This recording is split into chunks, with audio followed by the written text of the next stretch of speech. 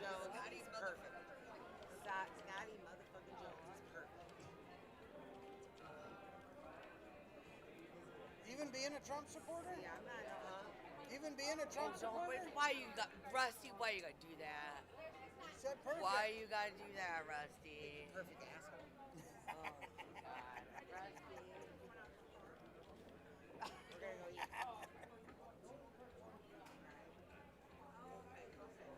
I'll tell you later. I'll tell you later. Whatever it is, that fucking place. Whatever it may be. I'll be back.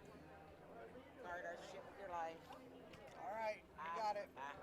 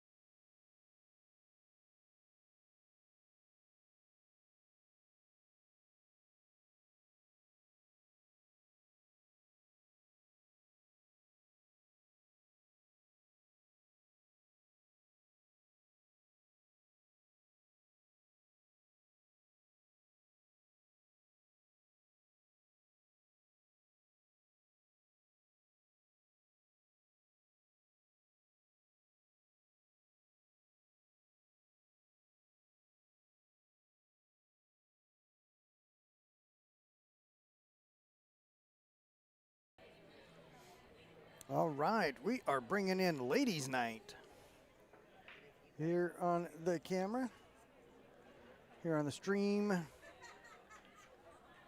Free Will and Juice versus 4th Street Legend straight hookin'.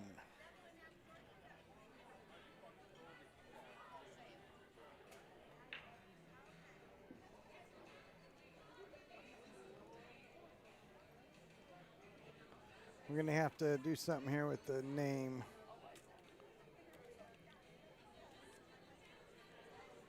That's a lot of letters.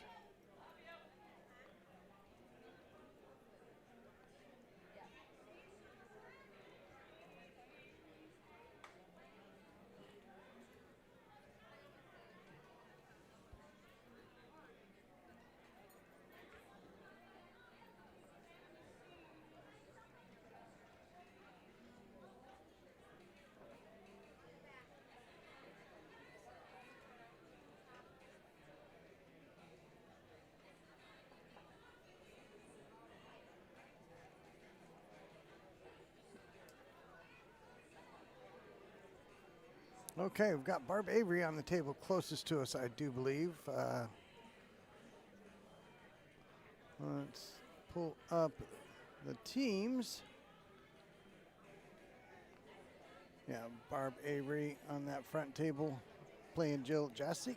Jill Jasic. On table 2, we've got Deanne Caniglia that will be breaking against Tatum Armstrong. They'll play 12 games, 10-point scoring.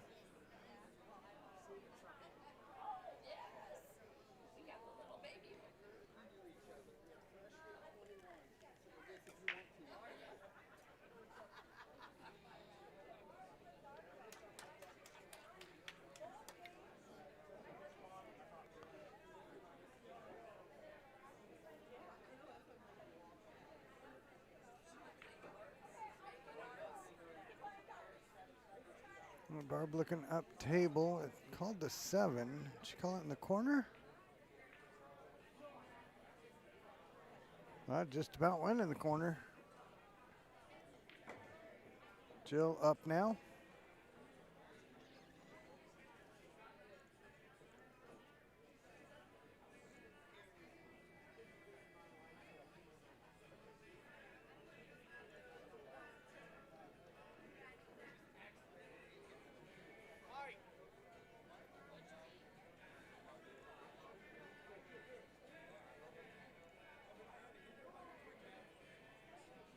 Good shot to get going there. Kind of come up a little more for the 15.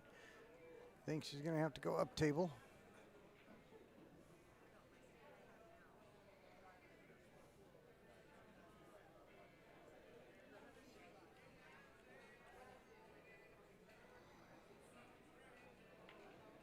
On the other tables, we've got a women's master team match coming up.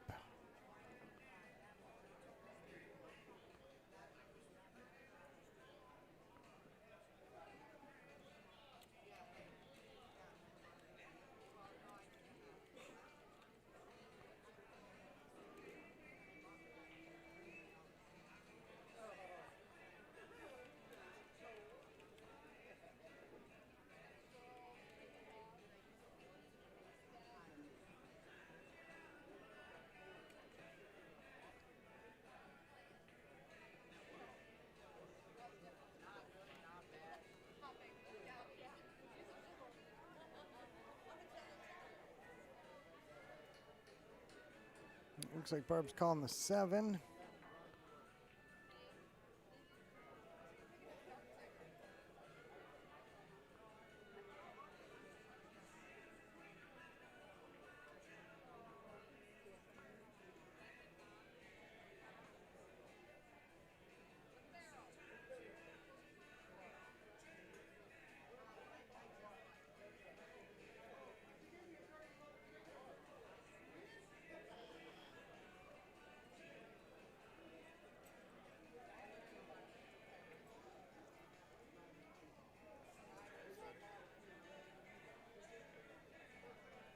What's that? And I'll zoom in and stuff and everything.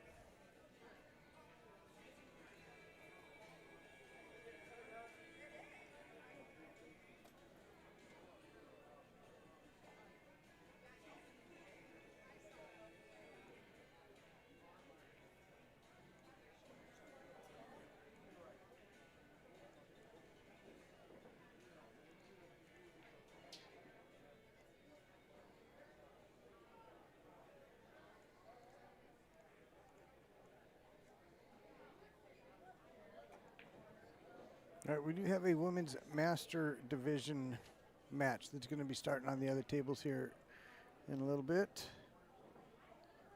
We'll get that action on the screen as well for you. Right now, got the women's intermediate. Deanne at the far table, got the 6 down.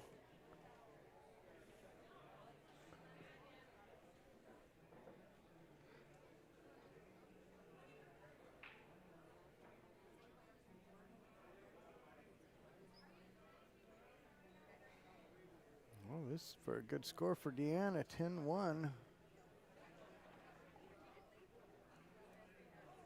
Oh. Let it get away. Brian Miller, you won the EPS raffle. Go up to their booth.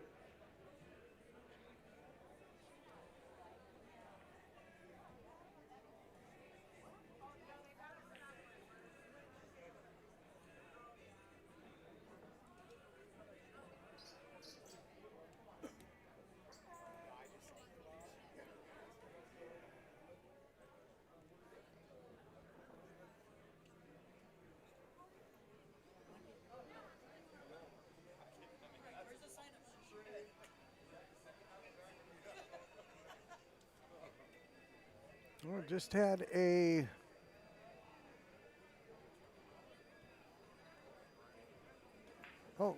got somebody. We got a visitor here. One moment.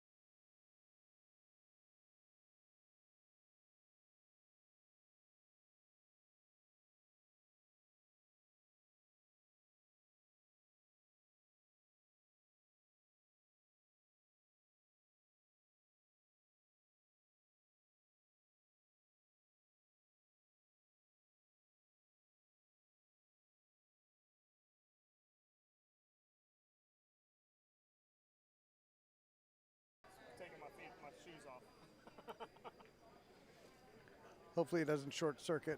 All right, we're back. The women's masters match will be coming on the screen as soon as they get going. Let's get a score check on this one here. I know we got a couple games down. Oh, we got one game down. It's now 10-7 after one.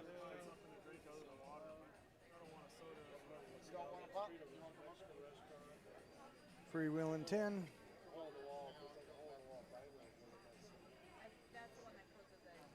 Straight hooking at 7.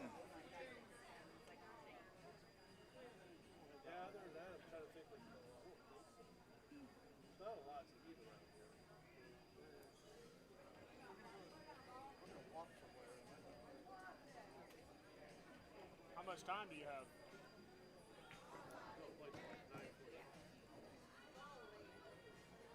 I mean, the main drag down there is only 5 minutes away where all the restaurants are.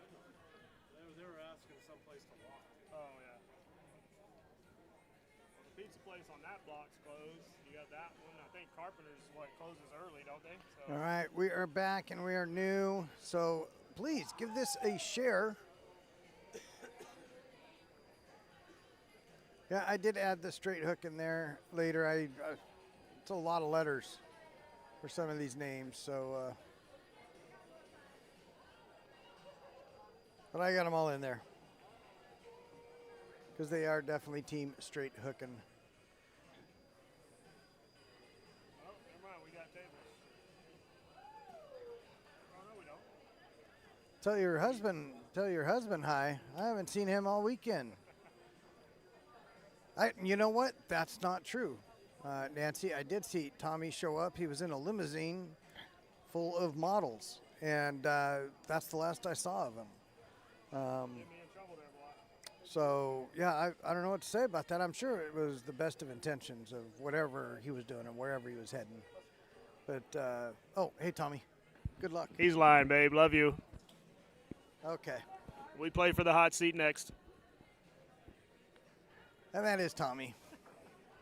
Alive and well. Survived the limo ride with the models. April. Hello, April. Jennifer. All right. Yeah, we've got some great matches coming up. And here we go. I'm going to need this whole lineup to be at least 8s, if not 9s, and masters in your brackets.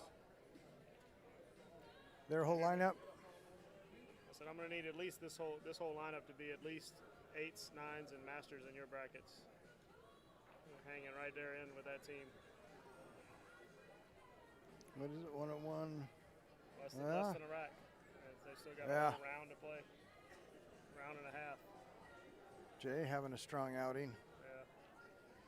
Break and run, table run, break and run. He's the only one really having a good one. But wow. But they're the whole. So that's How is that possible? 3 out of Jamison Gall in his match. Tommy was just looking at some stats. Jay Gall is 4-0 currently, with 3 of them being 2 break and runs and 1 table run. So those were worst case scenario, probably 10 2s, more likely 10 1s and 0s. Why is he playing with them? Who's their normal fit? Look at this. All right, so we've got Team Motorboat and All Pockets women's master team now underway. Who was their 5th last year? Just breaking now was Vicky playing Dallas. On the other table, we've got Nikki Johnson playing Amy Schmidt.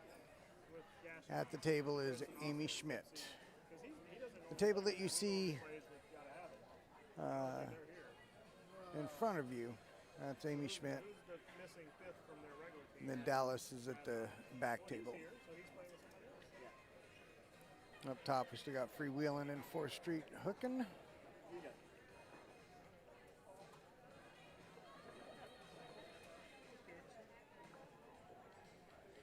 was just looking at it, I didn't realize Jay was playing with me.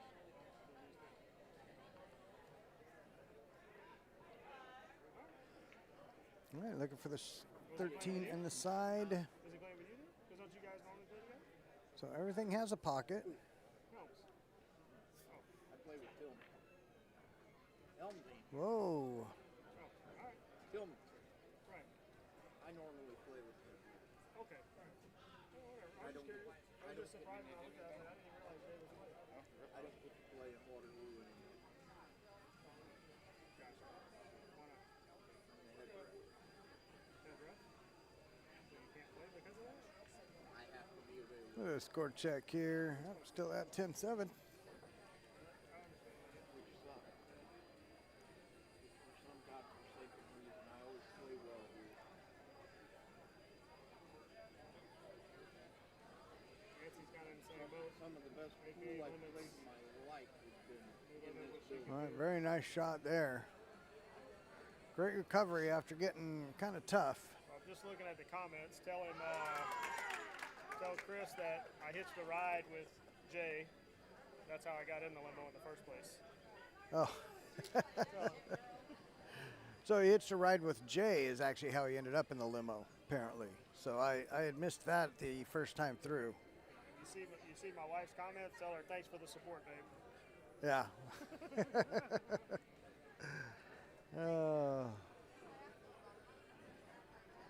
Nope, you know what, Nancy? We all know Tommy got a good one. And if he screws it up, well, I'll take care of him. But he's not gonna. You got a good one, too.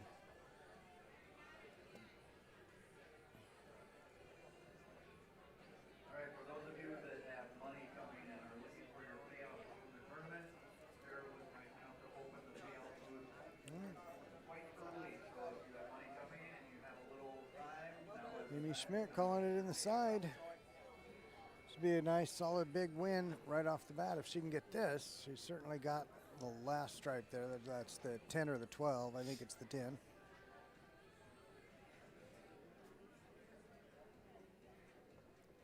Very nice. Now, I'm pretty sure that 8 passes the 4. Goes into either corner.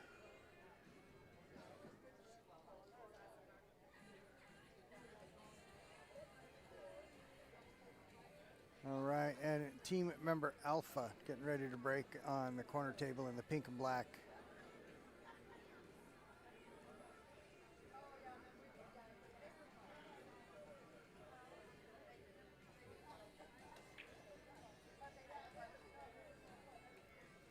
All right, that is Amy Vermeulen breaking.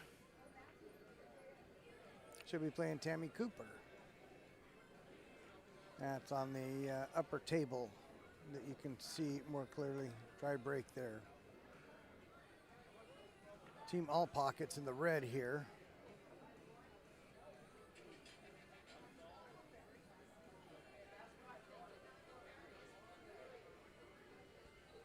Currently, Vicky and Dallas are playing on the far table, and on the near table, Amy and Nikki.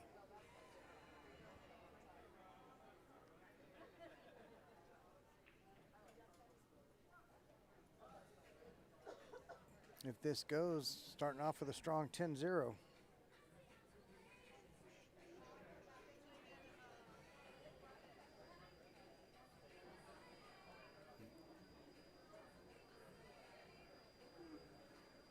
Yep, undercut it. Yeah, undercut, hit it too thick.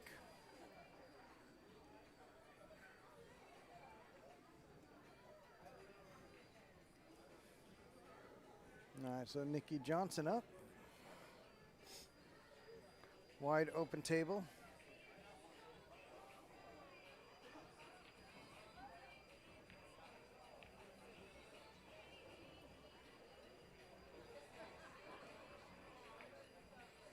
The 1 and the 4 do need to be taken seriously. You got to drop short side on them.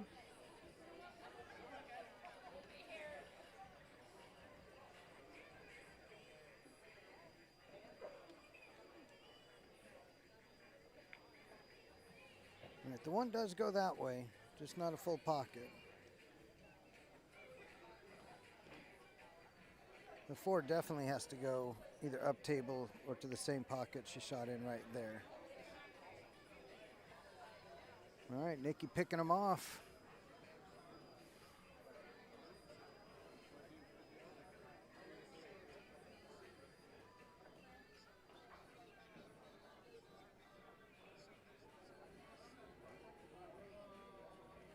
Off the 8. Now the 4 goes in that pocket. Come out center table here, unless you can hold. Center table's probably better. Overran a little bit. Get off that rail. Get off the rail. All right. You're still good. Just remember you're still good. Finish your stroke. Like that. Confident stroke.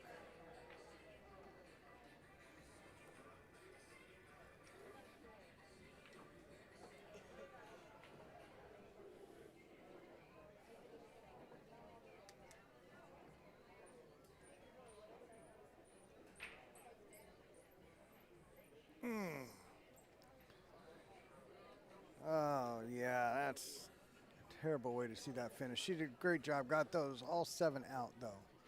She turned a 10-0 into a 10-7.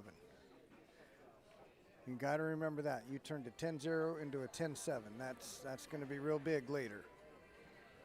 So certainly nobody likes missing that 8 ball. We've all been there. We've all felt it. But you turned a 10-0 into a 10-7, Nikki.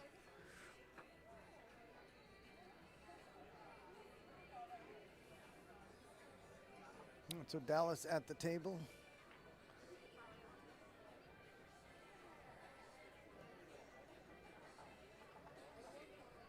Okay, I wasn't sure who was what on that one, but now Vicky's coming up. I'll let you know what she's got going.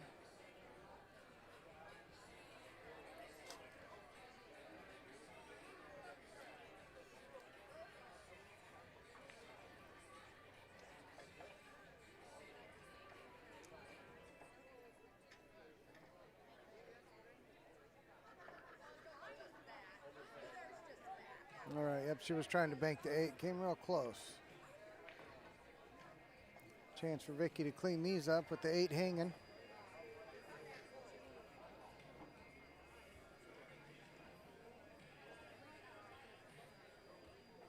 Oh, look at this shot Amy's got. Let's go, Alpha. She's the alpha of the team. That's her nickname on the back of her shirt. Great pool family. Oh, for the 10-1. Oh.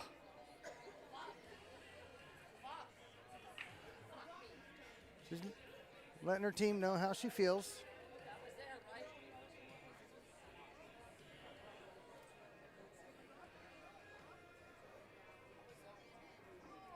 All right, and Vicky just needs this. Sneaks it right by the 8. Just don't bump that 8 down onto the rail.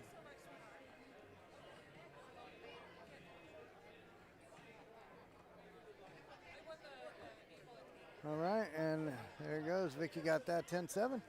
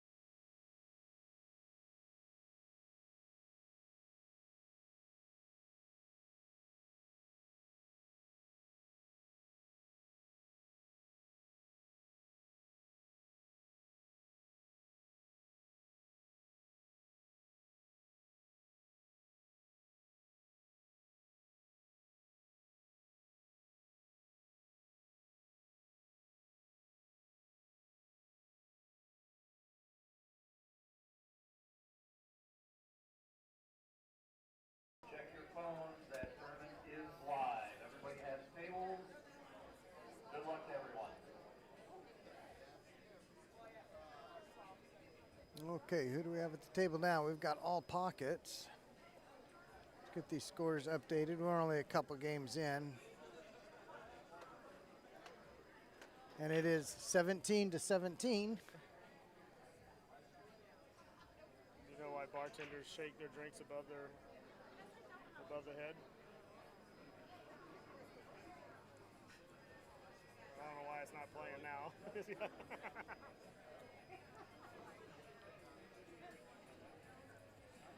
Let's.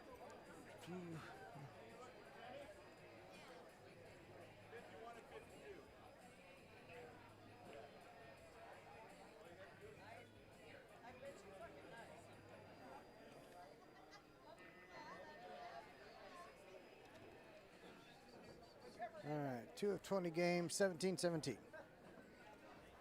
Check on the other women's score. 22-23.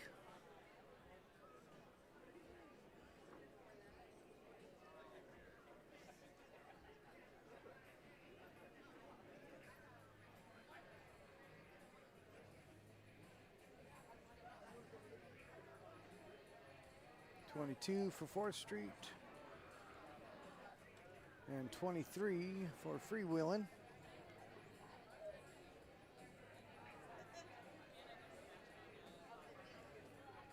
That is going to be through 3 games.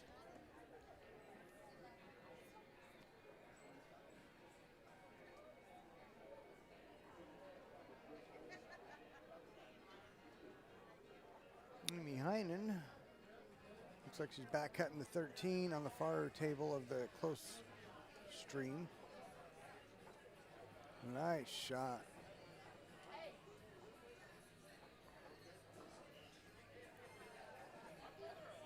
Does she have another one?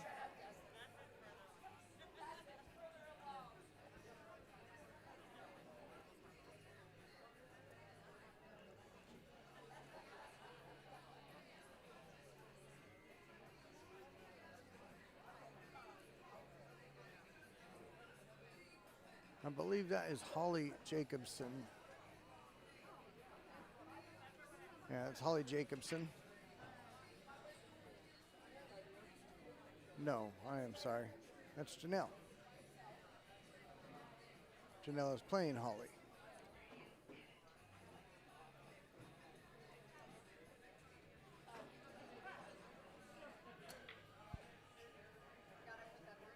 All right, Amy has left Stacy to the table now. Stacy in the red.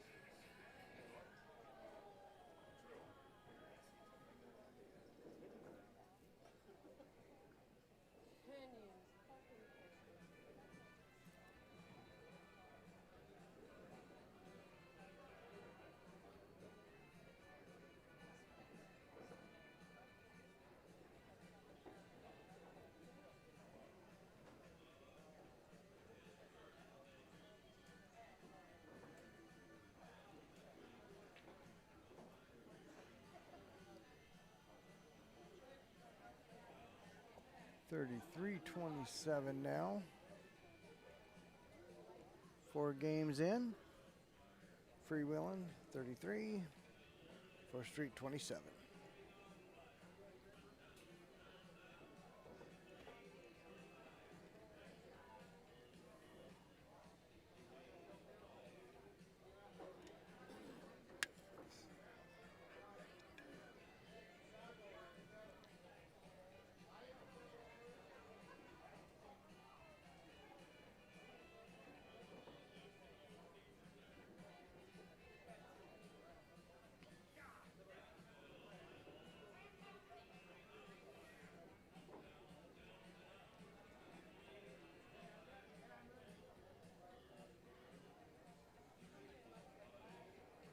It's got the 7, 2 really You know, how is she going to get from the 2 to the 8?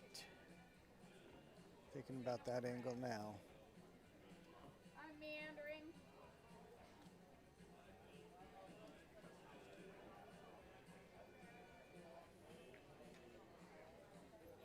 Man, that was tough.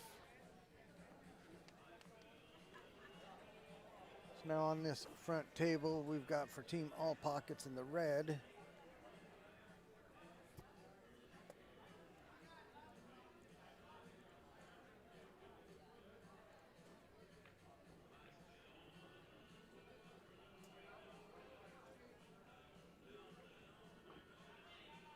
This would be Holly.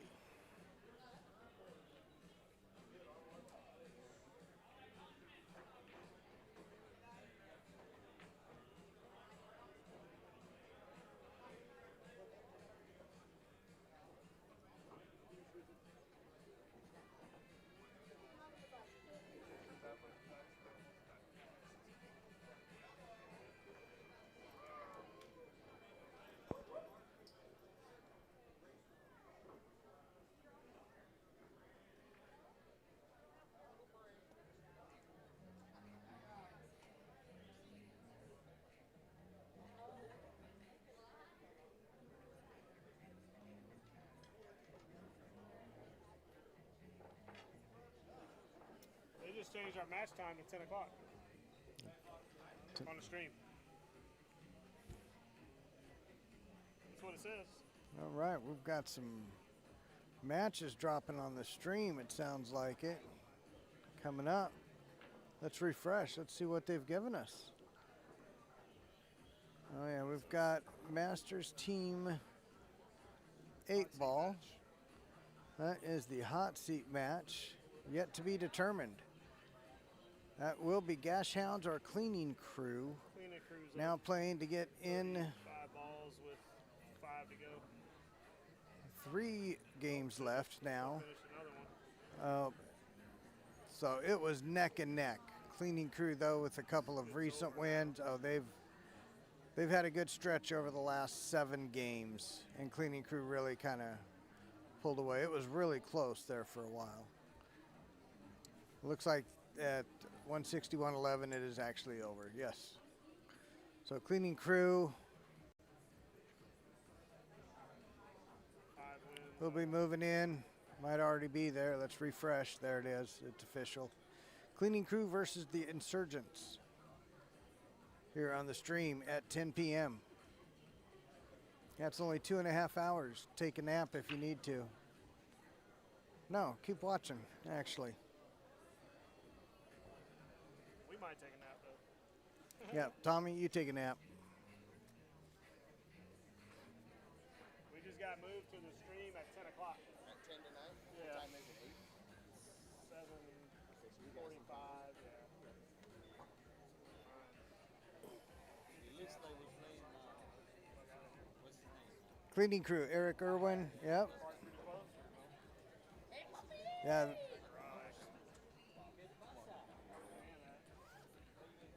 Stand with y'all. He was upstairs talking to us.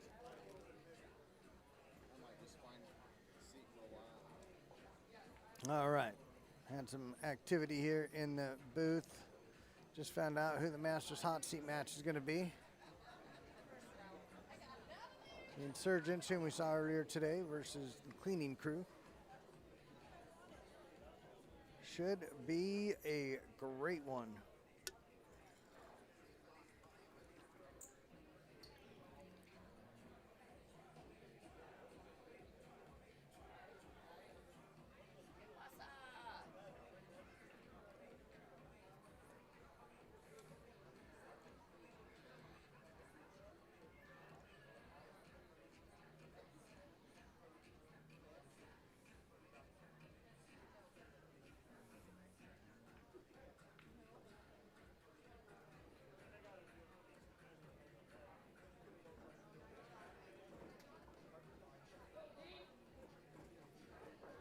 All right, Holly Jacobson at that front table now.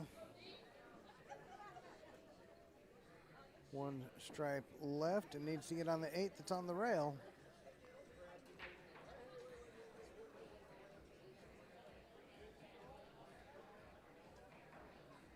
If you try to tighten this up, watch that side pocket. Oh, she didn't tighten it up. Is she still going to get there? No. Leaving herself the kick, I would imagine. I like her chances.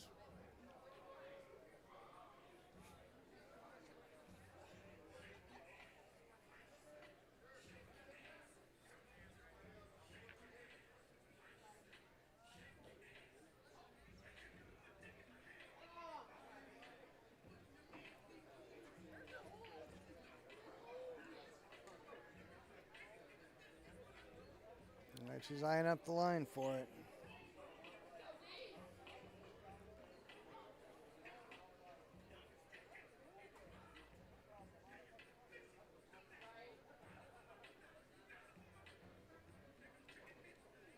Oh. Might have rolled into a spot where it has to be kicked out again.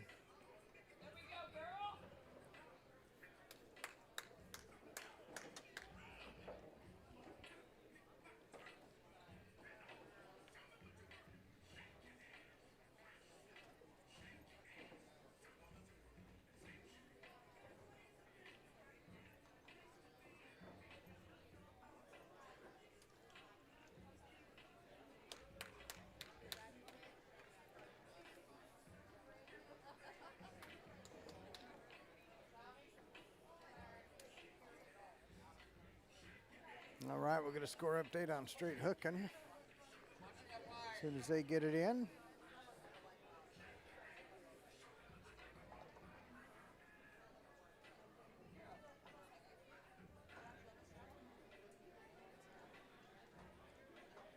All right, racking on the front table.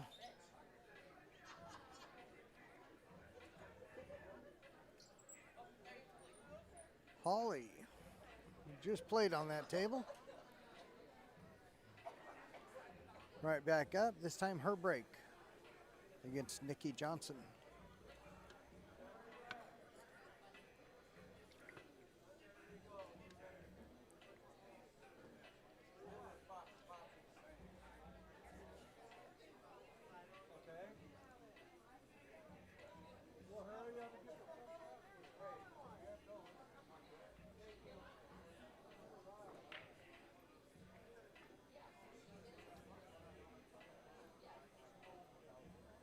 All right, nice break.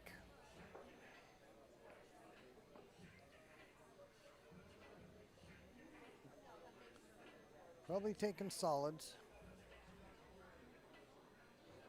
She does have the 9 if she really wants stripes.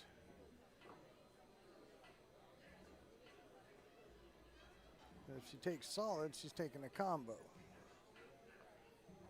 But that may actually be the easiest shot on the table right now if you don't have the 9, that is.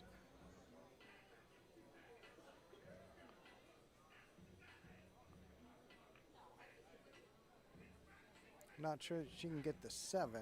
We'll find out as she works through the rack.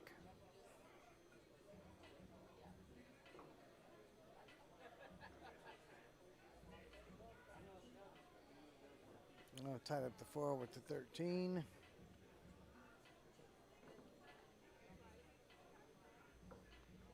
And if she can't make the 7, she might be banking the 6.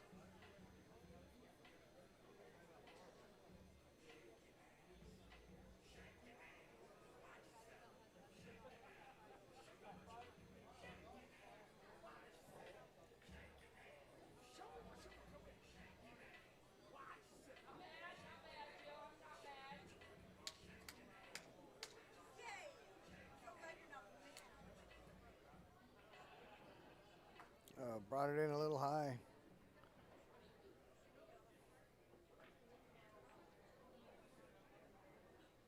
All right, Nikki Johnson coming to the table.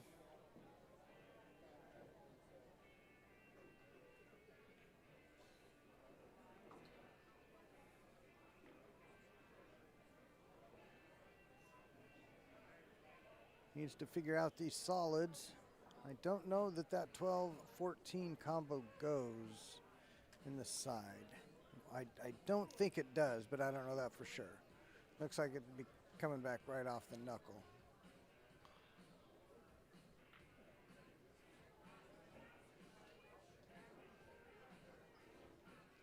11 also trouble near the 7.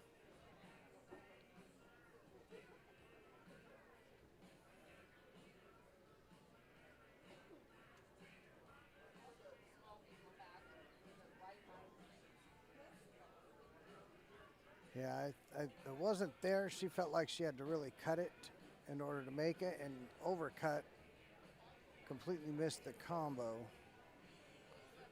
That's because she knew that it didn't just go. She really had to cut it to make it, give it a chance to drop in.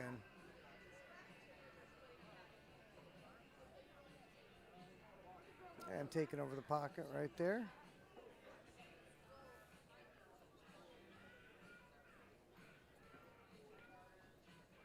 Nine ball just became different. All right, so we got the 4-6, we got the 7-11, we got the 9-5. It is ladies' night. It is couples' night. On the table.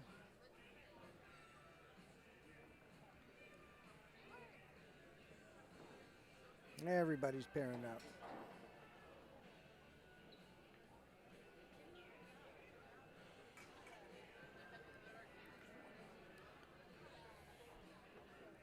All right, Nikki might be able to get after that 9 here.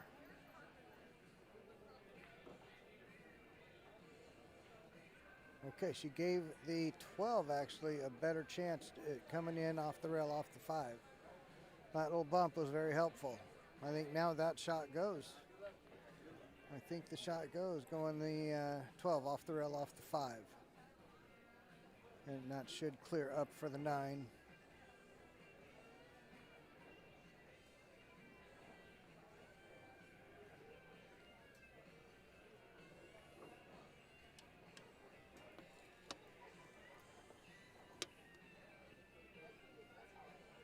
You've got to commit to your spot on the rail. Don't try to make it in between if it doesn't go. Commit to going into the rail. Oh. Yeah, I thought she hit it good enough to make it. It did not drop. Still trouble on the table. 7-11, 4-13. And that 6 is not sitting in a great spot on the rail.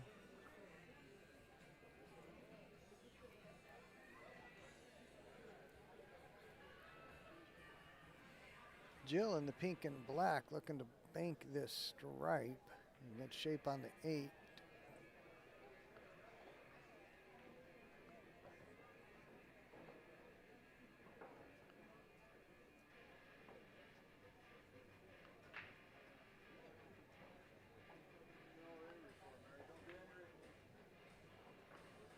Oh boy, I thought she hit it. That would have been one tough 8 ball. It is one tough 8 ball. All right, that 6 has been cleared off the rail. Nikki has the 9.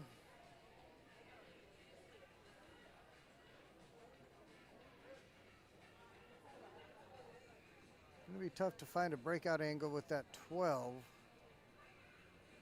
where the 9 lays. Got to really commit to coming back to center table with some forward. Yeah, you can't come short. Really had to commit on that and bring that cue ball back towards center table. That'd give yourself a shot at coming back towards the 11-7 or 4-13. Now this back cut, if she hits it, will do the same. But this is one serious back cut. Hit it thin. Commit thin. Yeah.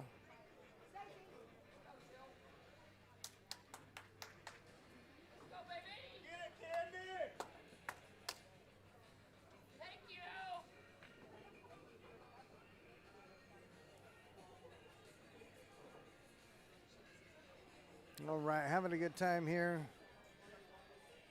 People rooting people on. That's what we love to see. Spread the positive.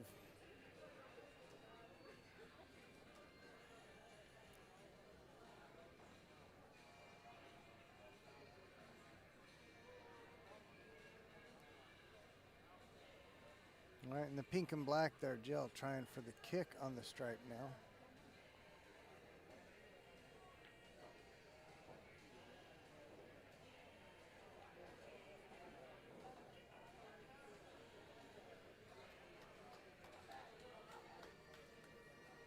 All right, Holly getting ready on the front table, shooting at the 12.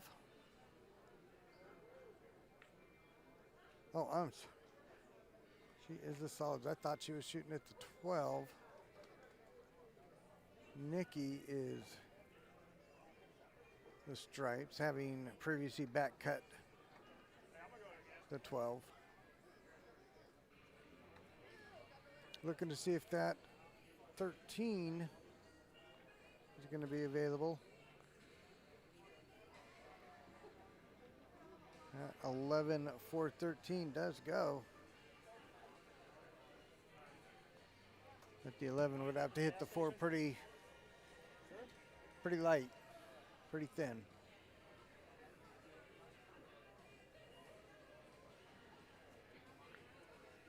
See if we got score updates here. We are 6 games in on the corner games. Freewheeling at 50.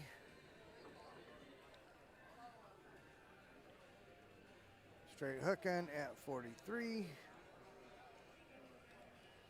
And that is through 6 games.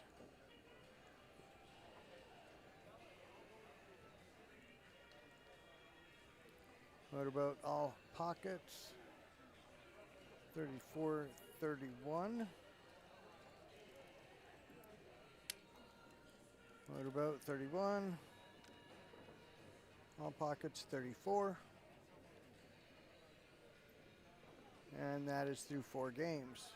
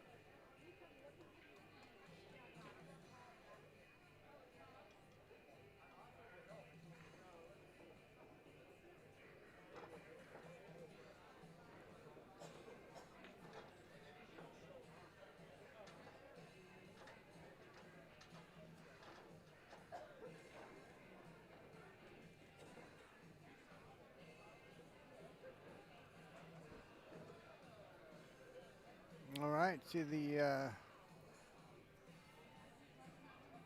announcement there. At 10 p.m. we'll have the Masters hot seat match, Cleaning Crew versus the Insurgents. Be on the stream here in 2 hours.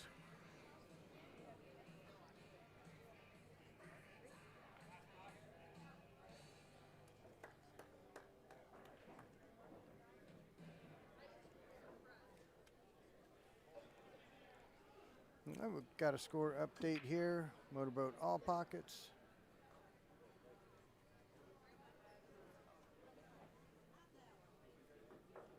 $44.54.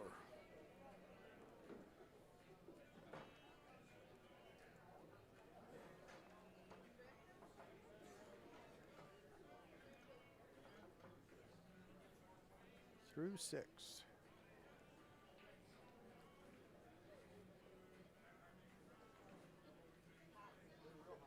I believe that is Dallas getting ready to break.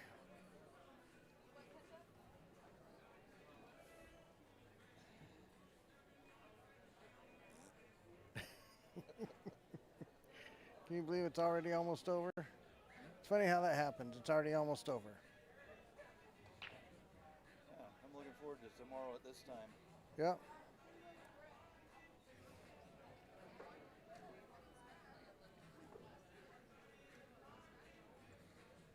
All right, Dallas with the break. Coming up here, she's got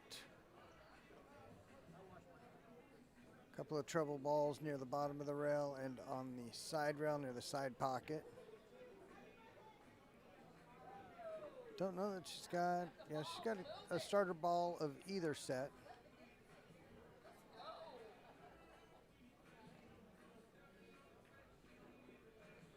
We'll see what her preference is here.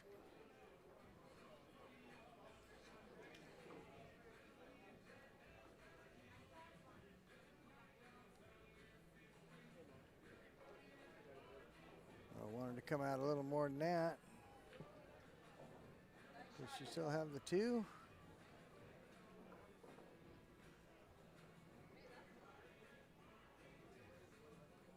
Janelle in the black and pink and the pink shoes, you see. For Team Motorboat.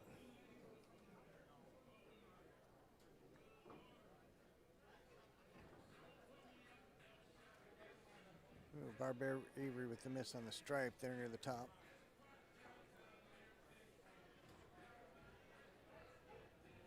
Expect this match to be close all the way through.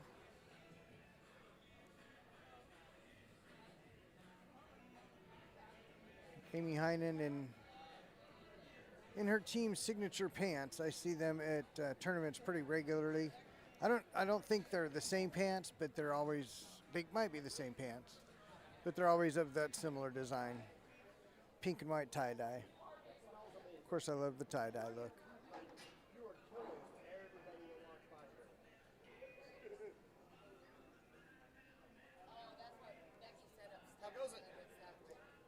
What's up, Matt? How you doing? Okay. So far, Nice. we just finished the match. So we'll have another match as soon as we're waiting on a team. As soon as they finish, I'm sure Yep, we'll sign yep. Yeah, I see the hot seat. We got a Nebraska-Iowa matchup for the hot seat. We hoped we were going to be out here on these stream tables, but it depends on how close they are to being done. So. Yeah, we've got over here. Get him in the chair. He needs to be up there with you. Now we're It only making. makes you better. We'll be making plans. 43, 50. There's 6 games in. Yeah, they're still at 6. They're playing 3 rounds. Yep, they're only playing 12 games.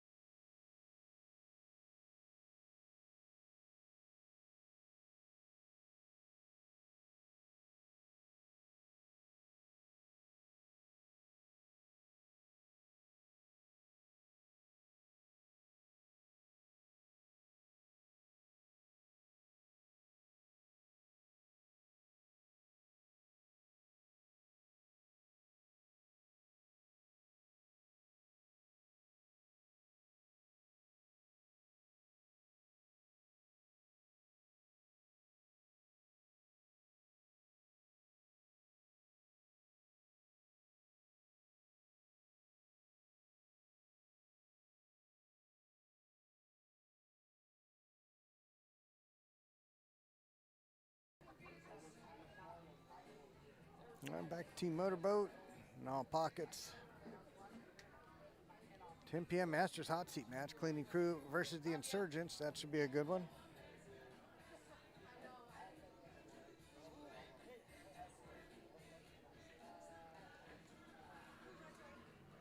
Make sure I haven't missed any score updates.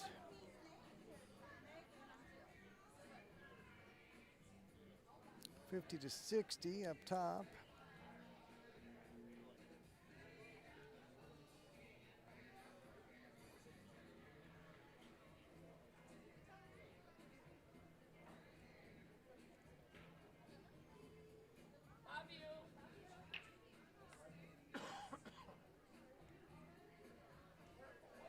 Freewheeling 60. Straight hooking 50.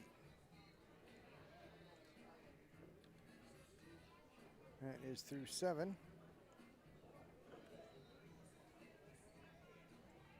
And in that match, Barb Avery at the table.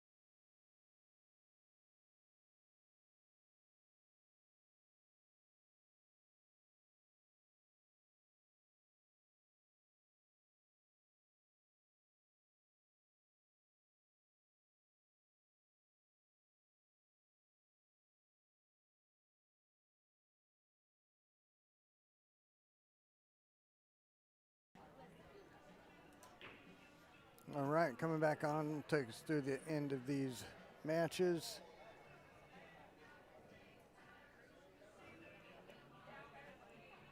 Had to step away for a moment. Let's get a score update. 62-80, Free Will and Juice 80, Straight Hookin' 62.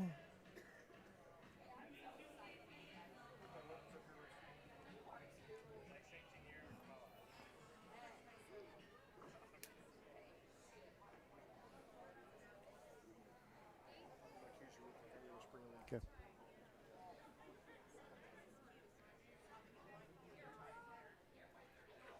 All right, then on the motorboat, all pockets.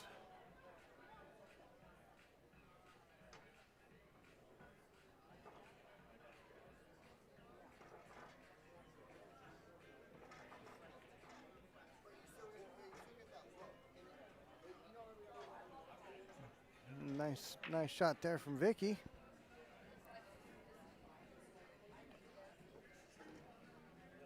Giving herself a chance to get back to the table. Dallas back up after making a great out in her last game, including a back cut bank cross side on the 5 ball. That got her great shape for the 8 in the side.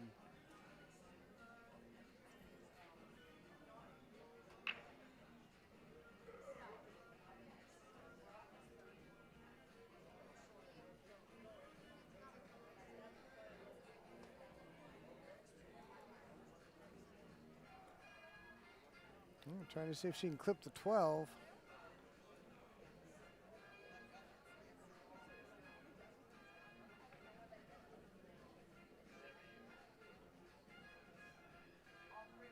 Well, she might have had the, well, not sure what she had. I'm not at the table. Good play from Vicky. Got to think about that 7 and 2 ball. Probably starting with the 3. Possibly the 1.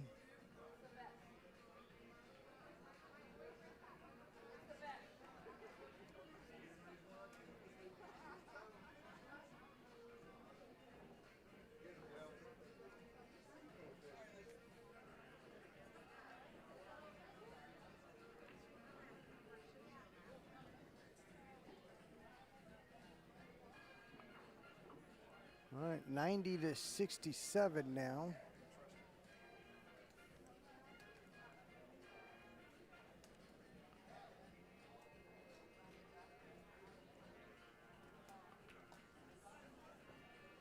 Match through 10 games.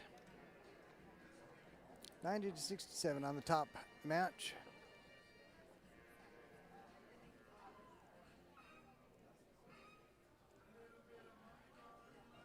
$77.63 here. All pockets with 77. Team Motorboat 63. That is through 9 games.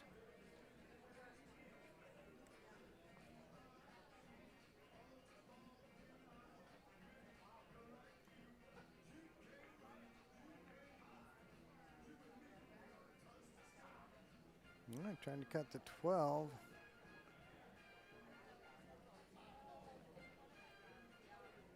This be a good shot. Just bring it back down table.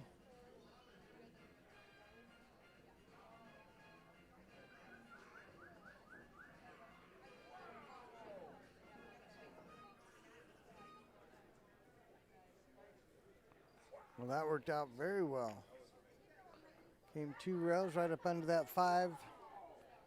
Stop it in place. Looks like the match is over between 4th Street Legion, Straight Hookin', and Free Will and Juice. Free Will and Juice with the victory.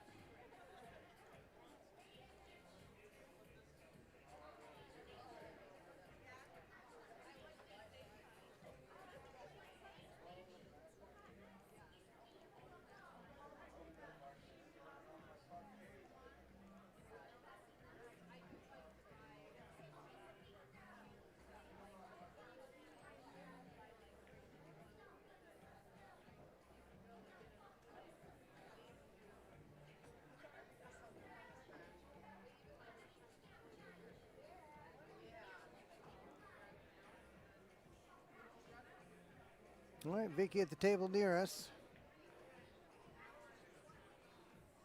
for Team Motorboat.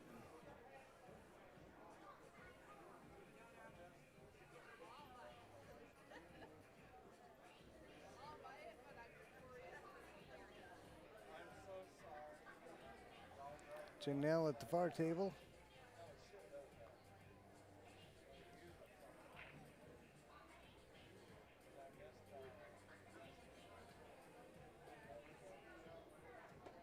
All right, time to cut the 7-up table. Came pretty close. Left a very tough 9-ball.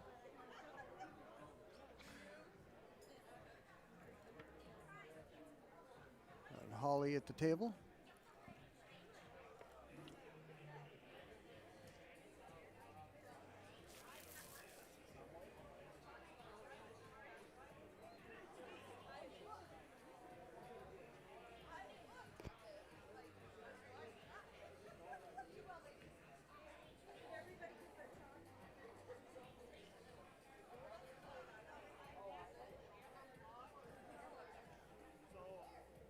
They put us there at 10 o'clock, but is there another match before us here?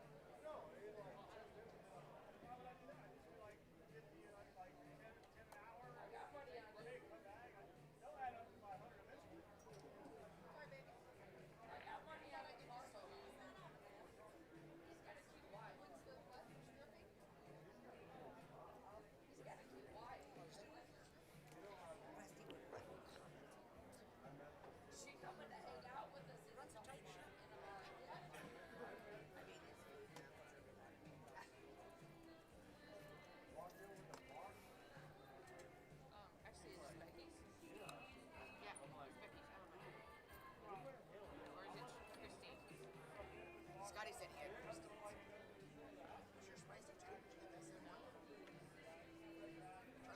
Oh, is she kicking at this? Sure she can see it.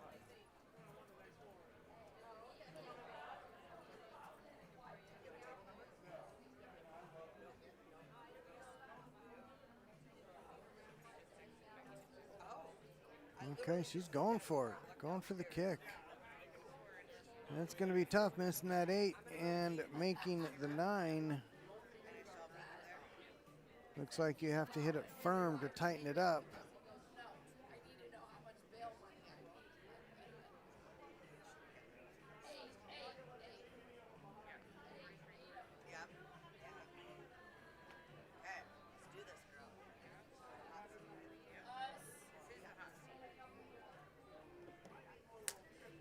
Thank you for proving me wrong. That was fantastic.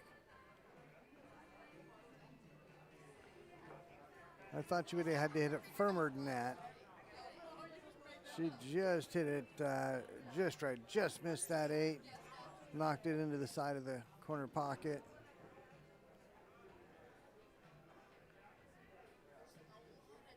If you can make that kick, you can make this bank. Knock it in. Great shot.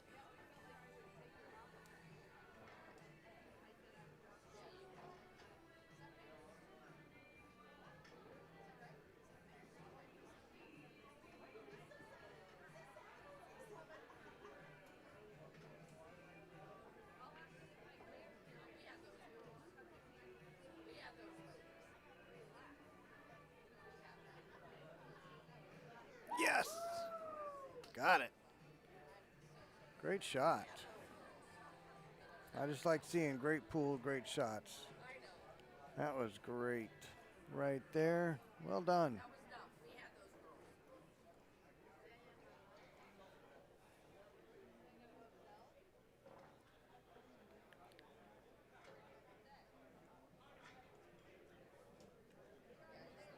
87-67. All pockets is up. 10 games in.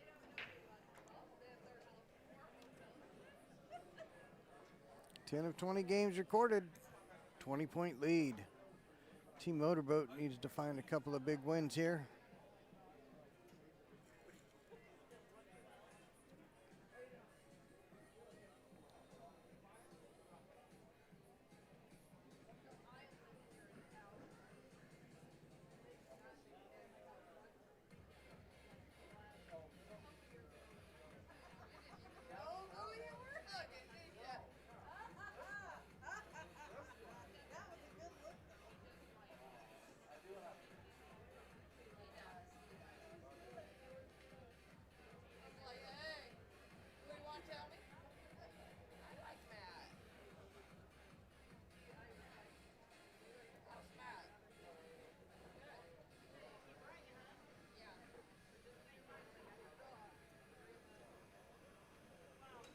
All right, Dallas has not left a shot.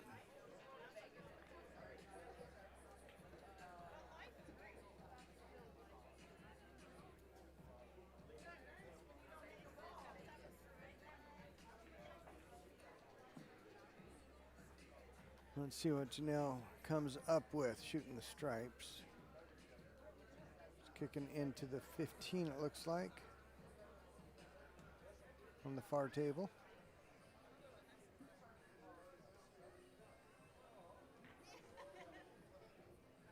Nicely done. Looks like she did not get it out of the way for the 4.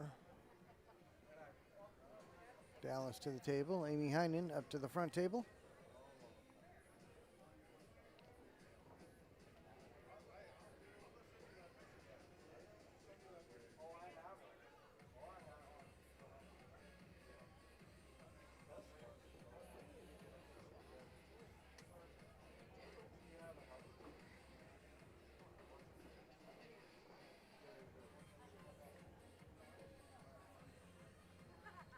All right, going to take the 9.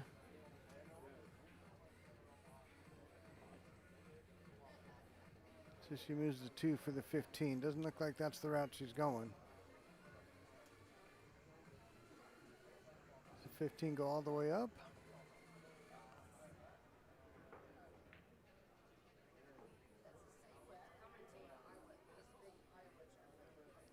No. Playing for the 11 here.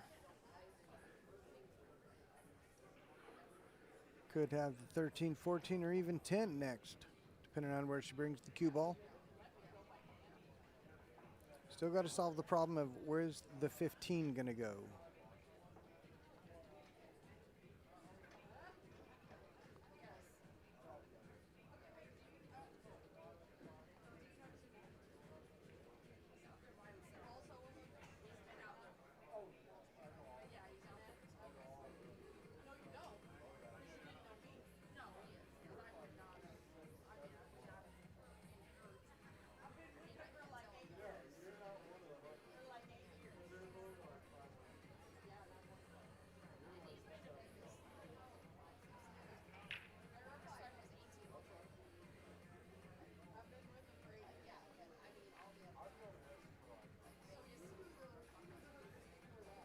Oh, what a great shot from Janelle.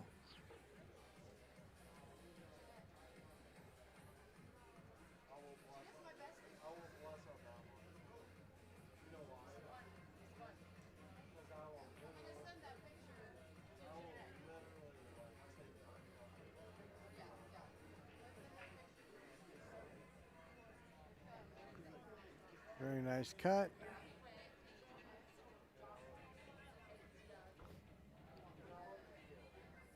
There's Amy at the front table.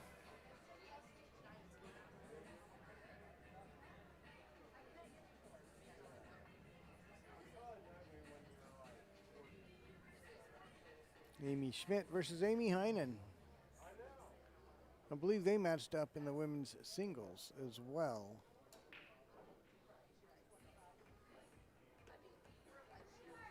As many of these players do run into each other in the singles.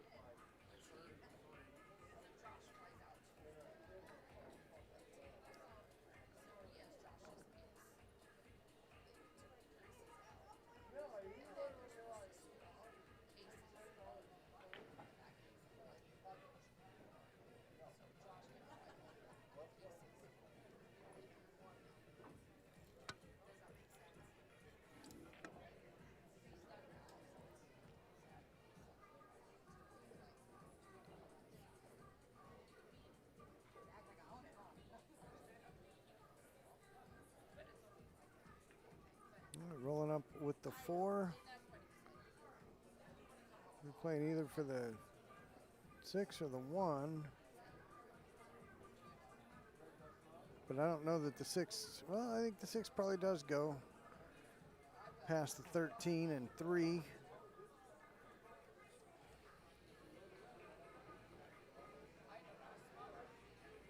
One certainly goes.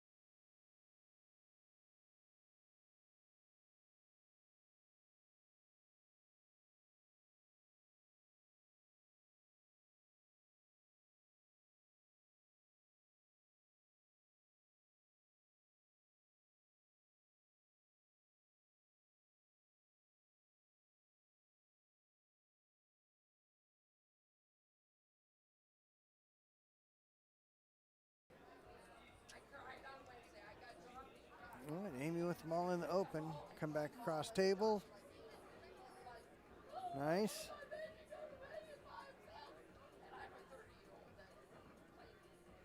All right, I would think she's going to shoot the 10 and the 11.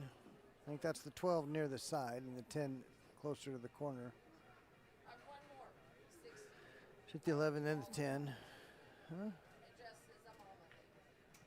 Kind of like the 10, then the 11, 13, 12, 8. More ways than that to get this done.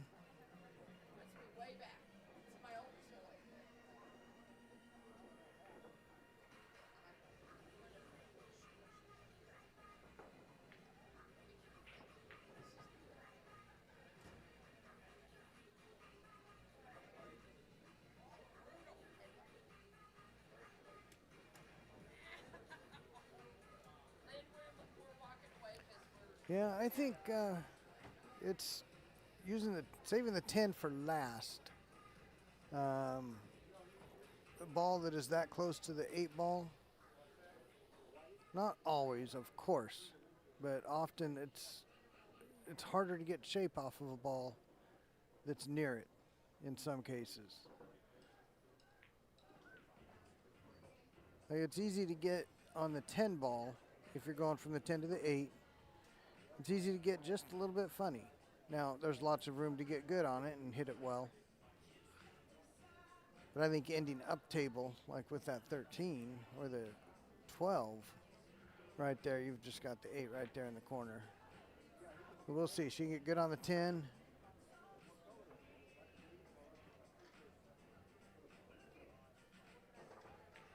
Then one good shot away from finishing this rack with a nice 10-3 win.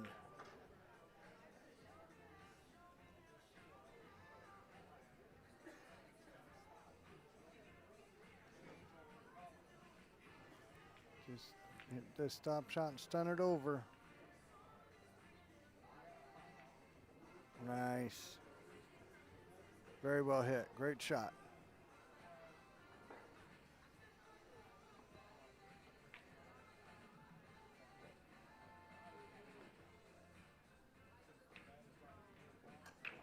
Now getting on the 8 from here. We'll see what she does. She's going all the way around. All the way around works. Come back to center table. Commit to it.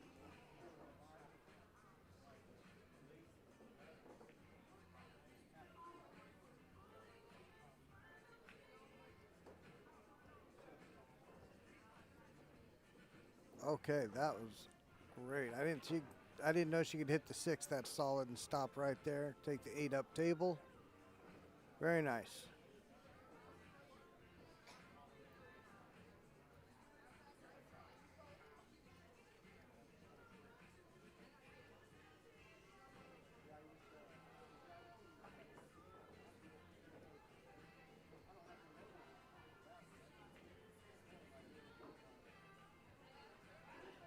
Got it. Great out, Amy. Amy Heinen there with the 10-3. Another match, another game finished as well. We'll update that.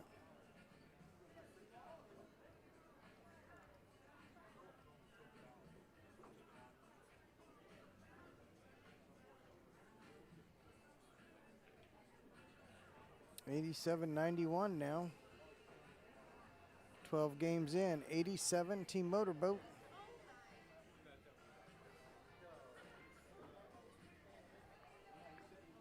$87.91.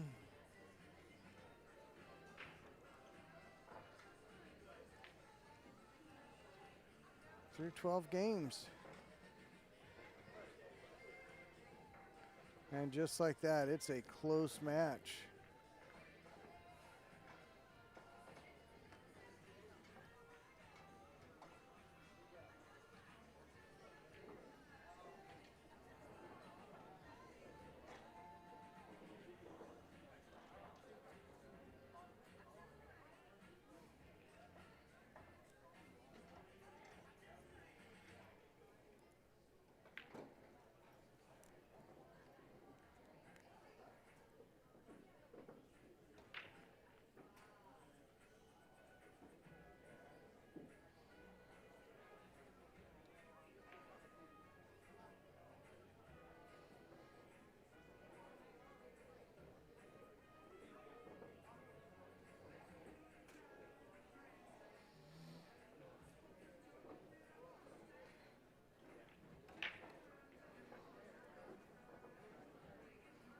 All right, Nikki up at the table now. Looking to completely erase the deficit and take the lead.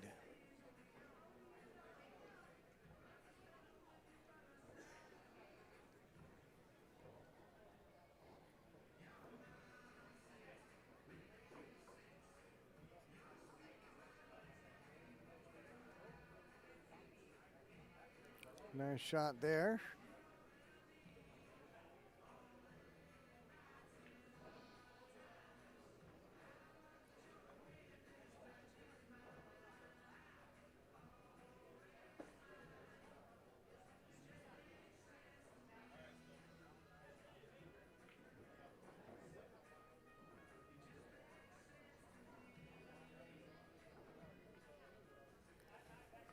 Does she still have the 13?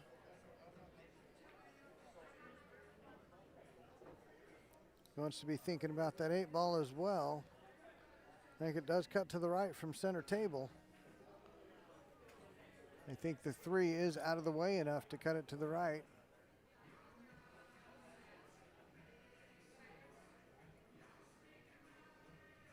That 8 ball is going to be tough.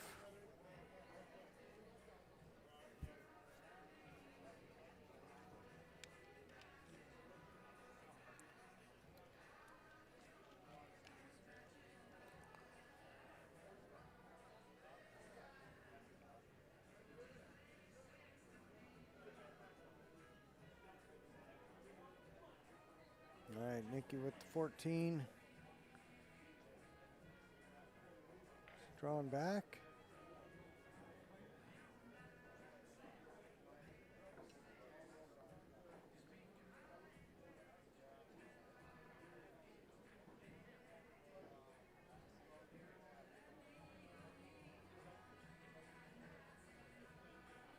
Drew back just a little too much, but still has a good look here at the side pocket. Should just roll forward.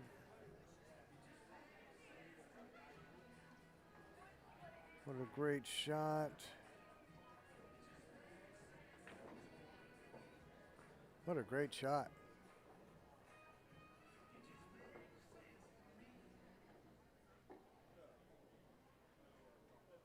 Yeah, it was going to be hard to hold for that, and it was going to be even harder, I think, to get back out for it. She almost got there.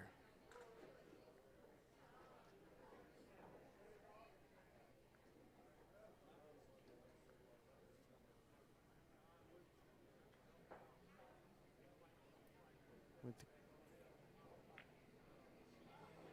great hit. She got the hit. Just about made it. Not sure what she would have had on that 8.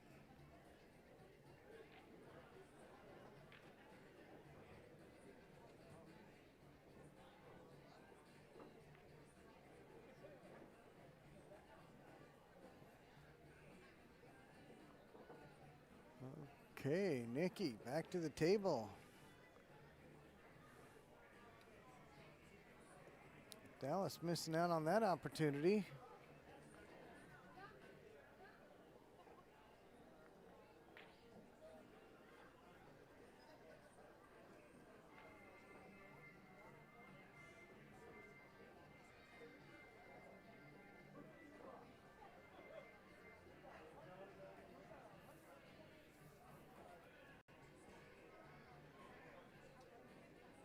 All right, let's see how she plans on getting to that 8.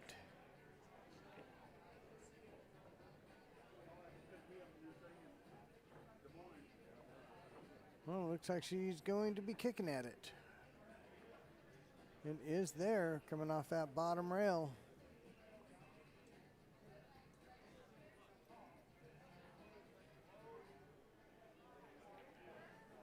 I don't think she can see it. Yeah, I really don't see anything other than calling it in the top left corner as we see it.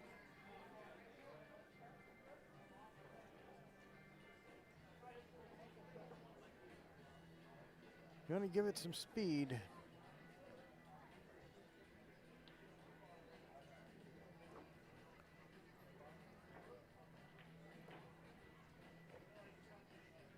Good shot.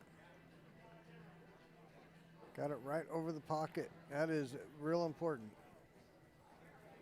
Keeps the pressure on.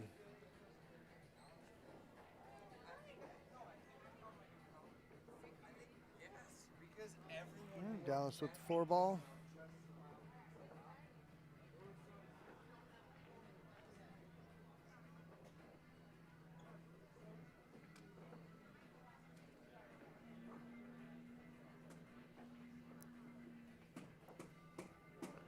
You know, let that opportunity slip away too. Nikki got a thin cut on the 8, but it's there.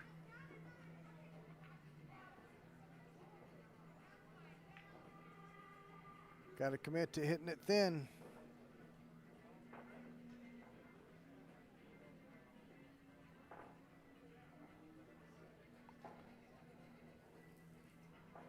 Try to think you're overcutting it just a little bit. There, got it. Snuck her in. That is a 10-0.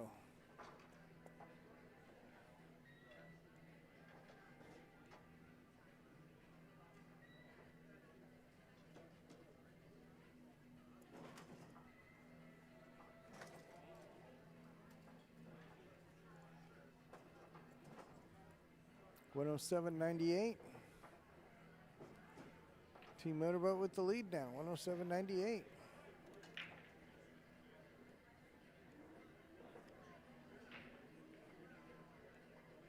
And that is through 14 games.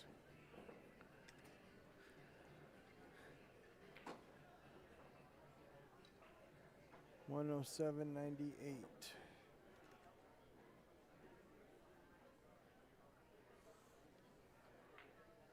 And the teams are 7-7 when it comes to win-loss. Each have won 7 and lost 7.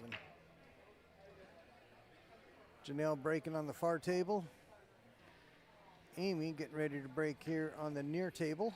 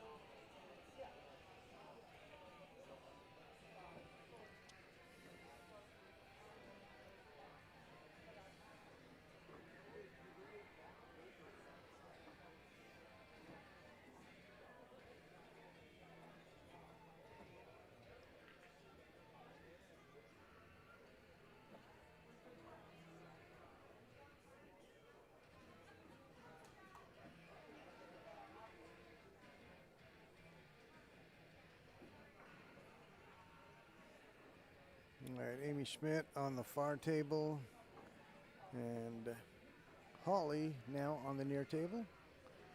Got quite a mess there in the middle, does Holly. Her team now finds themselves down 9 through 14 games. Let me update that.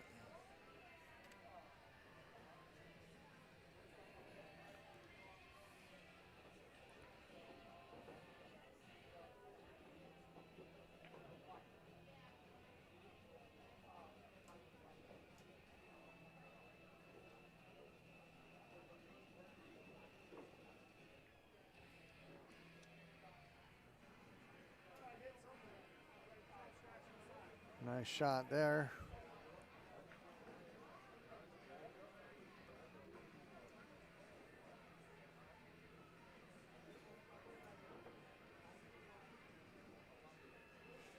No, it should be a battle down to the end.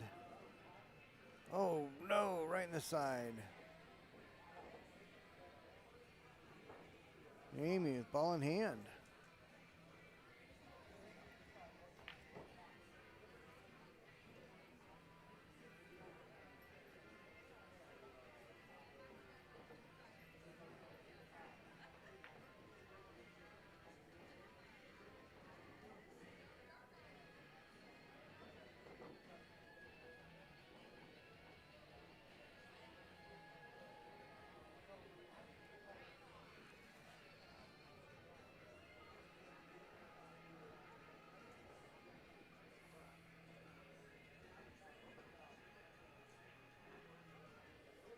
All right, looking at the rack, seeing how she can take advantage here. It is tough pickings there.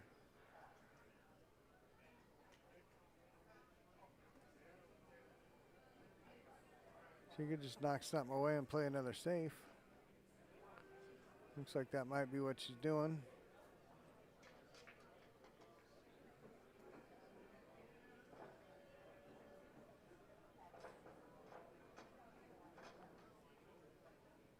Don't baby it. Make sure you get a rail. Oh, she was hitting directly. I thought she was hitting the cluster. She was hitting into the 5 directly. No need to worry about not babying it. She had the speed.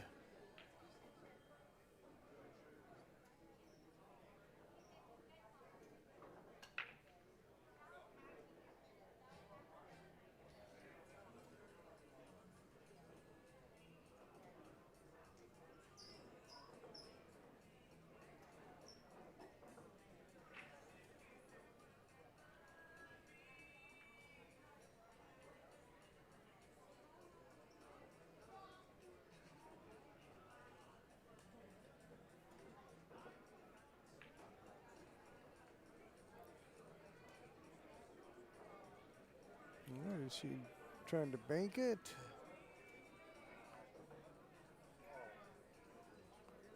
Well, that ended well for her. Not sure what Amy can do from here.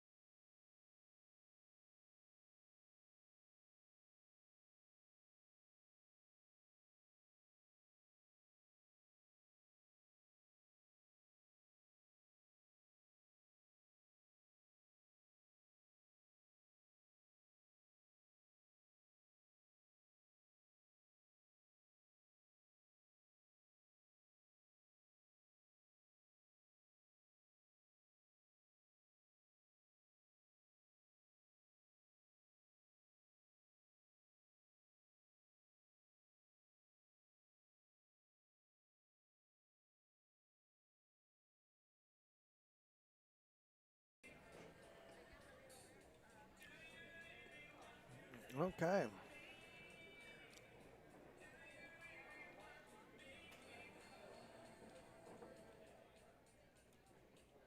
Looks like we're going to be trying the bank. Oh, no. Cut. Yep, that side pocket gets big with that shot.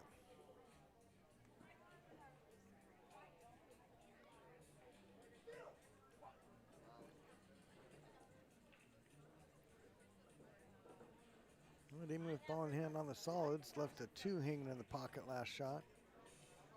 See if she can clear out the 7 or 4. No need to get rid of that 2 until you've got some things cleared. You could hit the 4. Well, we'll see what she does.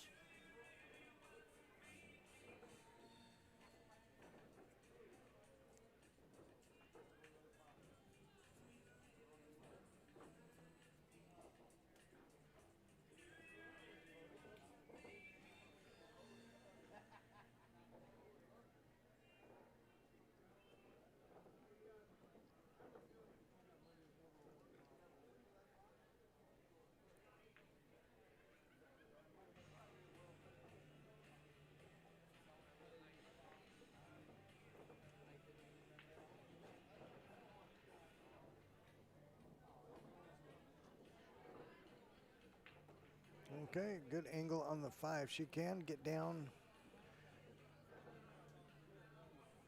and break some out. She's kind of close to the rail, but I think she has enough room to stun it. Or she can just roll it and see what she gets on the 1 or 6 or 2. But if you want to pop out the 7 or the 4,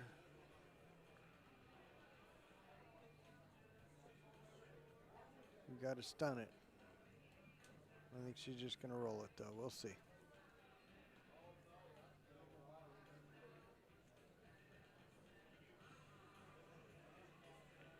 All right, she's cleared to 6. Nice. 7 and the 4. Still causing a problem. You're going to solve that before everything's gone. Everything else is off the table.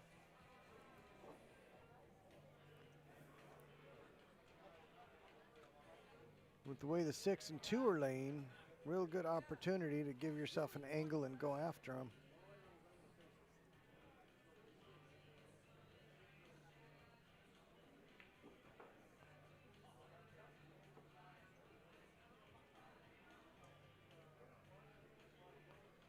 It's got kind of straight. Let's see if she's still going after the breakout or going to play it another way.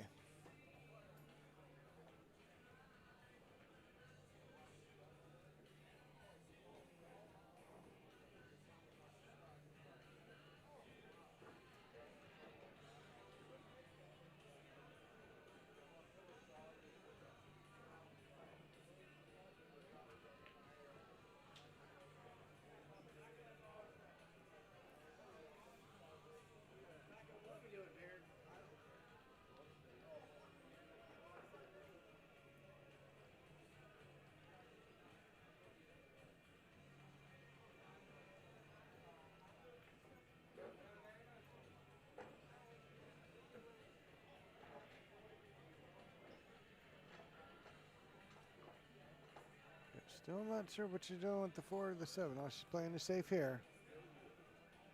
Roll up behind the stripe. Try to pin the cue ball right behind it.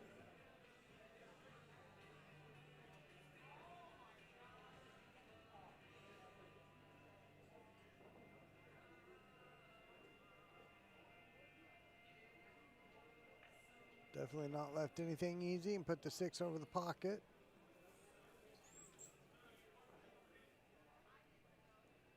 Holly to the table.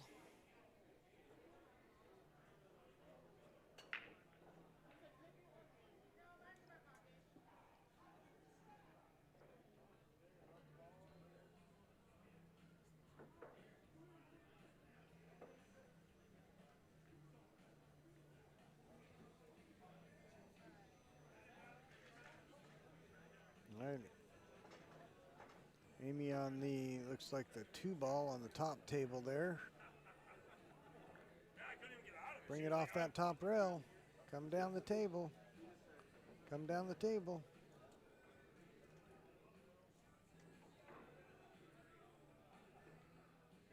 All right, still has a good shot at it.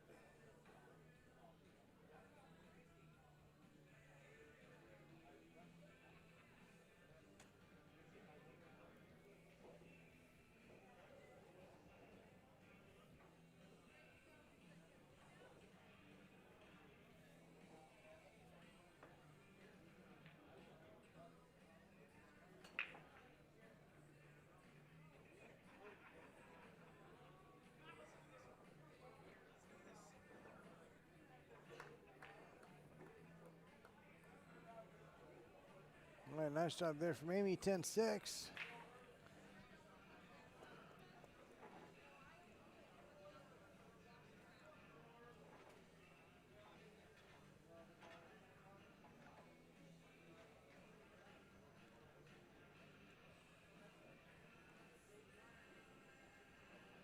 One 113-108.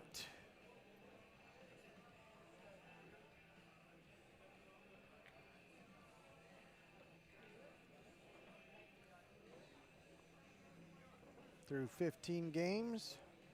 So you've got the 2 that you see. Well, I guess right now we only see 1. Got the 1 that you see. What a shot. And now the 4 and the 7.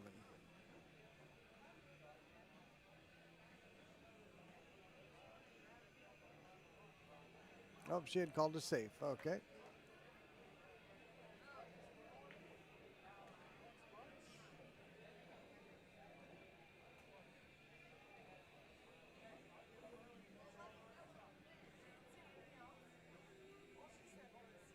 Picking her line on the 15. Is she trying to bump the 10 or get by it? Oh, she drew right into it. Nice. Maybe that's the 15 now she's got next to the 9. Whatever that is next to the 9.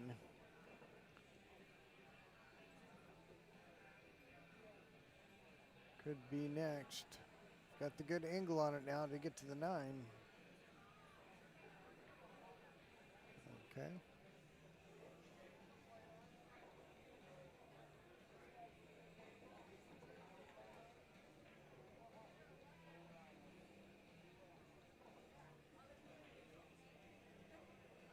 Well, he hasn't left anything offensive.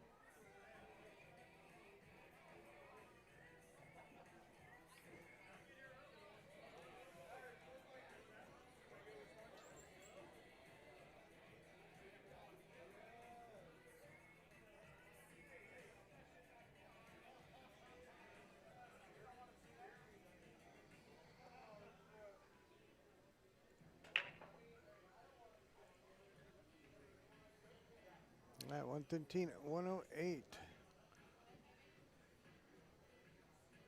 Holly at the table with ball in hand.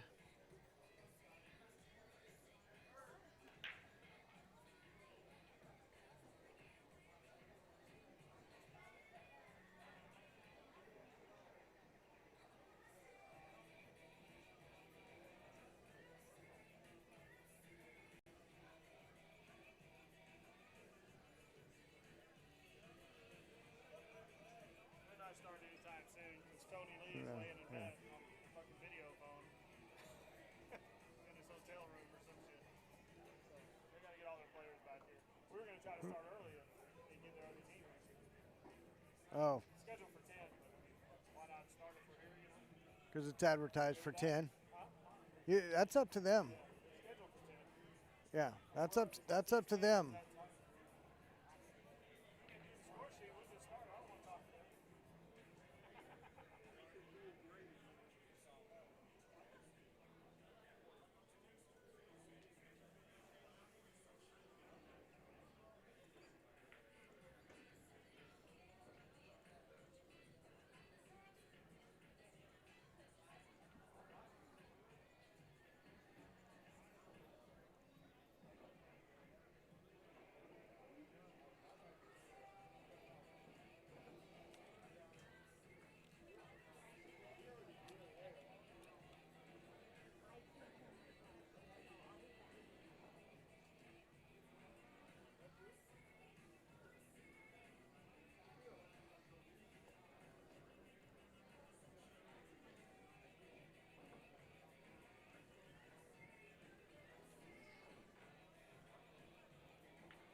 Referee 138, 138.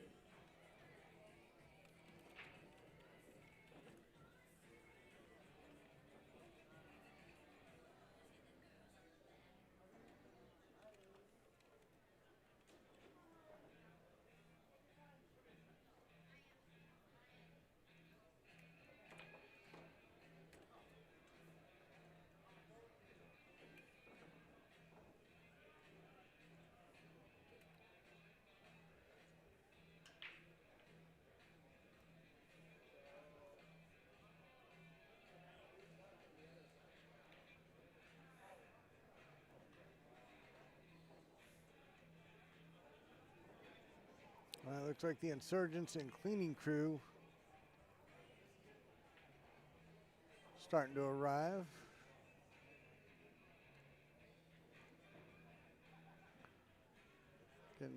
Getting some work in. We'll have that match coming up soon.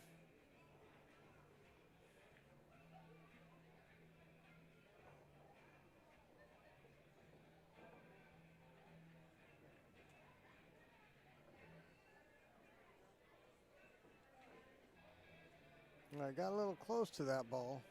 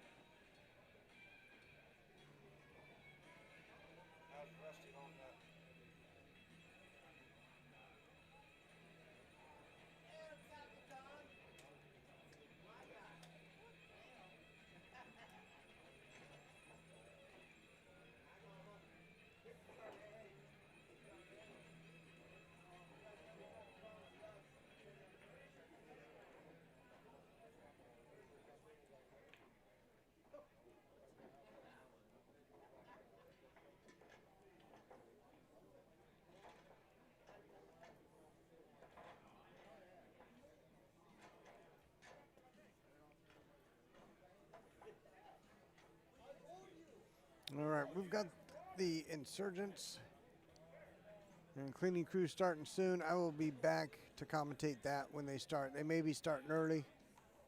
If Tommy LaCarbo has anything to say about it. We'll be back for the conclusion of this match and the beginning of that one.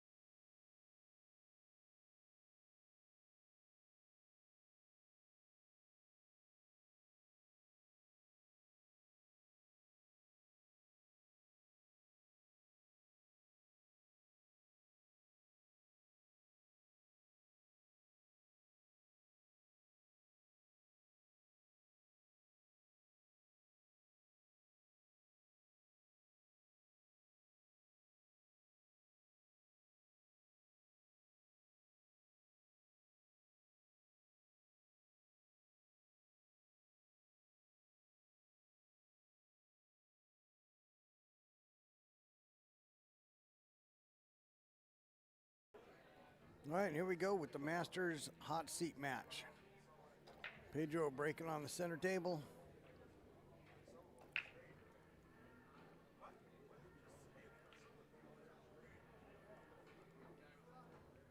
Jeremy breaking on the front table.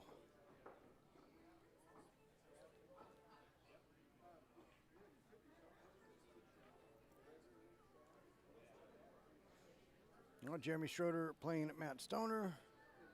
Pedro Castro playing Tony Lee.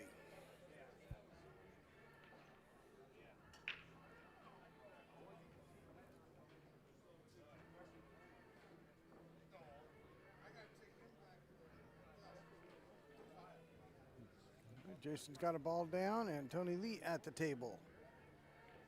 First opportunity to strike, cleaning crew.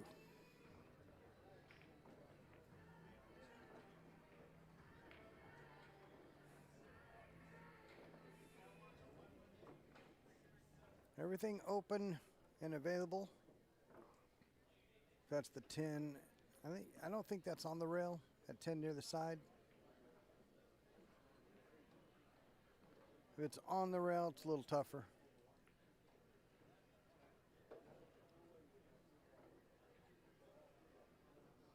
Everything open and available. Tony Lee, a little more crowd work to do.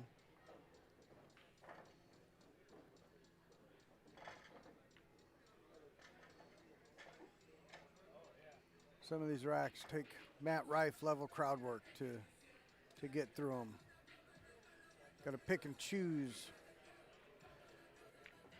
what you're going to bump into, what you're not.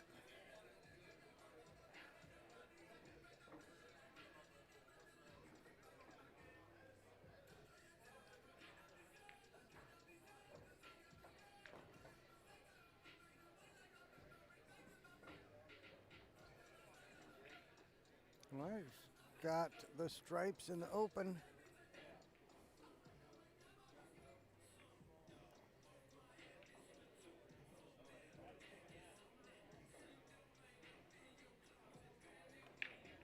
Everything has a pocket.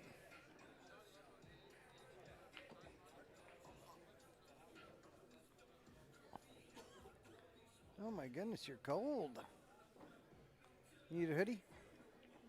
Need a hoodie? No, I don't.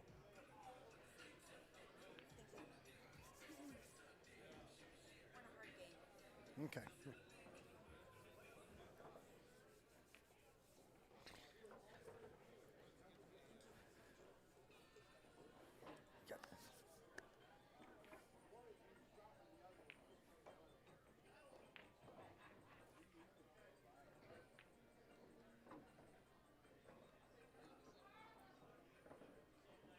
Okay, definitely crowd level, Matt Rife level crowd work here. Pointing to the corner, I'm not sure if he's calling the 7 or the 3. Talking about Lee.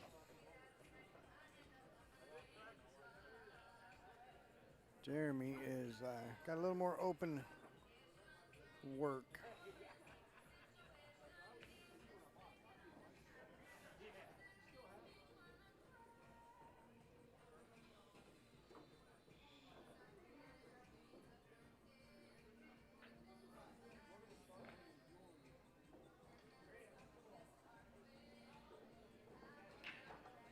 Now he's coming back to the 7 or the 3 is Tony Lee.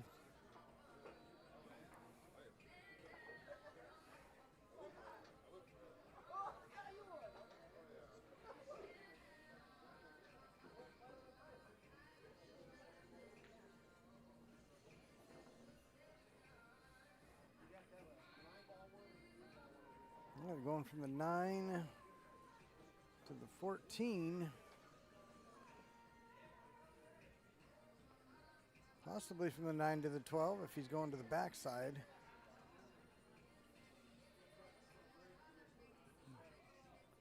If he's not going to the backside, I would imagine he's playing for the 14 in the side, but I'm not positive what he is doing here.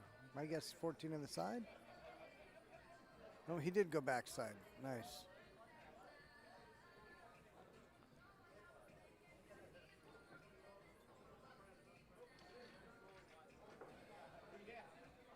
Might have overran it just a bit.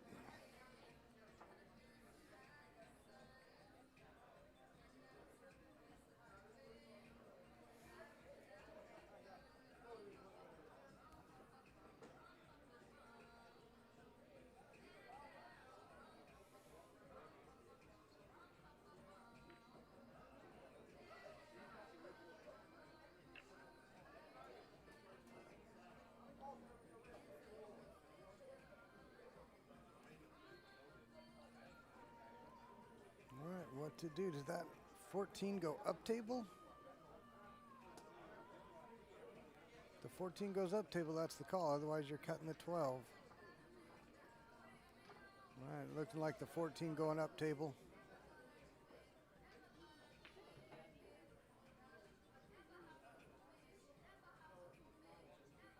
Natural shape, just worry about the ball speed.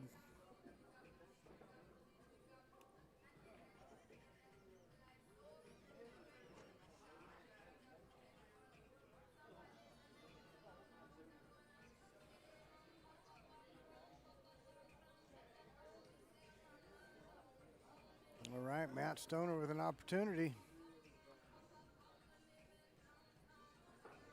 What's he got to start here? Got the 4. I don't think the 1 goes up. Does go on the side. Well, something with the 4 or the 2, unless you can see the 7. If you can see the 7, I think that's the way to go. But I'm not sure you can see the edge of the 7 to cut it in.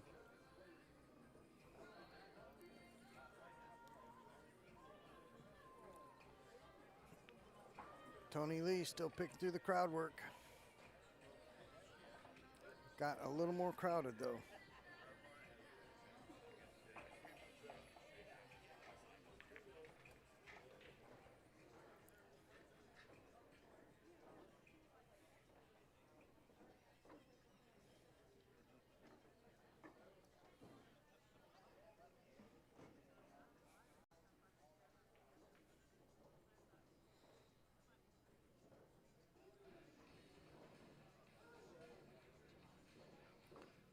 Okay, Matt making easy work of this rack.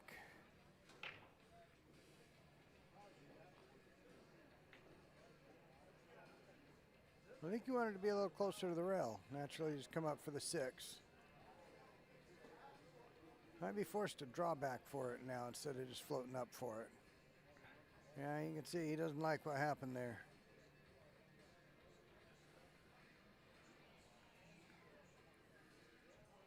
Not that he can't make the shot, but when the shot makes itself, it just naturally goes to the position you want, all the better. He had to force it, and he ended up getting just, just a little off here. Nothing that'll be a problem.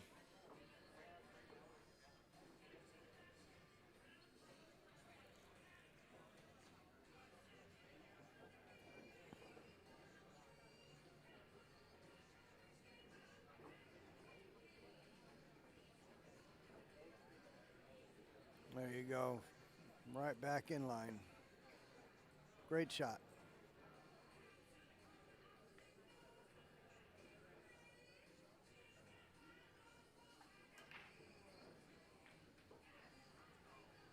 All right, looking like the Insurgents starting off 10-5.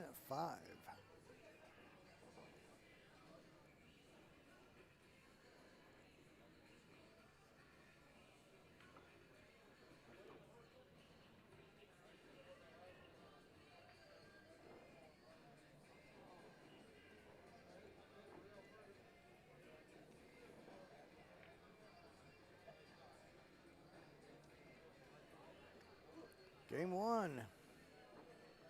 Down, Tony Lee finally gave up the table to Pedro.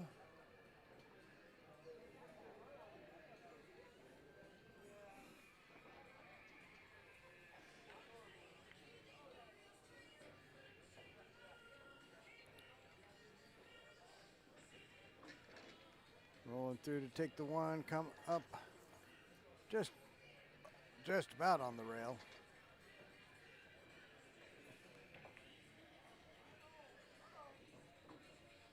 Cue ball should be within a couple inches of the rail. I think he's rolling to go above the side.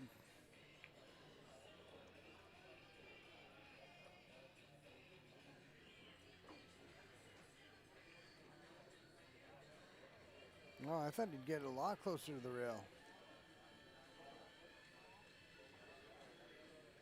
Did not have the shot I thought he did.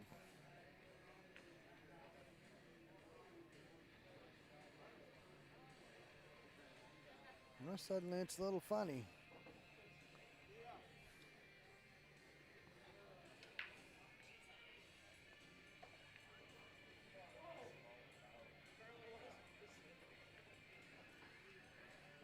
Got it. Nice 8-ball, Pedro. 10-4. Making it 20-9.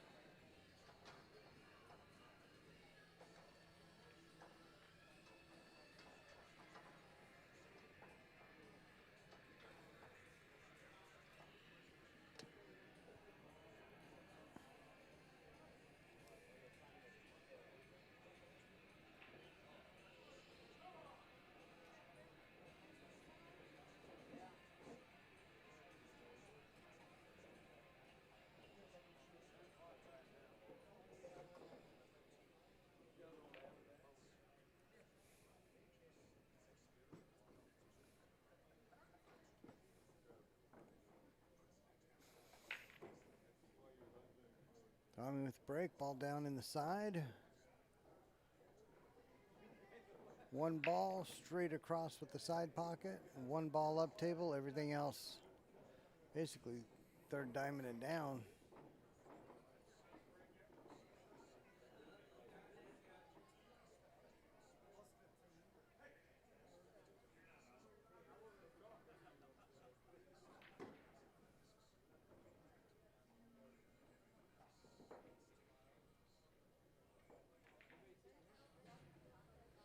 Jeremy McHugh at the table here in the front.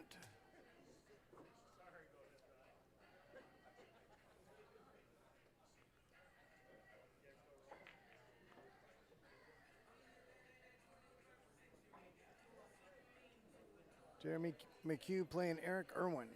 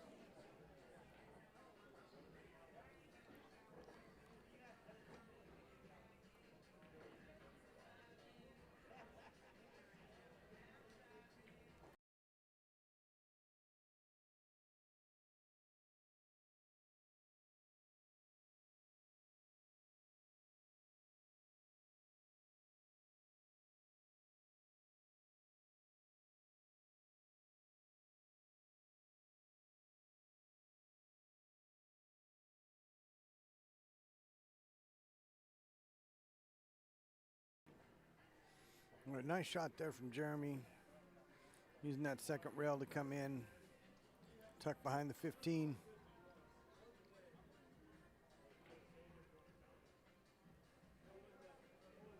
Good chance for Eric to kick safe here.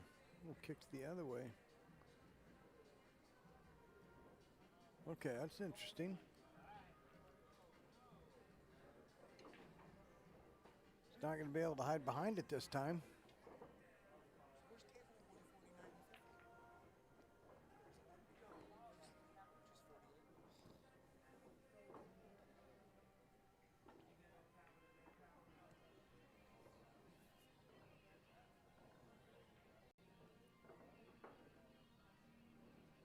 Well, Jeremy going to try to get that cue ball behind the 14. I'm sorry, behind the 15. Just the edge of it. Oh no, he was calling something.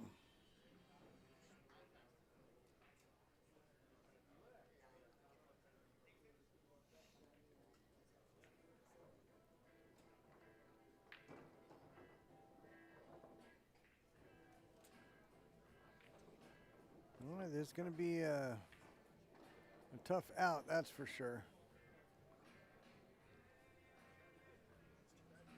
Right now, he's got the one in the side.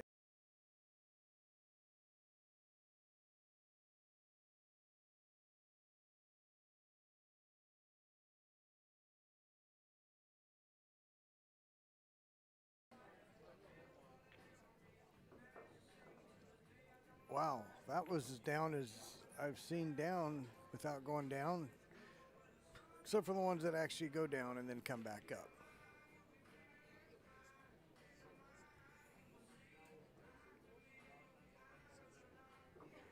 Oh, sharp cut.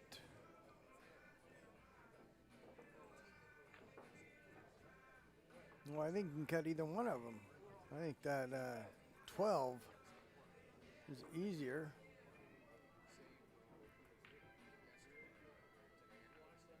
Can't really see how thin he has to go. If it's super thin, going to be hard to hold unless you can come up into the 5. Jeremy's got a great touch, though. One of the better touches you'll see.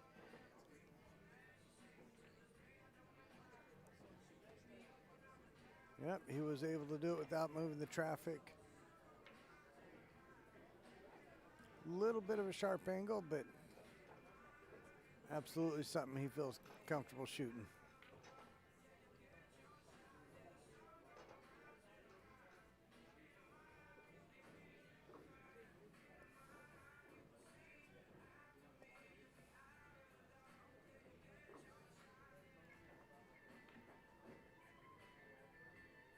$26-19. The insurgents are up.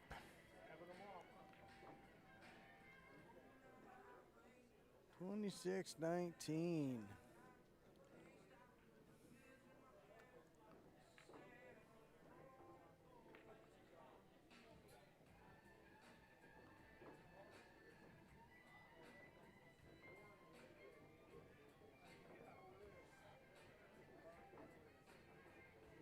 All right, got that down. Going to be a tough shot on the 8.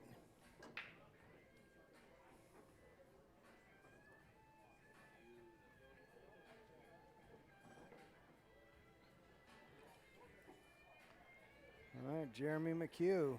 Big 8 ball here.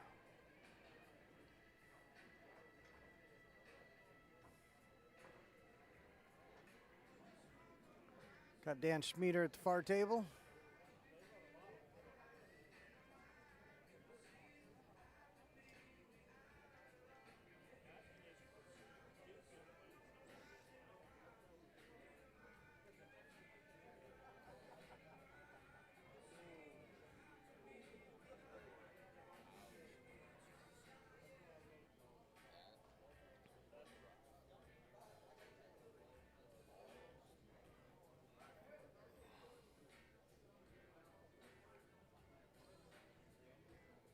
Boy, just about made it. Would have been a nice 10-0.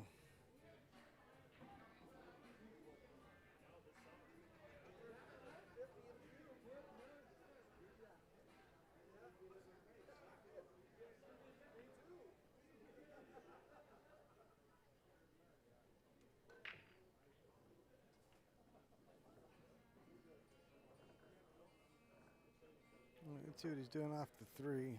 Oof.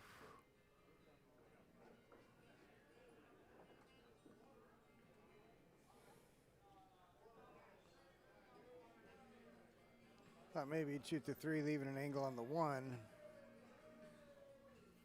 And then go on 2 rails off cutting the 1. You know, be somewhere even with the 4 ball, down a little further from that. Come 2 rails right into the 6.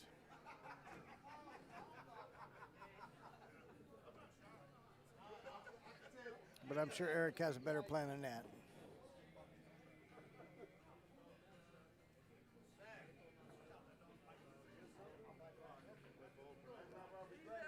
Right here, give himself the angle to pop over.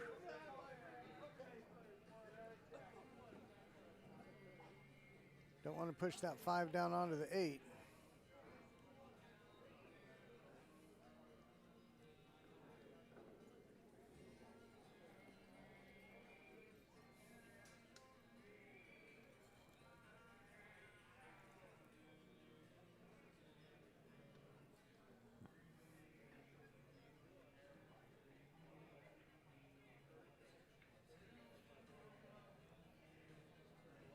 Well, he's always got a safe option. I mean, it is half a diamond up, so something like the 2 rail kick. Oh, very nice. Very nice. He's looking great, especially if he's got to look at that 7.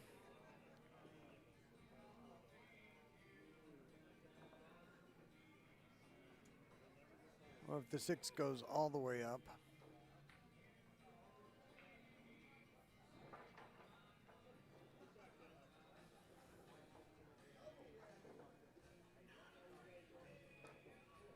Likely to take the 7 and leave for the 5.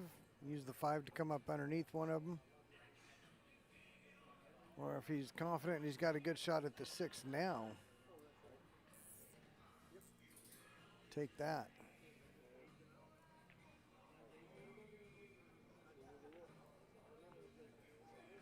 Great shot. The 5 can lead to the 4. The 4 can lead to the 5. I think he would have rather got on the 5 to play to the 4. Good shape on the 5. You could have landed right between the 8 and 4. Shot the 4 up table and had the 8. Bit drawing from the 4 to the 5, not a problem. Maybe you can keep this tight enough to drop on the 5, or do it that way. Well, now he is going to have a tough 5. Unless he decides to go rail first. If he decides to go rail first, he can roll up between the 2. His other choice is just going to be roll forward and take the longer 4 with just a bit of a cut on it.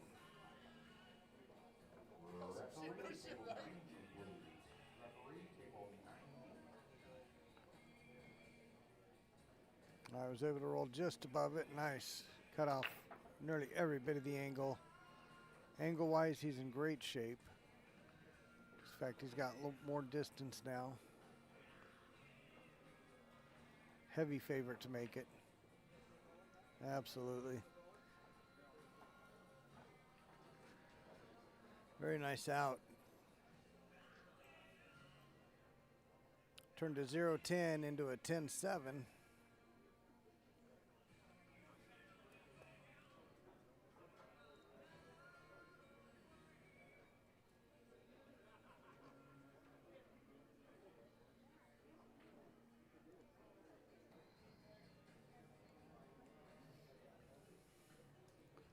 It's going to be 29-33.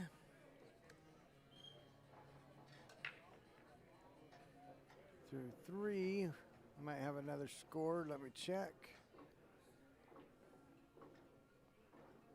4 of them in. 29-33 through 4 games.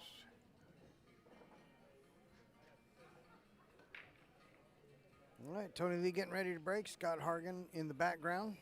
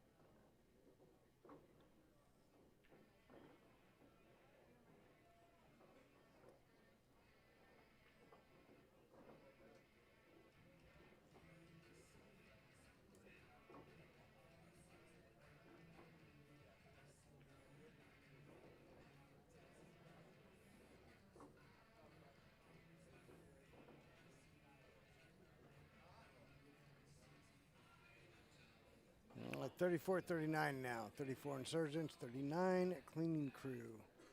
There we go. Finally got that score updated.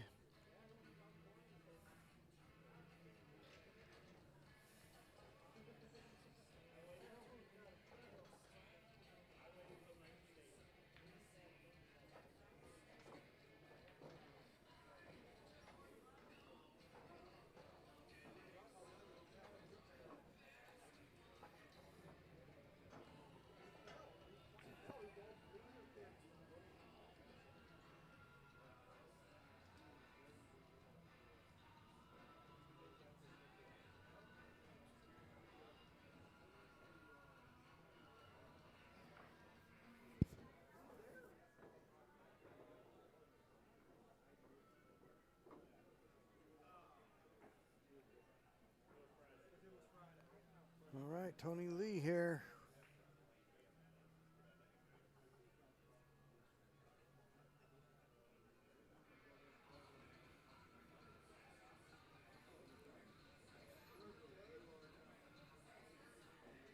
Eric Irwin off the table. Opportunity for Pedro.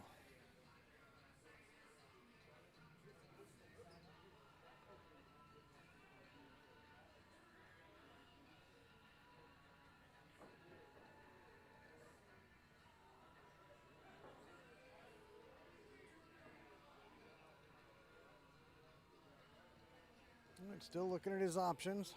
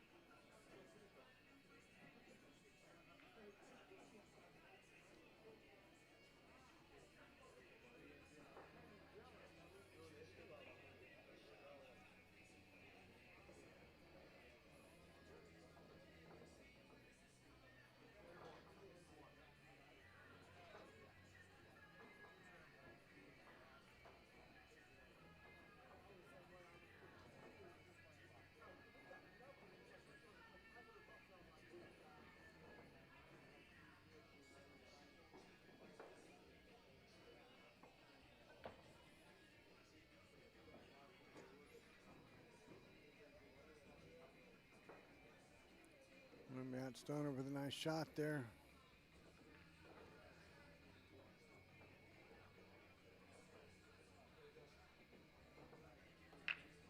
Matt and Pedro can both get out here. They can take the lead back with the game cushion.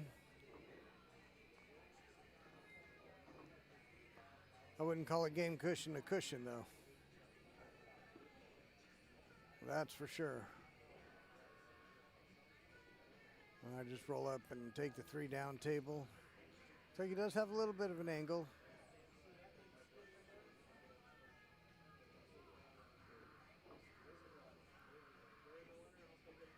Just a couple inches off the rail for the 3 down table.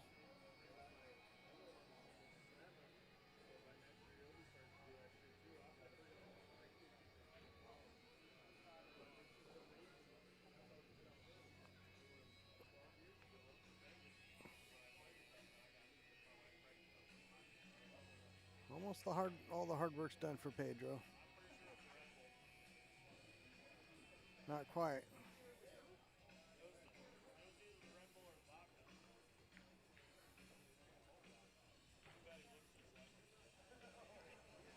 He has let Eric back at the table, but not with a lot to look at.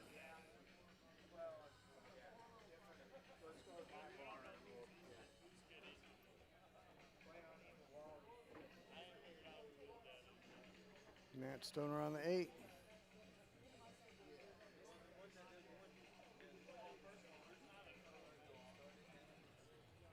Very nice. Great job from Matt. 10-1.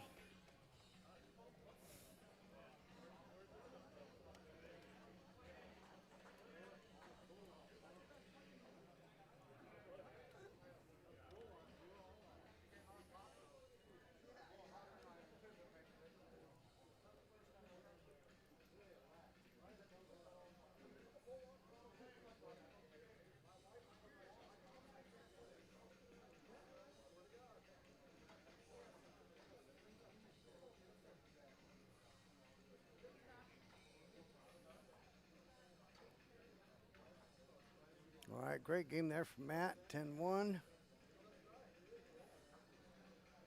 To join us in the stream arena, we've got Shooting Blanks awaiting an opponent. They're awaiting Sin City Billiards or Back the Blue.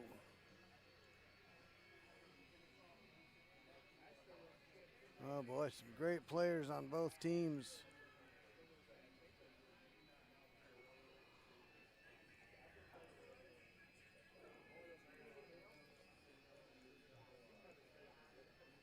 We're in for a treat either way.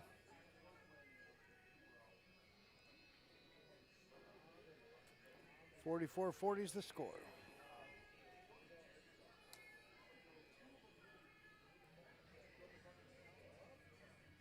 Through 6 games.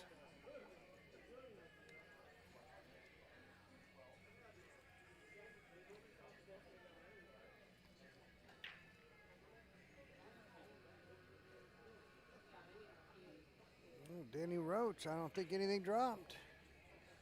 Who we got coming to the table?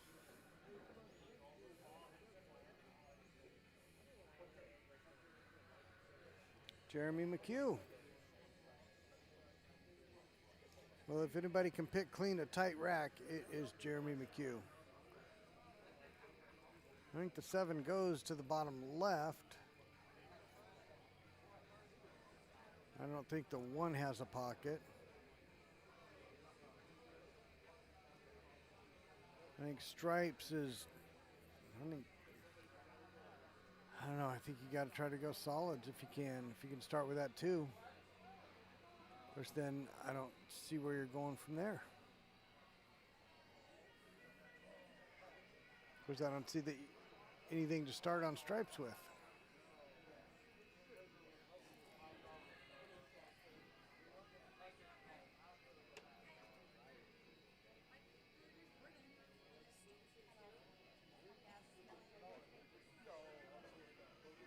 All right, let's see what Jeremy comes up with.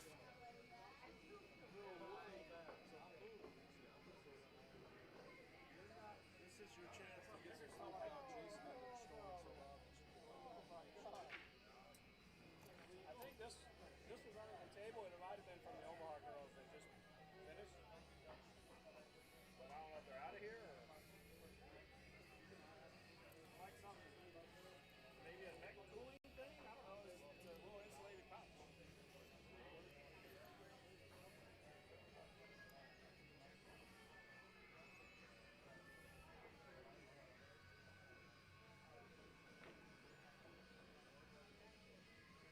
Okay, he's got him in the open now.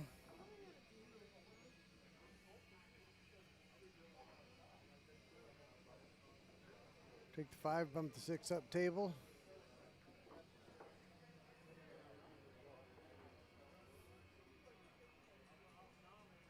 And then 3 to the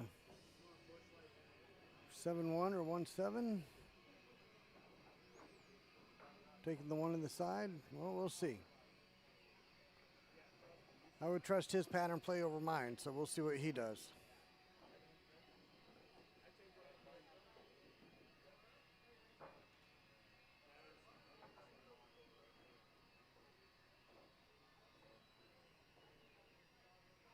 Well, I don't think you wanted to be tree-topped on the 4.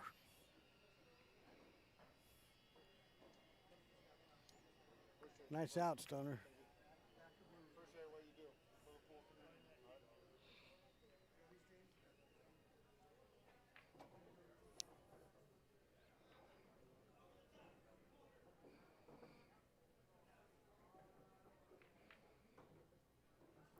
Okay.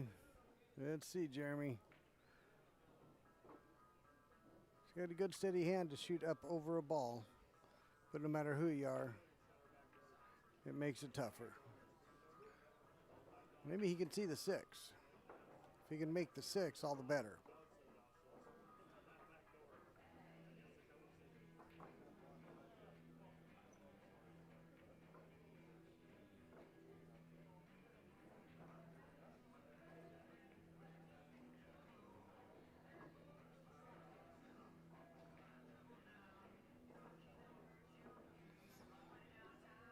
I think he was trying to bump it full. Now it looks like he's got to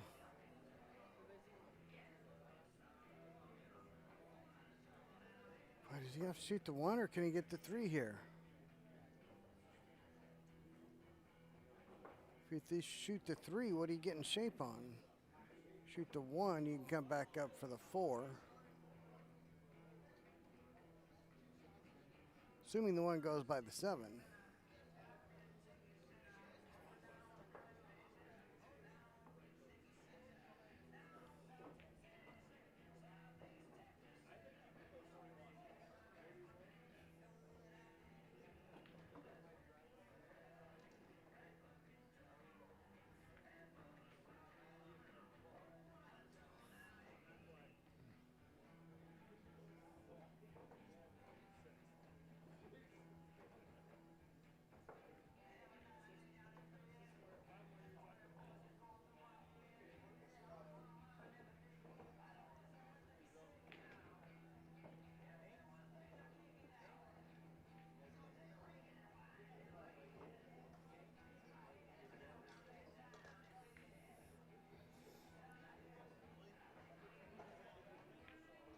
Very nice. Came back far enough for the 4.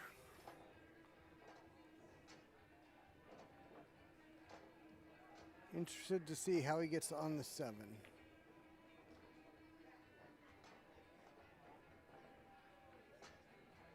Is he drawing above it, or is he dropping below the line? Below those 2 stripes. Based on how he was looking at it, I think he'll be shooting above the line.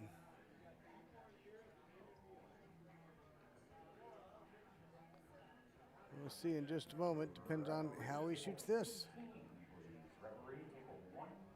Either he's dropping under those stripes or he's drawn back a bit. Okay, he's looking to drop under. Got a good angle.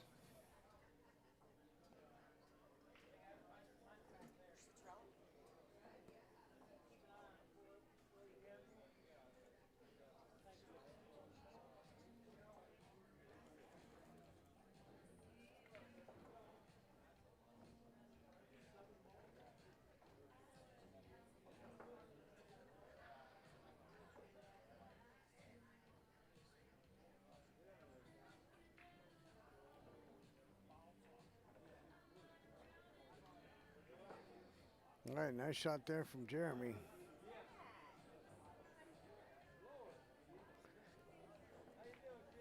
I think it was his last time at the table. He did get to this point.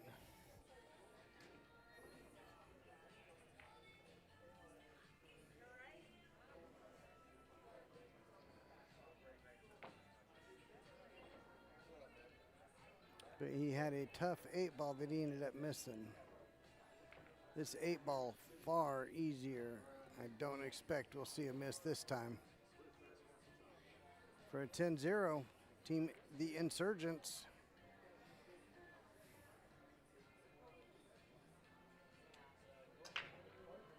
There it is, 10-0.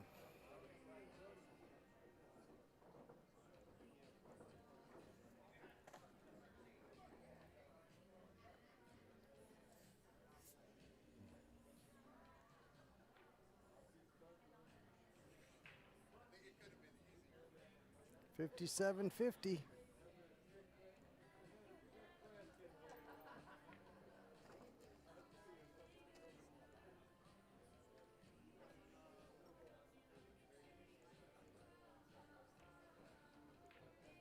And that is through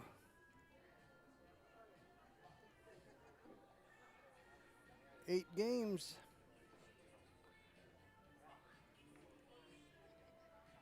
Each team's won 4.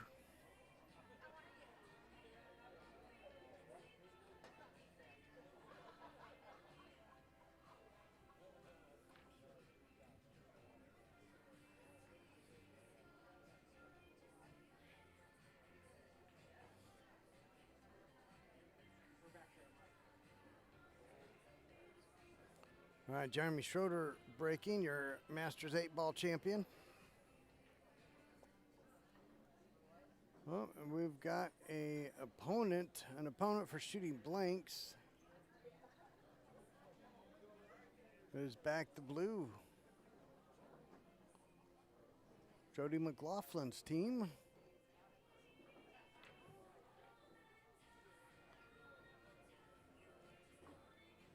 Jeremy Goodner, Jake Vanderwall, Jeremy Bates, Jody McLaughlin, Mike Athens.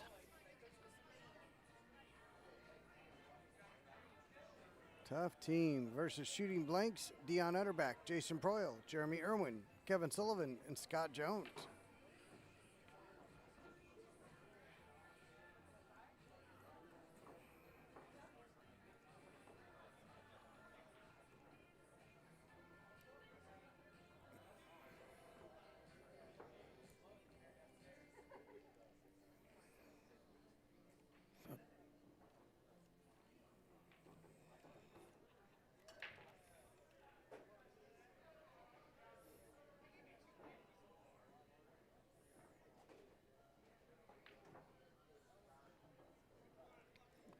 We will definitely get a view of that one.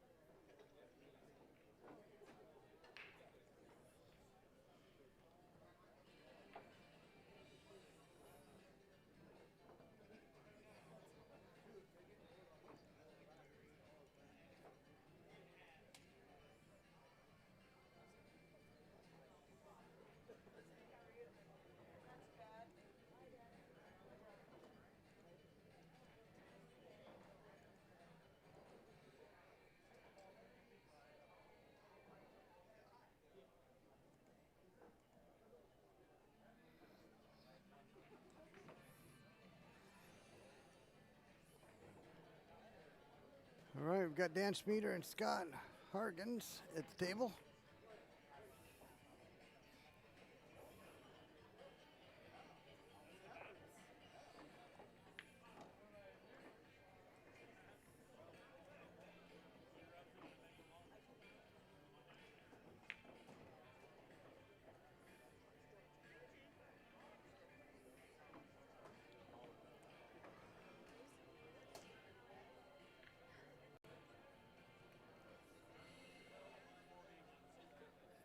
Oh, does he have a shot after that, Garum?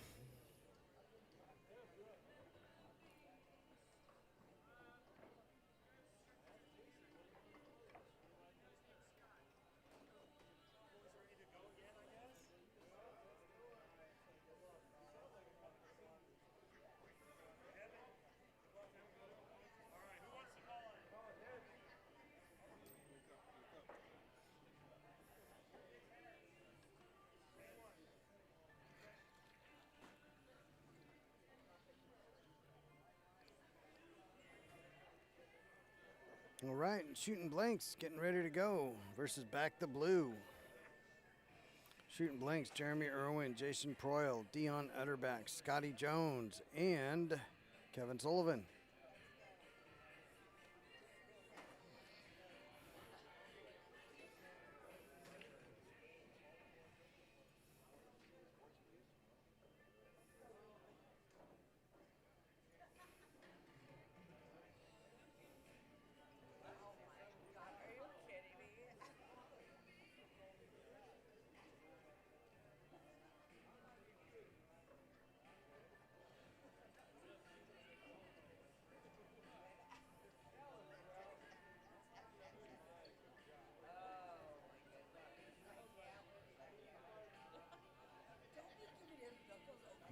Dan making nice work of this rack.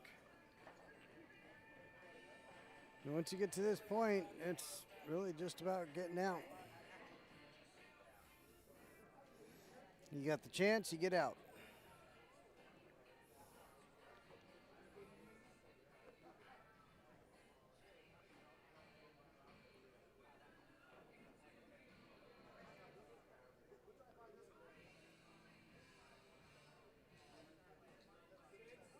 Nice shot. Way to come through the gap. Make sure you've got that 8 ball into the side.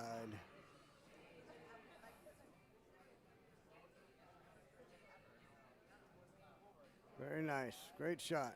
10-0.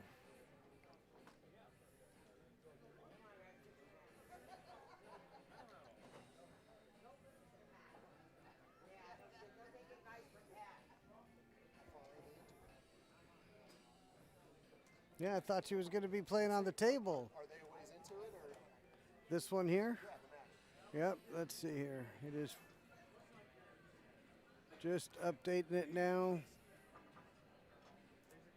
67-50.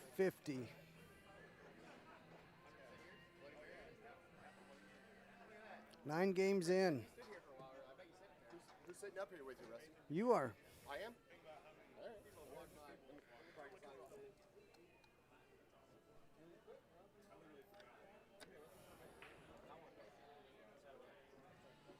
All right, we're about to get joined in the booth.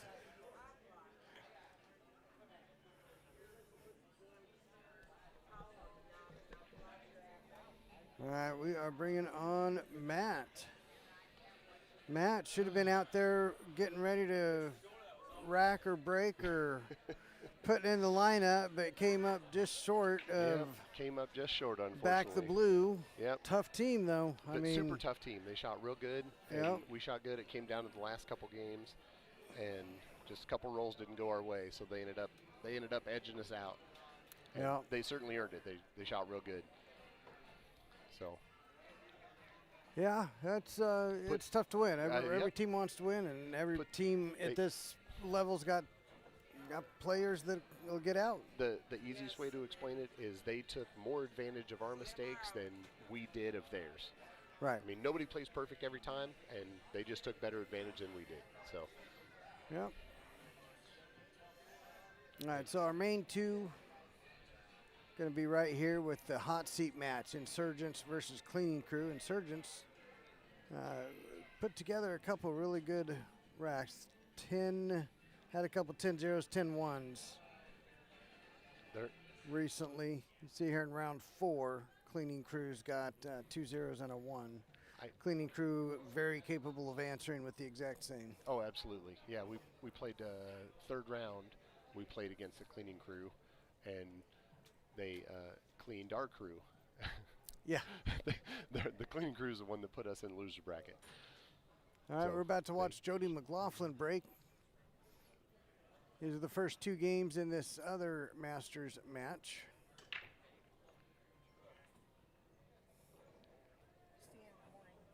Oh, rough roll on that cue ball.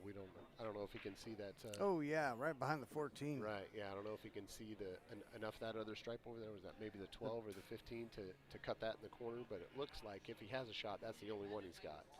Yeah. Yeah, that 12, I don't think he can back cut it. Now, not from here. It doesn't look like it. If he can, the rest of the table looks pretty decent, with the exception that 3-9's a little close, right there, just north of the side pocket. But if he can cut that in, the stripes are actually looking pretty good. So we'll see how he's looking at it. I think I saw him point at it. Right? Yeah, he's looks like he's using his cue to motion where he wants the cue ball to be moving to. So and we already know this view from here. Looking at the screen can be very deceiving. We'll see how that goes. Good. Is there only one of these streamed on YouTube? Is what? Are both of them on YouTube? Yeah, but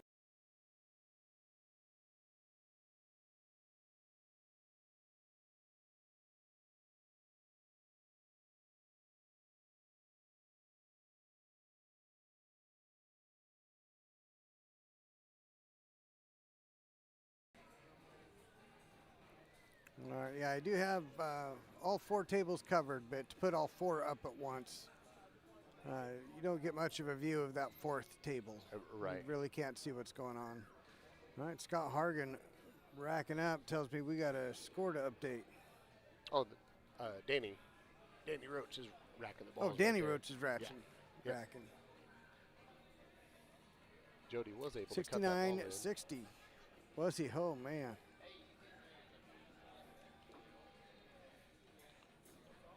And just like that, they respond with a 10-2. 69-60. The Insurgents, their players are far better than I think a lot of us give them credit for. They are super solid. They shoot straight. And they're just one of those teams that I think they get overlooked just because. And Right. They shouldn't. They absolutely shouldn't. Right. Yeah, I agree. They got solid Ooh, shooters. Jeremy. They got solid shooters top to bottom. So Side pocket, reached out, grabbed the cue ball. Free ball in hand for Kevin Sullivan.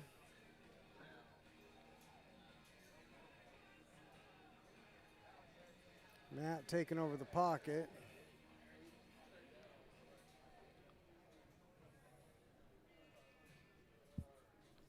All right, but Eric's got a shot at the 3 that might be able to clear that 4.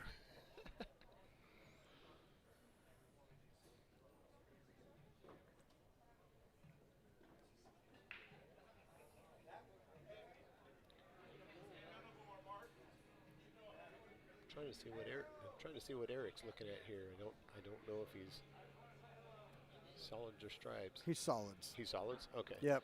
All right. So then he's looking. Yeah, Stoner just took over the pocket where the 4 ball is. Okay. He couldn't quite make his stripe, so he took the pocket. All right. So then, yeah, Eric was trying to. But yeah, I was saying, yep. Eric was looking for a way to break that open, which he just did. Matt So left him now the angle to immediately go after it. Yep. So now that 4 goes underneath that 12. Those balls down clustered around the 8 ball. Got the 1 and 6. Could be a little fishy. We're not sure how those look. I mean, they're always easy from back here. That's right. And the 6, you can't get in there to get the 6. You don't have to move them. Right. Yeah. If you play that little window to where you can cut it in that bottom corner, you don't have to move things around. Wants knuckle help. Wow. Okay. This might be a case where he might be cutting that 1 back into the side and trying to bump something over there, just to manipulate it, move it a little bit. Yeah, he landed make great it a little on wider. that. So we'll see. He also has kind of an angle on that. I think it's the 4 ball right there in the top corner he's looking at. He might be able to draw back and get a better angle if he needs one. Yep, he's honestly got several choices of shots that he can take right now. Yeah, all right. I didn't see that he could cut that 5 in. Maybe he's just coming right back out for the 1. Yeah, if he can. Wanted to be a little further up table, I bet. Well, but if he can cut that 1 on the side, then that 6 goes in that bottom corner. Yeah, if he can see it full, then he's good. Yep. I was afraid he might have been behind the stripe. I don't think so. Then he's good. I don't think so. Yeah, he can draw it back, shoot the 6. Draw back for the 2. Draw it back for the 2 or 4. I was saying whichever that side. is, it's hard to tell, but yeah, whichever that other Yep. solid there is inside. He might be playing that now. He might be drifting the cue ball up. Yeah, he sure is. Drifting the cue ball up to play that one in the side. So then he can play the 6, and he might be able to follow the 6 down and shoot the 8 in the same side that this solid's going into. Yep. That's probably the smarter play because you're not trying to move, like move the cue ball around a lot. Try to draw back 18 inches, and you draw back 2.5 feet. You got a different shot. Yeah, and you're going with the natural momentum of what the cue ball wants to do. So it's a little more angle. Yeah, he's giggling at himself. I saw that grin on his face. He's giggling at himself for snapping that back like he didn't mean to do that.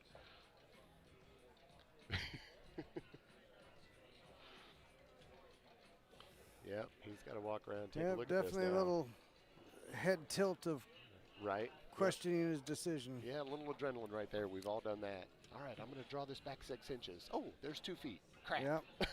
Yeah, that draw stroke can get away from you We've real all quick. done that. Good shot. How's that? Yeah, that was a good shot. Came out good. Yep, confident bumped, stroke. Yep, bumped into him, came out good, hit it with the right speed to make sure that there was space. Good out. Great Eric. out. Yep, good out. All right, so we've been paying attention to that table. I haven't been watching Danny's table here.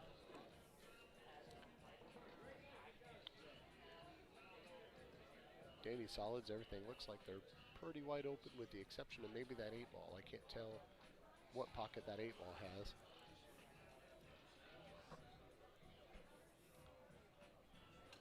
Is that the one near the 8-ball? Yeah. Yep.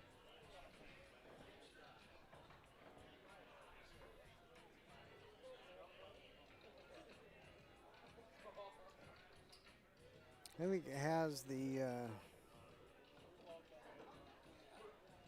bottom right as we see it.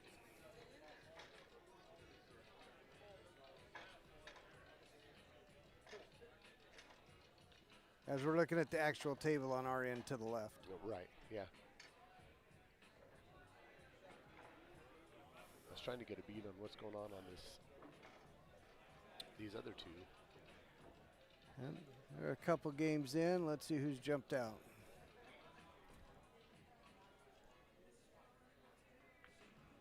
Well, 11-13. Back the blue, crushing them by 2. Just blowing Let's the doors see if off by shooting 2. blanks can overcome the deficit. All right, they are 2 games in, neck and neck. 13-11. Both players from shooting blanks at the table, so we'll see if they can put these together. It's one of those cases where you can really stretch out an early lead if you can make a couple good outs and leave them with a lot of balls on the table.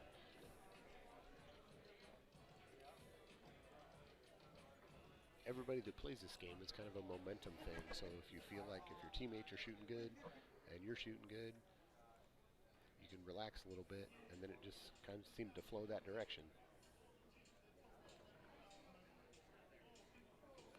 Yeah, I'm going to switch these team names around to match the score sheet before I put a wrong score on the wrong side.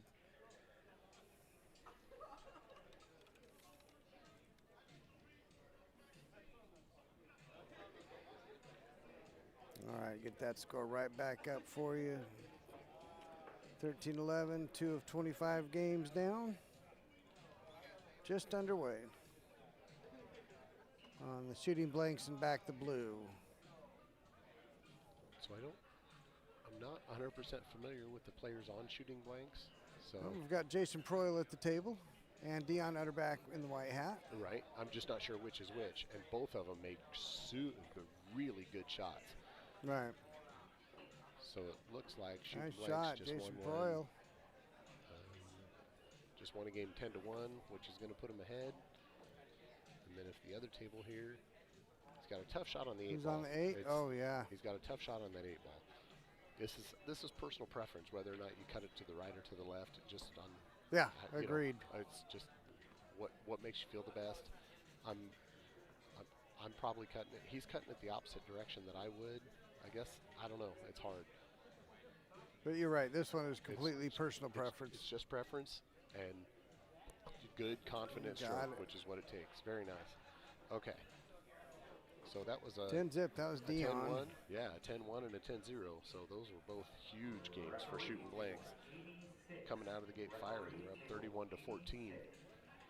That can be a monstrous first round for them. It looks like they won the flip, so they're breaking most of the games in the first round. They're breaking 4 out of the 5 games. So super important to come out on your break round. You need to make sure you protect your break because you can figure that the teams at this point are good enough that your breaks and runs kind of happen pretty frequently. So it's a case where you need to be able to protect your breaks, just like tennis, you protect your serve. Absolutely. And then when you get the opportunity on their break to steal one, But yeah, if you're not breaking through a round and you come out tied, you feel like you've come out ahead. What's up, Jimmy Horn? How you doing? Talking.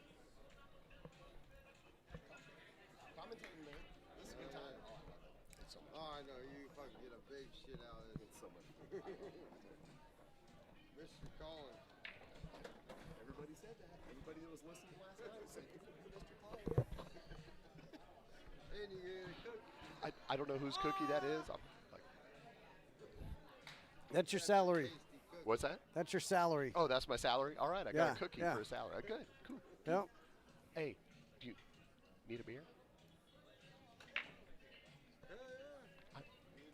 Yeah. I got you. All right. Cabinet club? Double crown.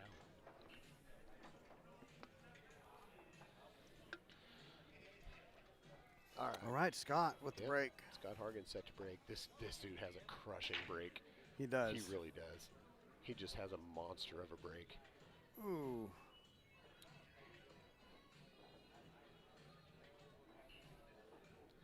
Normally better than that.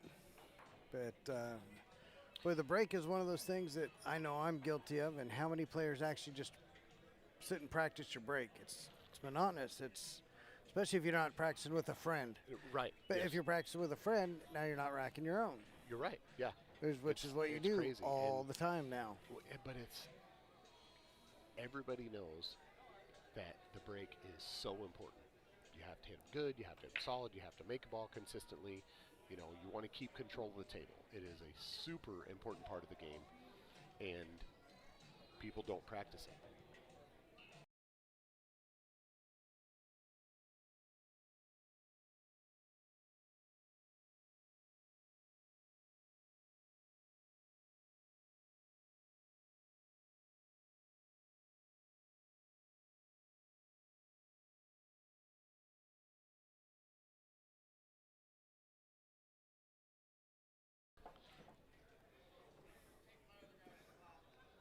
So we apologize to the fans of the Shooting Blanks crew. It's three of the four tables get good coverage. If what Rusty was just saying is if you try to do 4 of 4, you really can't see the fourth table and distinguish what's going on anyway. So Yeah. he's doing the best he can with the 3 of the 4 and I had 4 of get 4 good for a coverage little out of while. I did that with some of the ladies' matches because I know they all, are really getting They have a a really kick good out of getting following. onto the stream, Yep. and And they have a really whether good or not following. they could see what was going on the table, honestly, So- didn't matter as much to some of the fans. Wanted their kids to see him, or Right. Thanks, Jimmy Horn. Jimmy Horn delivering some beverages to the commentators here. I like Appreciate it. that, man.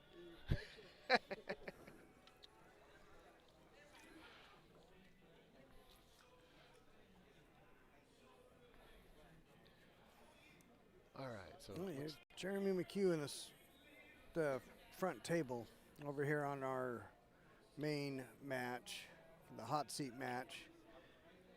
His first game he ran down to the 8 and had a long, tough shot on the 8, left it hanging, and they got out on him. ooh, that's And then rough.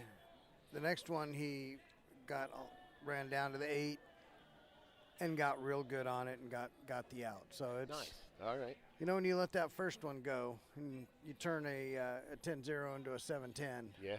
that's a big swing. That's a big point swing. So You're being right. able to finish off the next one really makes you feel like you got it back. Well, and that's part of the mental game of this is you got to be able to let things go that you've goofed up, screwed up. What happened in the past? Your opponent gets a good bump, a good roll, something like that. You got to be able Yep. to let that go and just focus on the fact that you need to make your next ball and play good shape. Well, see people talk about a So- roll that happened 4 games ago or Right. Yeah. 2 matches ago, Yep. and they're still talking about it. Don't trip over what's behind you. That's a good theory. I haven't heard it put like that. That's a good theory. Looks like Jeremy decided what he's going to do here. He's doing. Don't do that. Oh, don't bump Ah. that. No, wanted to come up above that. Yep. Nudge that 8 out in the way, so we can't tell if he's got the. Jeremy's can't tell if he's got the 9 or not. Jeremy's one of those players, when you watch him, you'll see he does not ever move that cue ball any further than he absolutely has to. People seem so surprised that I talk. Don't you guys know that I know how to talk? No, we're commentating. Oh,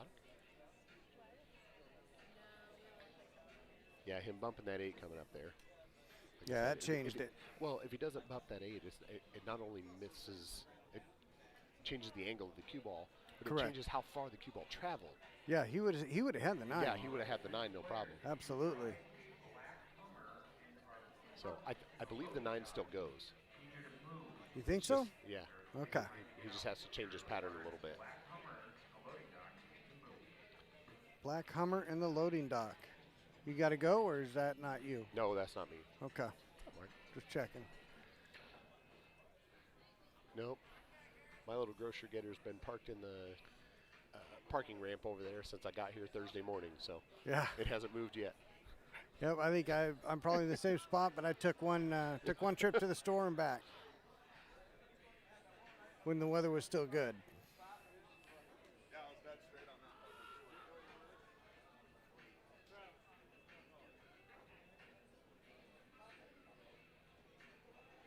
All right, well, he's got the 11 now near the 9.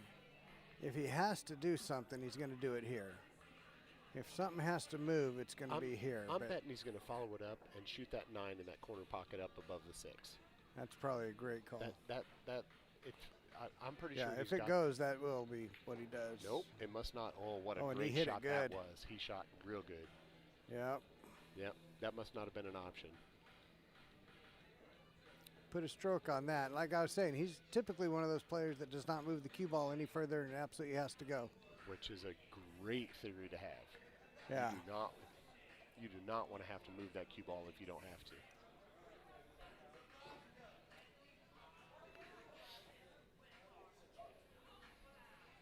All right, let's see if we got any score updates here.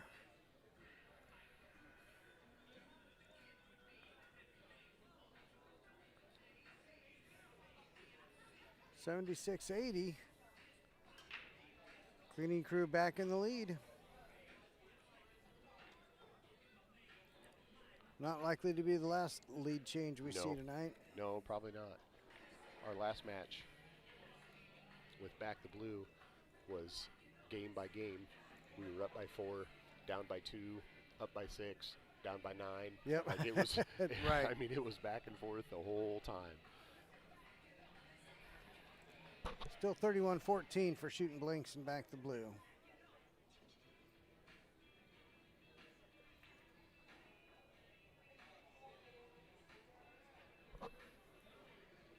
All right, nice shot there from Jeremy. He's coming back between the rail and the 6. Or between the side pocket and the 6. Looks like the 6 might be in trouble going forward. Come in tight. Yeah, he came back instead. Yeah, shot that good. Nice shot. On the other table here, you're looking at Mike Athens. He's got stripes, and there's a 9 ball that's at the top of the corner by that 4. And he looks like he's looking at trying to bank it. I think that's about the only option he has. The hard part about that is that if you bank that 9 ball back, the 8 ball is down here by the 3-7. It's in the middle of those clusters down there. So if he makes a real good bank shot on the 9, which is a tough shot to start with, then you have to come with another real good shot on the 8 ball. Right. So well, if he just gets that cue ball to the side rail, same rail that the 1's on, he's got a shot at something. That eight might go between the 7 and the 4. It might cut down in the. But no, he got the double kiss on the 9. Yep, he was trying to bank the 9, and cue ball got in the way and got the double kiss. So he was really putting some juice on that. He was, yeah. I'm not sure exactly what he was trying. But I do remember him playing in one of the matches that I was commentating last year, and just him alone in the match, I bet he was, one of them plus 37, plus 41 type matches alone. Yeah. Right, when you can give your team a plus 30 or better, you're giving him a chance. Yep, yeah, and Mike's a good, solid player. Oh, absolutely. He knows what he's doing. He's a smart player. He's one of those players that it's hard to outthink him. Right. He's played pool for a lot of years, got a lot of pool knowledge. Something to be said for being hard to beat. That's right. Yeah. And, Yep. you know, people think, and they are, master matches do get into absolute run-out cycles. However, if you break down, less than half the matches are run-outs. That means more than half the matches, you're each getting to the table Right. with something Yep. to affect the game. Yep.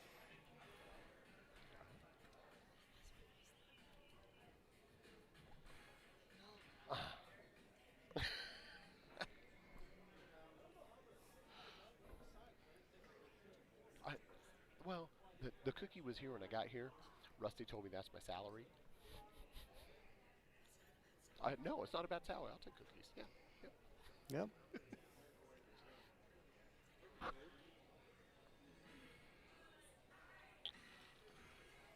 All right, Tony Lee.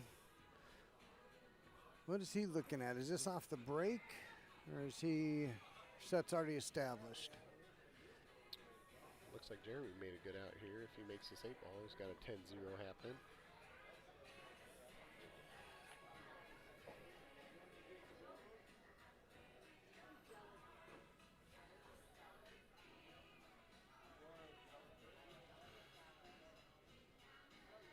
That's the thing about how this is scored. It's not just wins and losses.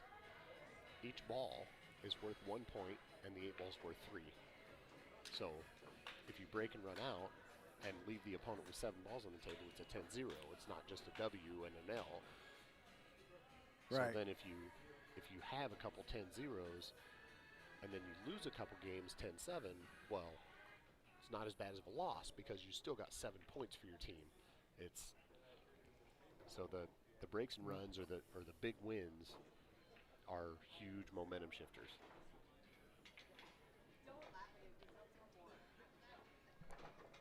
All right, Mike Athens got out on that other table. What do you got there? Thanks, Cox. Appreciate that, man. Friend of mine, Matt Cox, won the intermediate division in the singles this year. Just delivered a couple slices of pizza for me. Oh, So, would you look at that? you want one? There's 2 of them. You know what? You're welcome. I have already eaten quite a bit, so All right. I appreciate it, though. Yeah. I normally would. I'm going to pass. All right, 86.90 now for cleaning crew. That is through 14 games.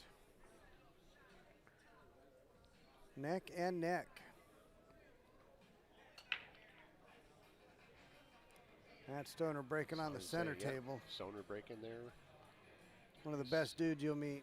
3, 6, 9, 12. Say, looks like he came up dry.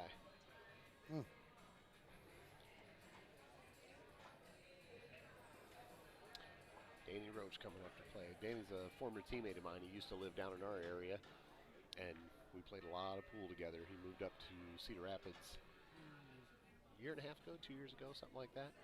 So Okay. now we play in different leagues, so we can't be teammates. Right. So now he's an enemy of the state. It's going to happen.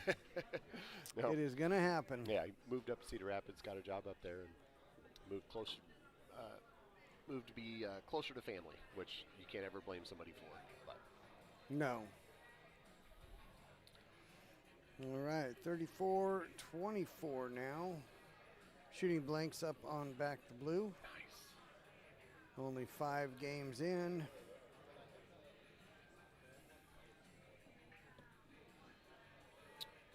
One of those situations where you can't ever sleep on any team, no matter if you know who the players are, if you don't, if you never heard of them. They're in the Masters division for a reason. Right. And often, it's a huge advantage to play a great player having no clue who they are. Oh, absolutely. Yeah. Yeah. Yep. Because Every now and then someone's like, man, do you know who you just played? You're Right. like, no. Thank Yeah. you that I did. Thank goodness I didn't. I have a great story about that, and I'll leave the name off just because I don't want to disparage the guy. He's a super good friend of mine and has been ever since that time. But the very first year that Whitey had Whitey's Pool Hall, and we were coming up to state, and he signed us all up like teammates and like people and stuff like that. He had an in-house league, so we're like, hey, you gonna sign us up for state? And and he paid sanctions and paid entry fees and all that stuff. Anyway, so he signed me up for singles, and he signed me up for the Masters division. And I'm like, this was the very first year we'd ever played ISPA. Okay. So we did, like I had. I don't want to say I wasn't a solid player because I was, but I could have played the Open, I could have played the Intermediate, but Whitey signed me up. He's like, "Oh, you're in the Masters division." I'm like, "Man, what the hell are you doing? Seriously?" So, but like I said, he was in charge of signing us up. Okay, fine.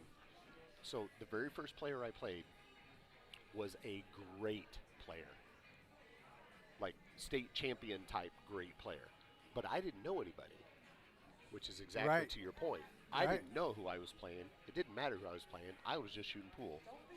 Slice pizza. So when the brackets came That out, was my night-night food, Matt Payne. is this you? No, it's gone now. That was my night-night food. So when the brackets Thanks came anyway. out, when the brackets came out, I looked and I was like, oh, I don't know who this person is. So I asked Whitey, and Whitey, of course, absolutely knew who he was, but didn't let on to me that he knew Right, him. exactly. And he's like, oh yeah, I know him. No, he's okay. He's a good player, and like left anything else out. Right, Like, exactly. Didn't tell me anything about it. So I show up to the match and I start playing, and the very first break, he wins the flip and he breaks and he makes the 8-ball. Well, it doesn't count, so he has to spot it back up. But he breaks, makes the 8-ball, and then he runs out. Oh, all right. So then I get up and I play, and we end up playing the match, and I play really good, probably above my pay grade at that time, and I play really Right. good. So I end up beating him. And like I said, I still don't know who he is as far as his pedigree. Right. I figured it out really fast. Right. When we were walking back to the brackets, at this time they still had the cork board with the huge paper brackets pinned. Yo, up. I love those. I miss those. Yeah, nothing was on a computer yet. We had a huge cork board with pin brackets and I everything. miss those. And on the way back to the brackets, I bet there was no less than 24 people that asked him on the way, who do you play next? How'd you do? Hey, everybody was asking him how he did, and he had to say, "No, I lost. No, I lost. No, I lost." And on the way, I'm like, "How? Everybody knows who this guy is. Not one person asked me how I did."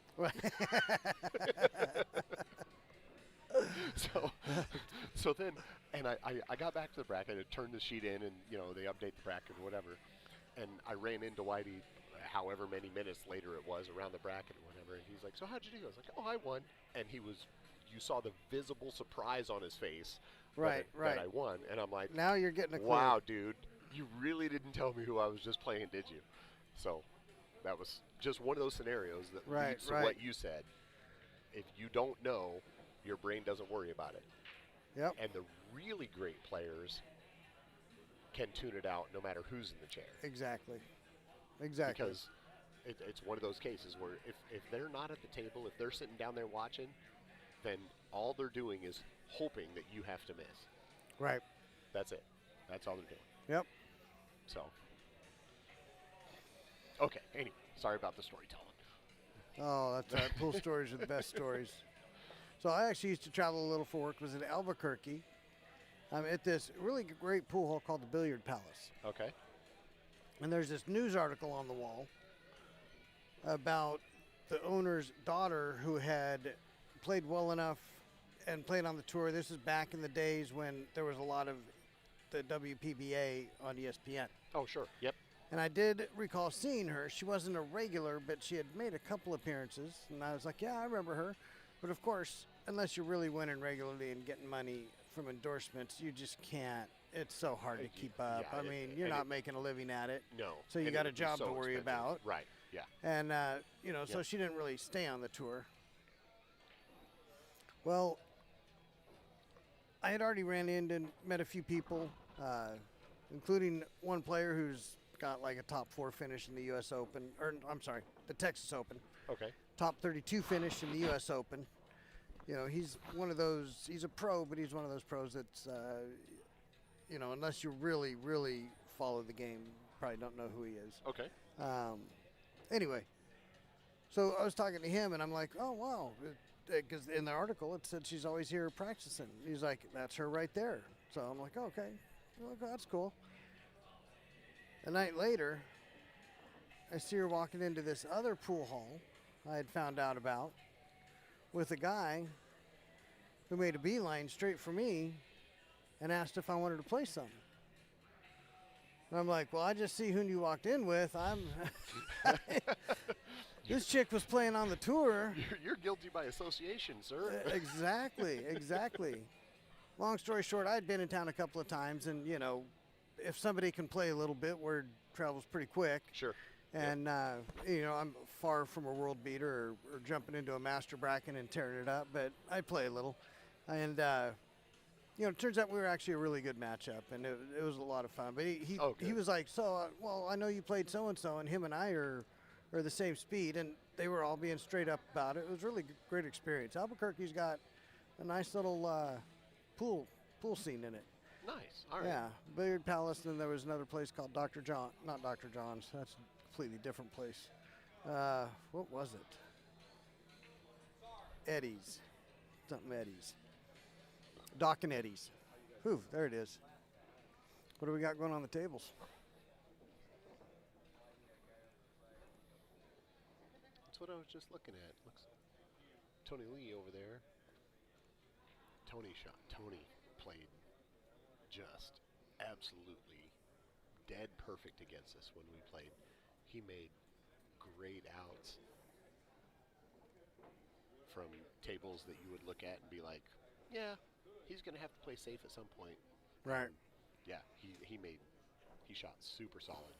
So if that's his standard for the day, he's going to be a dangerous man to play against in this team tournament. Well, he's going to have to do something really special to not play as safe here.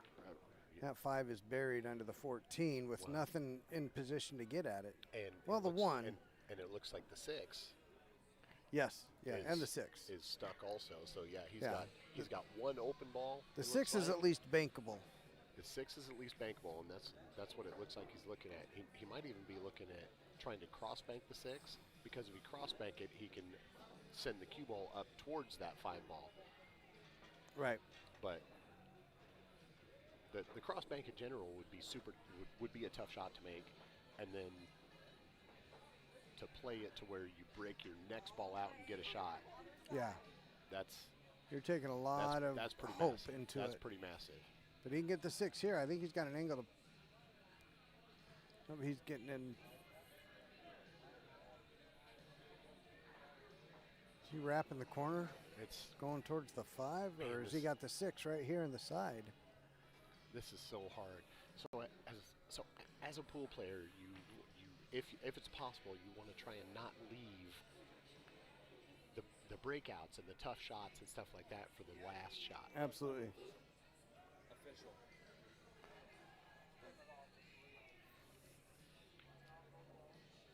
If you're running into something and you have to play a breakout, you want a safe ball. You want a ball over there hanging over a pocket or something like that, so that if the roll doesn't come out good, you have a ball to shoot at next. And okay. He's setting up the bank to go at the 5, just like you were talking about. Yep. Crossing the face of the 6 and. Now, I will say he played the angle right to where he doesn't have to he doesn't have to throw the cue ball. He doesn't have to force a lot of things. Nope. He can just kind of hit it at a natural speed to make the bank, and the cue ball is going to go in the right direction automatically. Absolutely. So, just like that, just like he did. And how did he hit it? What a shot. How did he hit it? That was phenomenal. Back to referring back to what I said earlier. Yeah. Tony made some phenomenal outs that you would look at and be like, whew. So yeah, I doubted him. Shot. Just, I know nobody's listening, so nobody tell him that I thought he might have to play safe that rack. Unless he decides to play safe here. I mean, I'm guessing not. I'm guessing not. The odds are against that. Boy, what an out. So he's certainly getting the 5. Well, 6 doesn't go down table, so he's probably deciding to go 3 rails or come back 2 rails. So no, he's just got the 5 and the 8. Right, that's what I mean. So could just come back off of the rail he's standing next to and back out center table. I think what's making him second guess it is that 9 over here on exactly. this rail. because he doesn't want to run into that 9 and stop the momentum of the cue ball. Oh, exactly. And it doesn't go down table, so just what we were talking about. He didn't want to stop that momentum. Now That's why I thought he might look at going forward 3 rails. He still has a cut, and it's still makeable. Oh, absolutely. Not as easy as what he wanted it to be, but this is not the hardest shot he shot this rack. He'll take his time. He's very thorough about what he does. Like, he makes sure that he's confident in what he wants to do, so there's no doubt when he gets down on the ball, he knows what he's doing, knows what he wants to do anyway. So I figure he's probably favored to make this. And if he does, that would be a great out. Yeah, got it. He sure did. Got it. That was massive. That was massive. And you can tell by his team's reaction. I don't know if you can hear it, but his team's reaction was... His team giving him some love, we'll say. And he deserved it. That was a good out. That was a real good out. Looks like Danny here on the next table is going to get out also. Win another one 10-5 if he cuts this 8-ball in.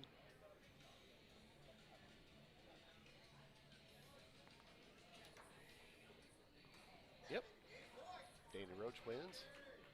A couple big games right there. But it goes quick. Pedro's getting ready to break for the Insurgents. And Jeremy's breaking for the Insurgents. So yep. And they could easily answer this 20-1 or 20-2, whatever we just saw. Yep. No, we saw 20-5, I think it was. Which is what you have to do. You know the rules Absolutely. are going to go one way. They're going to go the other way. You just got to make sure. Try to take care of your own when you get the chance. So 110-91, a 19-point difference.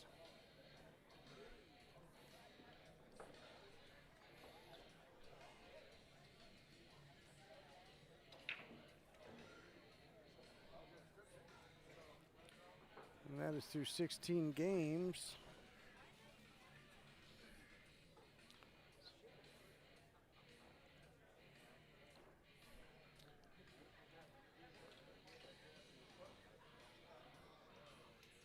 Oh, Jeremy Goodner just missed a shot on the table over on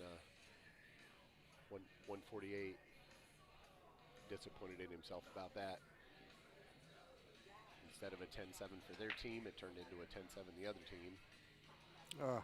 So I realized, listening, you'd be like, oh, 10-7, but it's a 6-point swing. 10-7 for you versus 10-7 for them. That's 6-point difference. When you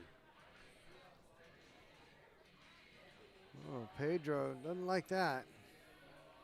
Little flat. You're going down table. What's he doing here?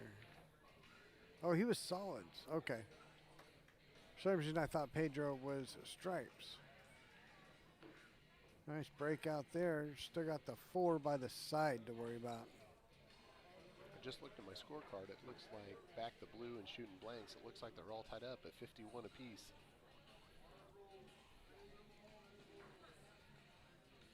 That it is. Good match over there. Looks like they're going to have the same kind of match we had against them. We'll be back and forth every game, game to game to game. And when it's like that, it just comes down to your mental fortitude. You got to be able to just focus and not worry about the fact that it's close, or not worry about the fact that you're. Oh, Pedro. Pedro. Boy. Hard to hit a shot like that with pace. Well, and that's uncharacteristic of him. It looked like he shot it kind of fast. Generally, he gets down and looks like he shot it kind of fast. And I don't know how close it was. It's hard to tell from back here.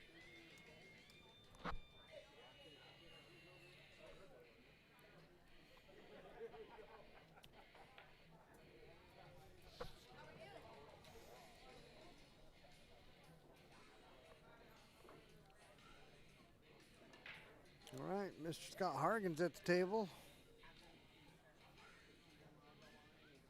Got the stripes. Those are looking real good. I would say they're looking pretty good. He can follow that 14 The hardest up. shot probably going to be the 8. He's looking at where he wants that cue ball to shoot that. Looks like the 12 ball maybe to go back in the side. So he'll follow this up a little bit.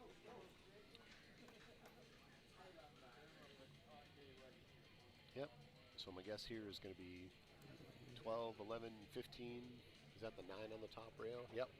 Oh, that is the 9, yep. So 12 on the side, 11 on the screen, 11 in the top left corner, 15 in the top right corner, and then he'll cut the 9 in and bring the cue ball off that top rail down and shoot the 8 in the same corner the 9 goes into. That's, in my brain, that's the most natural path for, cue ball momentum and Right. less the 9 being close to the rail. Least amount of room for error. So Coming inside the line. Yep. Just a little bit. That'll give him room to work with. Right, yep. Squirt the table, squirt the cue ball just a little more away from the rail. Correct. Yep. Keep a good angle. So he can cut that 9 ball a little bit thin and just use the natural momentum of the cue ball to drift back down table as opposed to having to shoot it hard, force it, or anything like that. Yeah, he didn't want to go forward. Just kept it right there. Right. Yep. So you'll see him cut this in, and the cue ball, he won't have to hit it very hard because you have to hit the 9 so thin you're not losing very much momentum. So the cue ball just bounce off that top rail and go back down. Just like that. Good shot, Scott.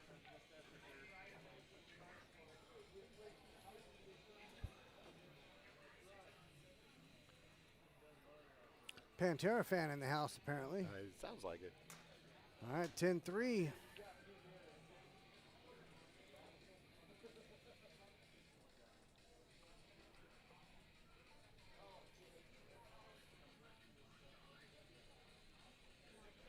Let's see, that makes our score 120-94. Cleaning crew trying to stretch out the lead a little bit. 17 games down. Oh. Yeah, they have won 6 of the last 7. That's that momentum. So the Insurgents has to step up, make a couple good outs, try to steal that momentum back from them. Yeah.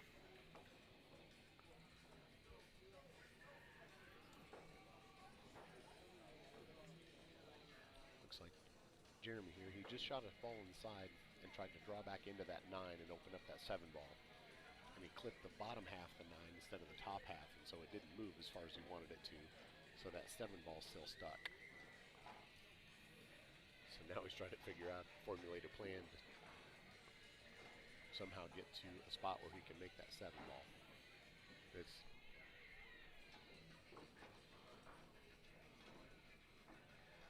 All right, what are we going to see from Tony Lee this time?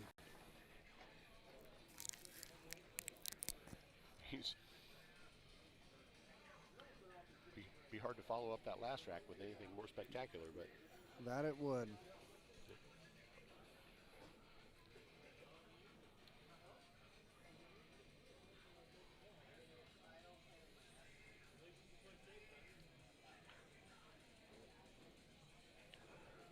Sign of a really great player, though, is most of the time you don't have to make the spectacular shots because you play good shape and stay in line about things. Right. Ooh, break almost scratched in the top corner. Yeah, we were talking about filler yesterday. There's that match recently. He blanked Shane Van Boning, and you almost never saw him. He made it just look so easy because he hit his spot every time. Yep. And when you hit your spot every time, it makes it easy.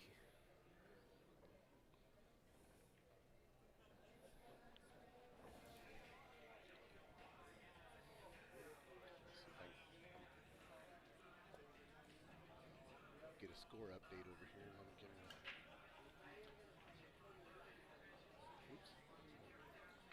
Trying to get a score update here on my phone about, let's see. 52-61 on back to blue. that Looks one. like they took out. They got a 10-1. Back to blue did. Jody McLaughlin at the table. He's been a real solid shooter for a long time. Des Moines area, super good guy, super good shooter.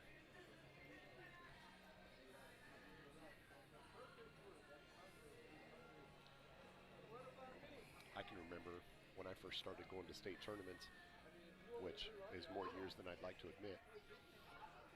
I was, playing open team or intermediate team, something like that. I didn't have the game to play on a master team yet, and I remember watching him play way back then. How solid he was. It was always impressive. Yeah.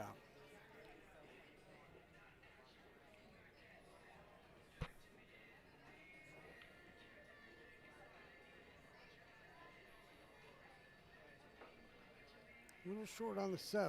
Yeah, a little short on that.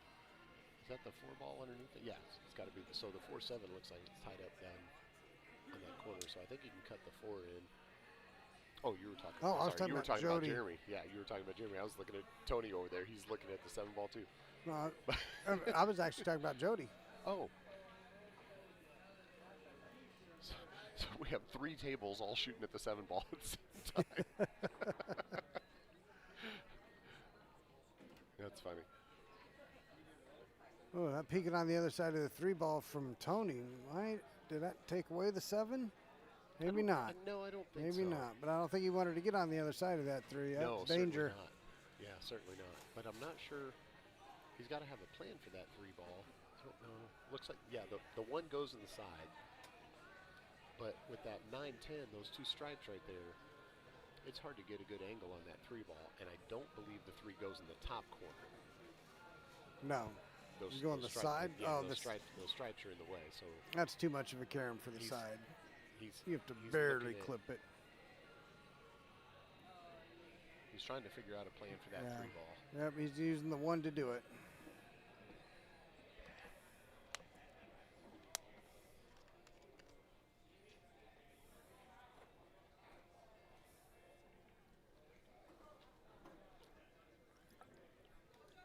Jody McLaughlin just made a real good out right there. Puts back blue a little farther away, I believe.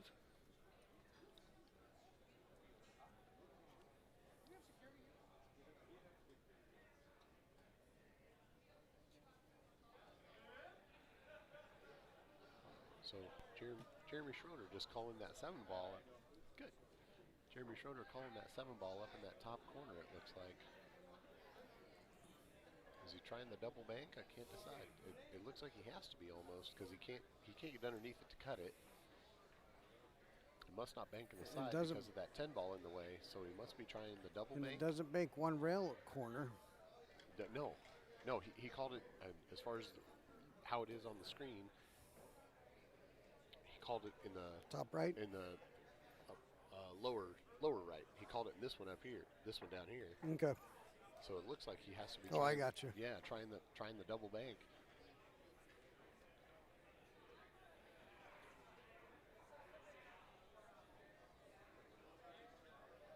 It's so hard to judge. It is a double bank because your angle off that second rail shortens up so much. Usually shortens up.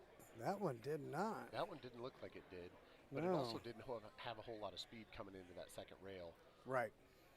So that was probably it released right before the rail. Of that. But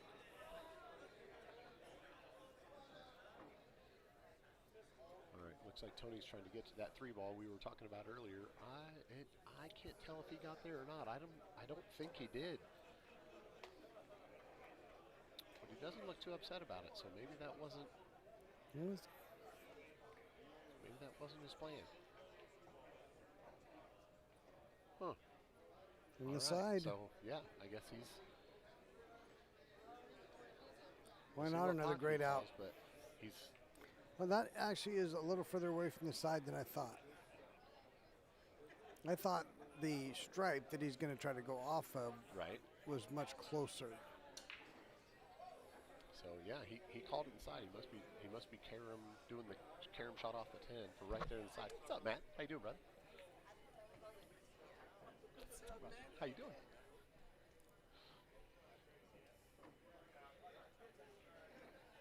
So not only is the shot hard, got to play that carom shot, got to play the speed right so that the 3 glances enough to go in that side pocket, but then that 8 ball doesn't go in that corner.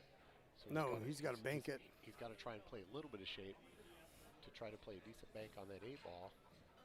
Yeah, I don't think he's. unless he's going to try and snap the cue ball back underneath it or something. But that makes, I don't see him trying to snap it. I don't think so either, because if you try to move the cue ball that much, it makes the shot so much harder. Oh, it was close. Close. Came right off the knuckle of that pocket. All right, is that going to turn things? So, one of those cases where you just, now as a player coming in, got to be excited to have a shot. So, Yeah. Tom Carbo coming in, you got to be excited to have a shot, and then at the same time, you got to be like, you know what? I'm just going to make these balls like it's any other rack.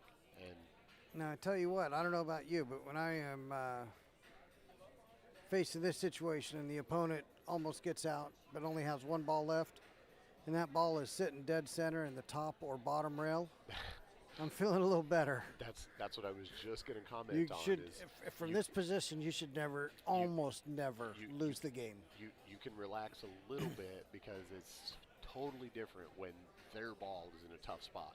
Yep. If their ball is hanging over a pocket, Oof. not only is it easy, but it's blocking one of the pockets that you can use. Yep. It's in the back of your brain the whole time. Yeah. And so,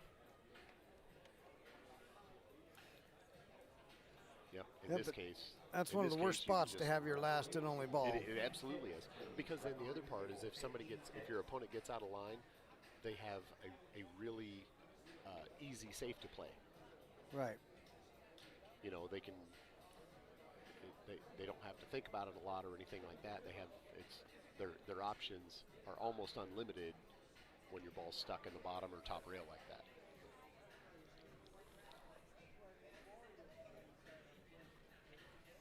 All right, Tommy cleaning up here. Jeremy cleaning up on the other table. Jeremy Looks like he was facing a 10-1. Did he hit that 12 hard enough? I don't think he did. Interesting.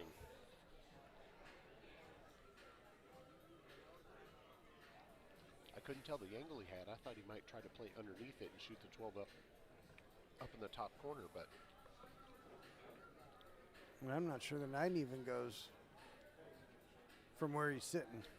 yeah, it's tough to see from here. We can look at the table from a distance, and we can look at the screen, and neither one gives us a definitive answer as to whether or not that 9 goes by the 7 ball up there. Seeing if he's got room to back cut that stripe. Benefit to that is take the pocket away. Now the other thing you can look at is if you can play a good safe underneath that 8 ball or something, get the cue ball down there next to the rail. Right. Give yourself a chance at ball in hand. Now the hard part about that is if you do that, you got to make sure you don't leave him the rail first or something, because that 8 ball's hanging right in front of the pole. So looks like he's back cutting that 12. We'll offer shape on the 9. This would be, what a speed shot that was. Wow. That was a phenomenal shot. That was a phenomenal shot. So that he must feel good about that 9 ball, because he's eyeing it up.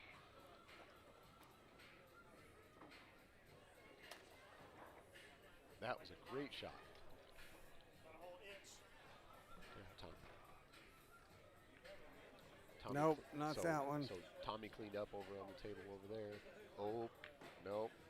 But Jeremy, I think, played it in a manner that he knew this was going to happen if it didn't drop, as opposed to clicking it coming in. So now, I was saying, now the case is, it looks like Jeremy's going to have to kick off that bottom rail. Yep. So what they're looking at is deciding if the 7 ball's frozen. Because if the 7 ball's froze, then after he hits that 7 ball, something else has to hit a rail, right, in order for it to be a legal hit and not give Jeremy McHugh ball in hand. So we got 2 Jeremys. Right. So we got Sweater J and no Sweater J. Okay. All right. If that's what we're going to do for this match, we'll do that. So if that 7 ball's froze, and I'm not sure if it is, I'm not sure what they discussed, or I'm sure they talked about it, but he's probably telling him he's going at enough pace it's not going to matter. He's not kicking off the bottom rail. So this isn't going to be an issue, because if he's trying to bank the 7 off the rail into the back of the 9 and let the momentum carry the 7 into this top corner, then the cue ball is going to hit the rail 3 or 4 times somewhere. Right. He's got to Because get you're that. not going to be able to hold that or anything. That like this is the fact that it's froze or not froze is a non-issue because the cue ball will hit a rail after he hits the 7-ball. He's got to get that 7-ball spinning. Now, the other part to this is I'm pretty sure Jeremy's looking at the fact that when you bank that 7, it's coming off and it's going to bump that 9. That 9, if he doesn't hit it too hard, should go into the middle of the top rail. Oh, he Don't just make played the 8. straight up safe. Don't make the 8. Okay, he was playing just straight up Yeah, safe. I believe he was. And he played that real good. He did. That's real He good gave speed. himself the best chance to get back to the table. Yes, 100% he did. Because I don't think Sweater Jay here. He's got a tough look at this. He has a super tough look, and what do you do? There's no safe to be played really. It's one of those situations where I got told a long time ago, if the safety that you have to make is as hard as the shot you have to make, then you might as well go for the shot and go down swinging. So for the audience, here's a little better look at what he's got. He's got that 9-ball. He's got the rail and the 8-ball to deal with bridge-wise. Well, and and being jacked up over that 8 makes this shot so much tougher. But he doesn't have to worry about shape, really. Nope. You can just focus on your cue ball speed and the angle you've got to cut that 9 at. You can just focus on the shot. Yeah, it's so hard to hit that thin enough. Yeah, that was a great shot played by Jeremy Schroeder right there. It really was. He played that speed really good. He did. To leave McHugh jacked up and with the 9 on that top rail. That was a very intelligent shot.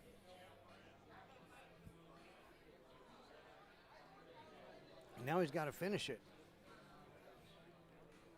Which also can be just as tough. Got him back to the table. You play a real good save and you're happy about it, and now you're back at the table and your brain is going, okay, now don't screw this up. Don't screw this up. Right. Which is the worst thing to think. Right. Yep. Oh, Dan Schmieder. Yep. Good shot.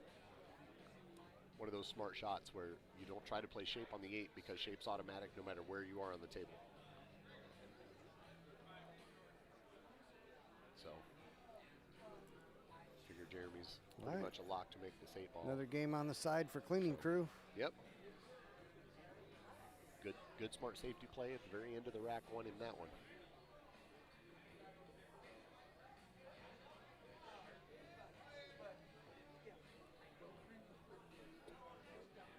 All right, who's shooting over there for the Insurgents? I can't tell. We're at 110, 136 now. 136 cleaning crew, 110 Insurgents. Dan doesn't look happy with the result there. I didn't see what happened, but he's doing the arm flail and the. Yeah, he definitely was not pleased. It's one of those cases where you feel like if they're doing that, that's the shot they feel like they should have made. I recognize the body language because I've done it. Oh, that's funny.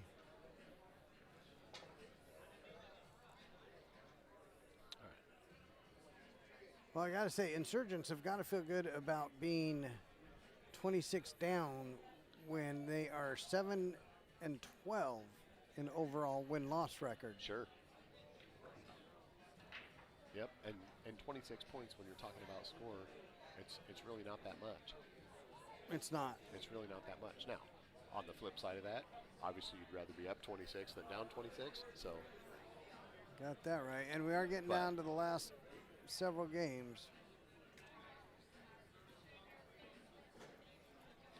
I know I was involved in a team early on in team play, one of the Great Plains events that has its unique twist, and there's many like it, I'm sure, is it's all team handicapped. Everybody's in the same bracket, 100 and something teams all in one bracket, but you're getting anywhere from -8 to 60 points to start the match. Okay. Right? Whatever the difference is between the two teams' point value, sure, is what you start the match with. So you're playing against all skill levels, you know. And we went into the last round, 4 games left, last round. We're up 35 or 36, and we get 2 or 3 points, in the first game. And then the last 3 games, 10-0, 10-0, 10-1. Wow. We never got out of our chair. So yeah, you can definitely make it up.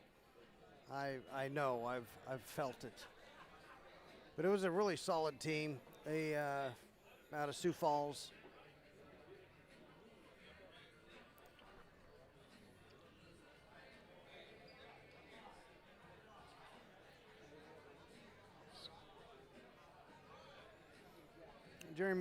Jeremy Irwin at the top table there for shooting blanks. Got that. Yeah, very nice. Good out right there. So giving them the score update here. Yeah, we got them right here too for both of them. Oh. So 79-89 right now. 79-89. So shooting blanks down by 10 to back the blue.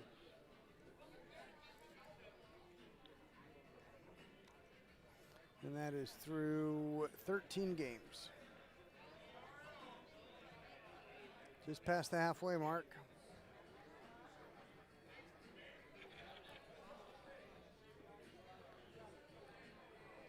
And shooting blanks is on the other table firing also. What's Eric? So we'll see. What's Eric looking at on this table here with the? Is he solids? Looks like he's looking at that 2 or the 4.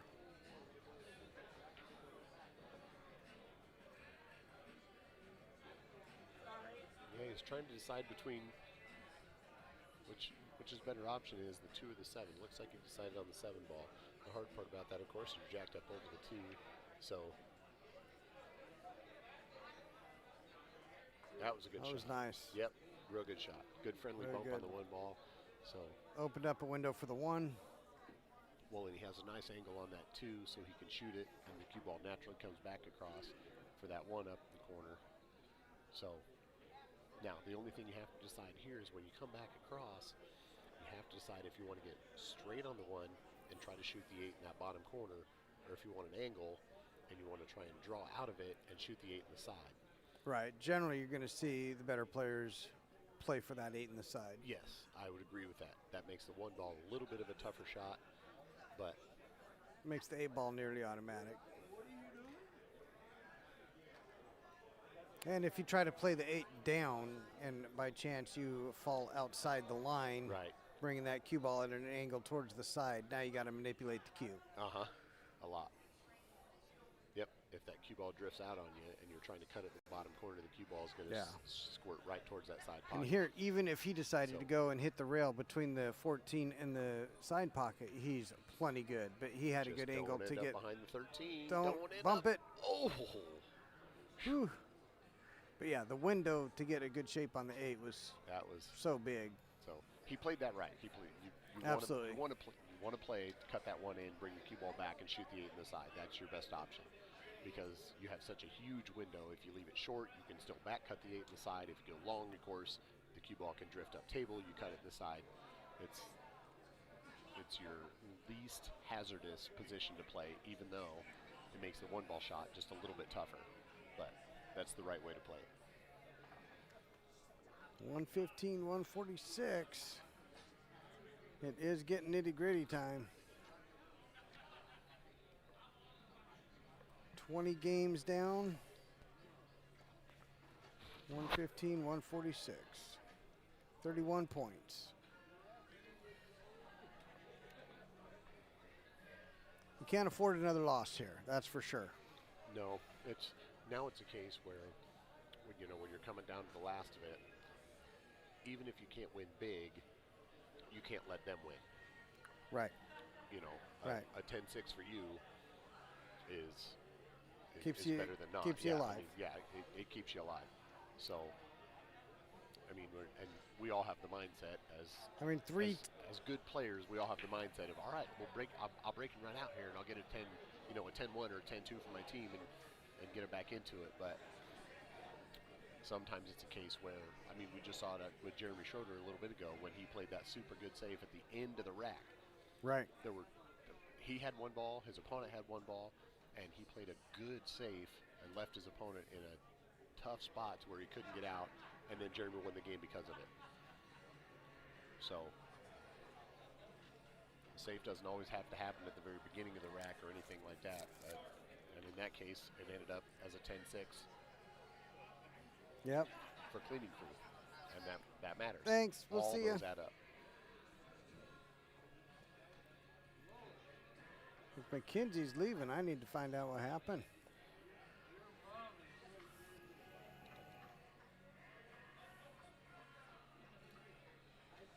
Oh, that's what happened. They got the hot seat, and now they're waiting. Well, that makes sense. Just glanced over to shooting blanks and back the blue. And I don't know who it was, but shooting blanks. The gentleman was shooting at a ball, ended up accidentally miscuing, which is never good. Nobody ever likes to do that. I did it earlier today, and I miscued bad enough that I might have hit the felt before I even hit the cue ball. Like, it was. I don't have a. Oh, you're the commentator.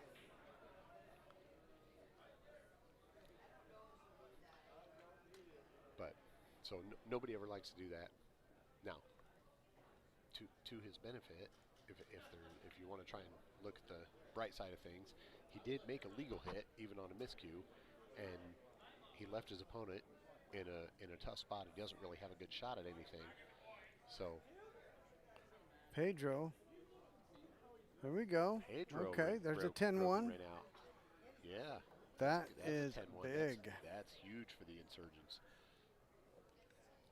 Standing up. They needed that. Yeah, standing up and giving him some love on a nice out. Now suddenly it's 22, not 30-something. That's every win matters, but the big win like that matters more. And you know what? It gives the teammate a lift. Yeah, your absolutely. teammates a lift. Yeah, yep. Gives them some motivation.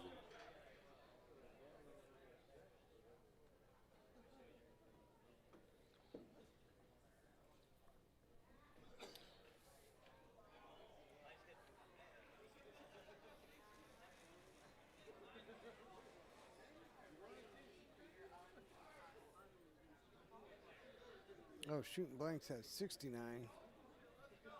So yep. So it looked 85. Looks like shooting blanks back the Blues 69 to 85. Back the Blues in the lead by a few. Jody McLaughlin getting set to shoot. Looks like his opponent broke and scratched, and he's surveying the table, trying to figure out what he wants to do, which set he wants to take, and how he can make the best of the world he's got.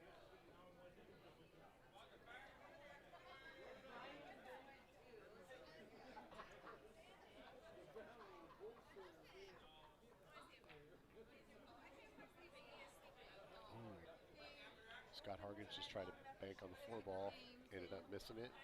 Let Matt Stone to the table here, so if Matt can either get out here or just in general get the win, then he's going to end up with a 10-6, maybe a 10-7 score, something like that. So again, one of those opportunities. Like I said, Scott didn't have a good shot. He had a tough bank. All right, I'm going to leave you on for a second. I am going to run real quick down the hall. Sure. Yep.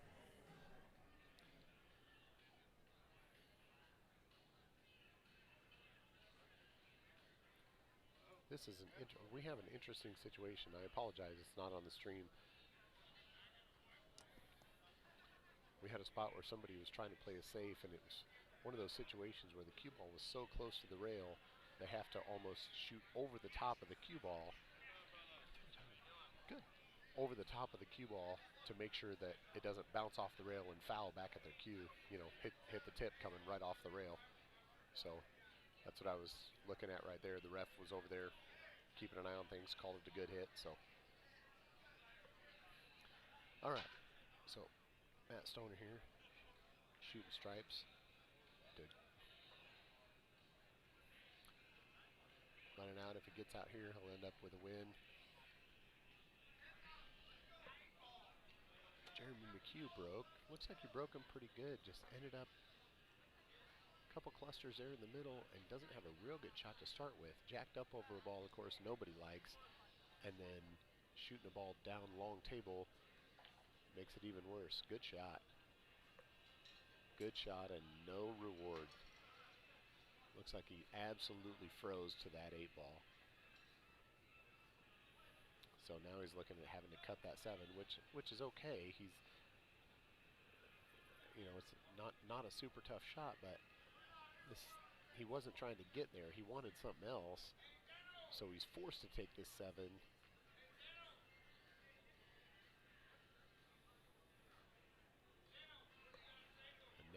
now it comes into question as to what you do after this to try and get out. Because he's got what? Solids in the middle are pretty tied up. And the scary part about that is when they're tied up like that, if you miss a ball, don't make it, you know, if you don't play it safe yourself and you end up missing a ball, you give your opponent the opportunity to play a real solid, good, safe on you because your balls are all kind of clustered in the middle of things.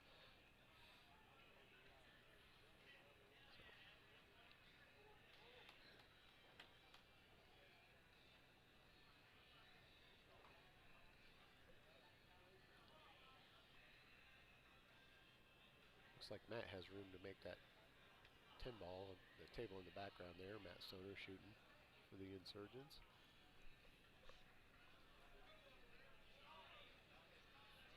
Yep, had room to make that 10 ball, so now he's got these couple other stripes to make for get a win. Jeremy making that. So Jeremy cut that 7 in like we talked about, but came down, ran into a couple balls, and we're not sure. I don't think he got a very good leave out of it.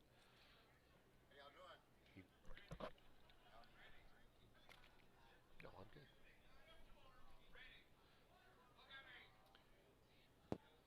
So Jeremy did not get a very good. Oh, Matt. Matt missed that cut in the side. He was shooting it at some speed to try to force the cue ball, bring the cue ball back, snap the cue ball back off the rail for decent shape, and ended up just catching the knuckle on that side pocket. Let Scott Hargens back to his table. Scott's bending down. I can't tell if he can cut it in the corner or if he's going to have to try to bank it. I don't know how much of that 4 ball he has, which is what he's lining up with his cue right now. So we'll see when he gets down to shoot what his plan is. If he has enough to cut it in the corner, obviously he's going to do that part because that 8 ball over there. Oh, the 8 ball's not as close to that corner as I thought it was. So we'll see. If he's got enough to cut it in the corner, he might come underneath it and shoot it in the same pocket he's cutting the 4 into. Nope. Good shot. Yep, he had enough to come around. Yep, come around 2 rails. So Scott's.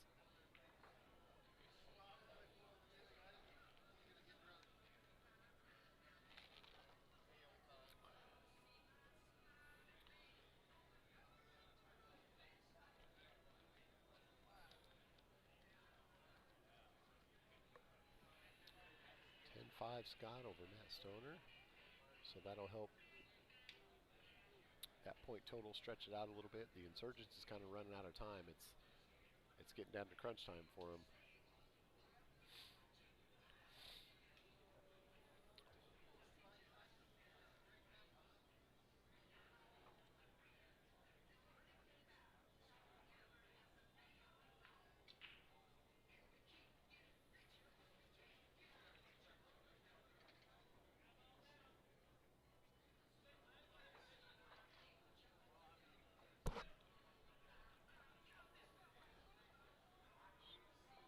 Jody McLaughlin just got a safe plate against him. He's got a tough hit here.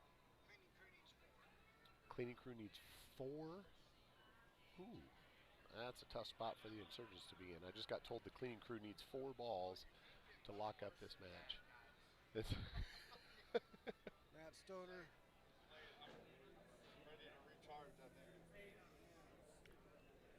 Yeah, Matt Stoner coming over, sharing his thoughts of the match that is currently looking tough.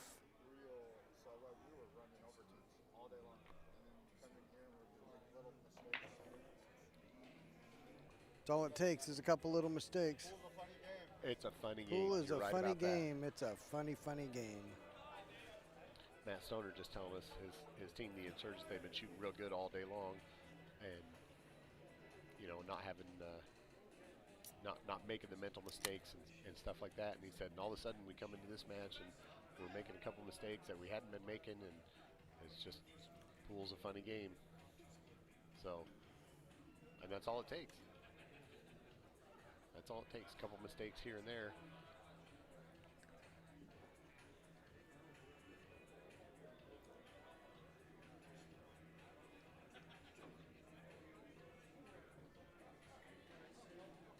All right, well, Eric and Tony at the table. You think they need four balls? I would think they do. They generally keep pretty good track of that as far as ball count goes. When it's coming down to crunch time, they look at it, and yeah, I think they're talking about it now. They're pretty experienced. Yeah, they've played enough tournaments, point wise and everything. They tend to know what's going on. It would surprise me if they don't. I'll just put it that way. Yeah. It would surprise me if they don't know. Because when it comes down to a ball count, and the important part about that is, of course, if it comes down to a ball count scenario where, okay, I only need to make 5 balls. Well, if you have one that's tied up, you don't have to worry about trying to break out that tied up ball. Yeah, you don't have to worry about playing shape. You can just run your 5 open balls and call it a day. Yeah. Whereas if you have to try and play shape to run into a ball to open it up, if you're not up by 5, if you're down by 5, well, that can change how you play the whole rack. So there was a match yesterday. The team let their player sweat it. He was looking all around the table. They needed 1 ball, literally, and he had a wide open table, and he's looking for all the outs. Right. Yeah. And yep. And he shoots the 1 ball, and they're like, "That's it." Yeah. After he's really fretting over which one to shoot, how to clip one to free it up, when they only needed 1 the whole time. That'll do it. All right. So it looks Cleaning like crew gets crew the hot seat. winning the hot seat. Insurgents. Let's take a look at the bracket. See who they're waiting on. They're waiting on a couple different We ones. got pulling it up right here. They're waiting on Shooting Blanks and Yep, Back the Blue. And Back the Blue are going to play. They're playing, and then there's another team right here. Dr. Chicken and Gash Hounds are playing. They're not on the stream tables, but they're playing in the same spot. So the winner of Shooting Blanks and Back the Blue is going to play the winner of Dr. Chicken and Gash Hounds, and then the winner of that match will end up playing the Insurgents for the right to go back to the finals to play against Cleaning Crew. Yep. So the B-side matches that we're looking at now and the ones we just talked about, those are all sitting in that 5th, 6th spot. Yep. Winners will play in that 4th place spot, and Insurgents now sitting in on the loser side, guaranteed 3rd. So we'll see if we can 6 teams left right now. All right, let's get a better view of that.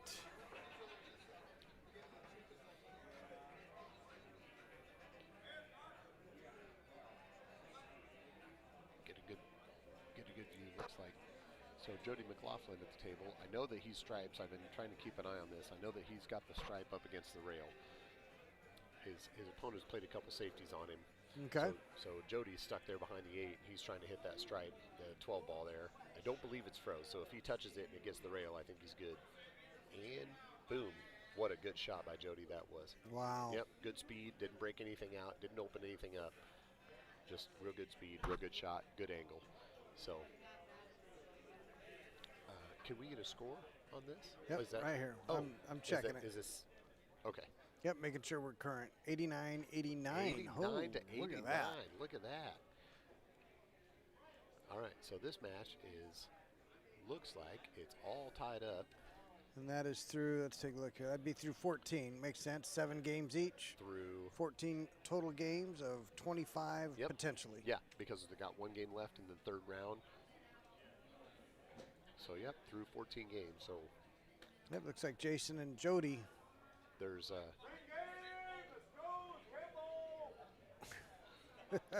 well, that didn't take long. I was to say, I'm not sure if you heard that. That's a legendary Whitey Walker. Doing a little barking.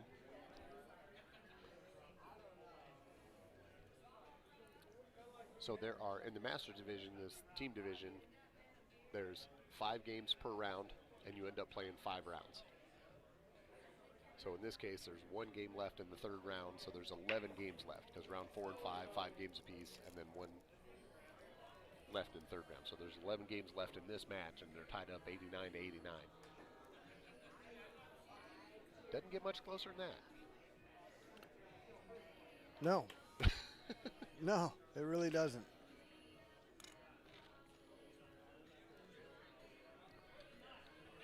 So Jody's stuck in the same spot. He's looking at that 12 ball. The hard part about Jody's spot is it's so hard to break your ball out and get it into the open without leaving your opponent a shot when he's got 2 balls on him. Oh, so Jody taking away one of the soldiers. Yeah, well, he was trying to bank that yes. and make it. Yeah. Yeah. Like you said, trying to take away one of the soldiers on the field so that he didn't have a chance to break out the 4. Right. This is a good shot here instead of taking the 2. Oh, absolutely. Just pin him on top of the 12. Yeah, pin him, absolutely. Stick him right there on top of the 12. Yep. Bump your 4 out to the middle of the table. Get it away from that side rail so it goes in all 6 pockets, and you pin him right to that 12 because you have the 2 right in front of the corner pocket. Yep. So no matter what he does, for the most part, you're going to have the 4 on the upper side of the table, the deuce down there by the corner, right in the hole. He almost has no option to try and play any kind of safe.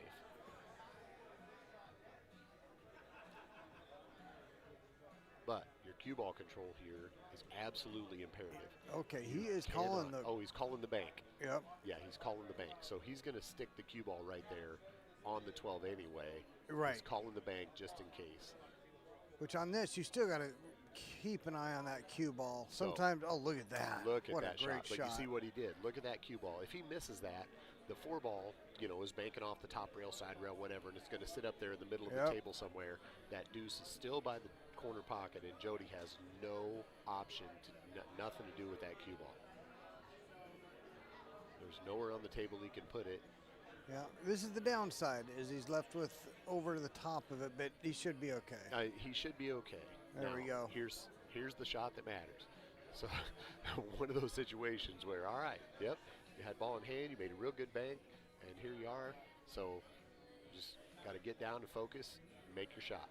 Yep.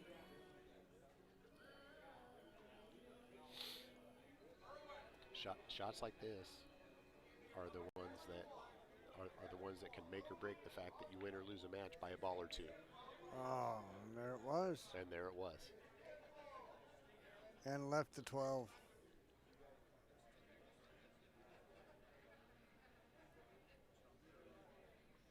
One of those situations you can do everything right, but you got to execute at the end.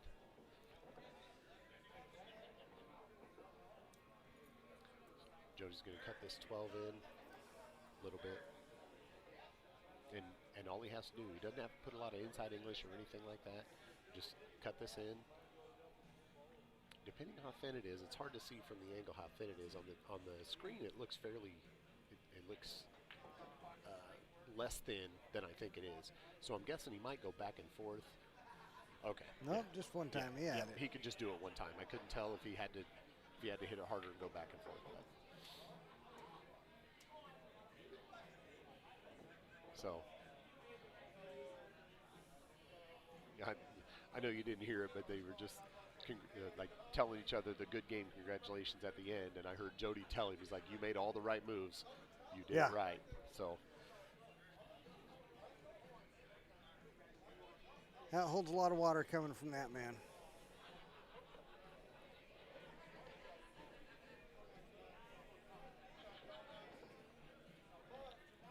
So there in the background, Jeremy Bates shooting solids on the table in the background there.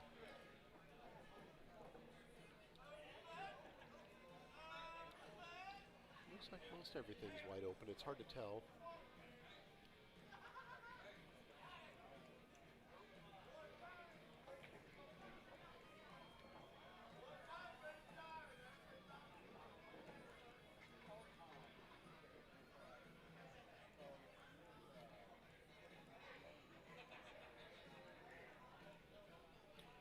Sorry, I'm trying to to see what's going on. Jeremy's shooting a 7 up. Shooting here in a the 7. corner. We got a little better view here. Shooting a 7. Oh yeah, there you Holding go. for the 4 Yeah, very maybe. Nice. Well, that's No, that's what I was trying to coming look back. at. Is I can't decide. I can't see if that 4 ball down here, it looks like it goes by that stripe up in the corner, or maybe even possibly if you get the right angle, you can cut it in the side and just run into that stripe and stop the cue ball. But it's hard to tell from back here what Right. if that actually does anything, or if he's going to have to fight with it. Now, I guess the other part is if he clears these solids out at the bottom of the table, and then goes up table for that stripe that he's bending, or that solid he's bending over right now. It's almost touching his chest right here, the Right. one he's bending over. Looks like the 2 ball near the corner. Yep. If he can play that, and then bring the cue ball back down to shoot that 4 in the bottom corner, maybe that's what his plan is, because it looks like that 4 goes into that top right corner as you see on the screen. But we'll know here shortly. He's going to have to hit it in the next ball or two, or we'll know that his plan is to go for it last.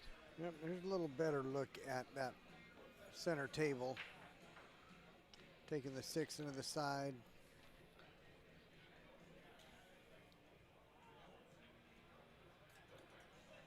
All right. So that 4 go up I table? was going to say, we'll know right here. If it does. Nope. He's walking around. He's shooting the 3.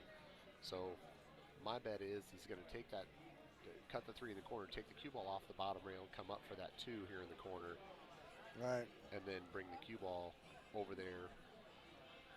Basically getting in line, dropping short side, right? I believe so. Yep. Putting it in the same pocket. The 3's going now. Oh, no. He didn't shoot that near hard enough. I don't want to say near hard enough. He didn't shoot it hard enough for me, for my plan to be accurate. Right. I was very incorrect. Right. He didn't just underhit it by that much. No, definitely not. So now he's playing. He wants to play that 4 up in the corner. He's not happy with where he got, but he wanted to play that 4 up in the corner, and then take the cue ball with a little high English off that side rail, bounce out, shoot the 2. But he doesn't look very happy with the angle he's got, so I'm guessing maybe that side pocket's in play. Well, I think this is wrapping up the action on the stream tables tonight. At least the tournament action. Hi, darling.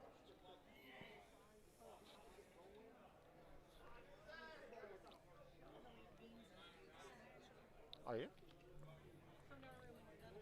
3:24.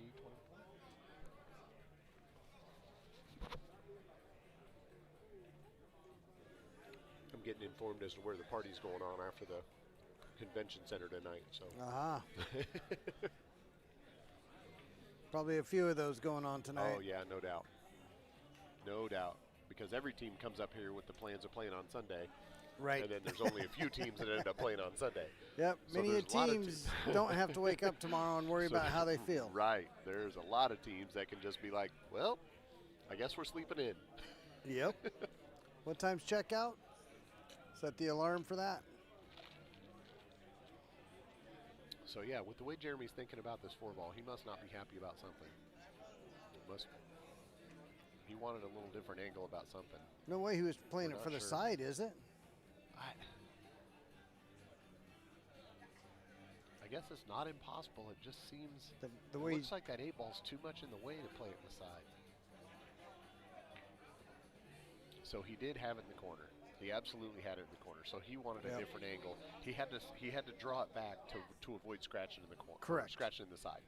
So he had to pull that cue ball back to avoid the scratch. So he wanted to go forward with it and just couldn't get there because of that side pocket. His angle was a little funky.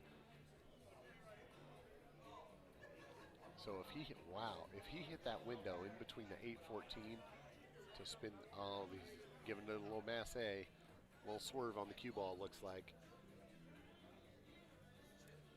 So he's got to hit that top rail and the deuce at about the exact same. Nope, didn't quite swerve it enough.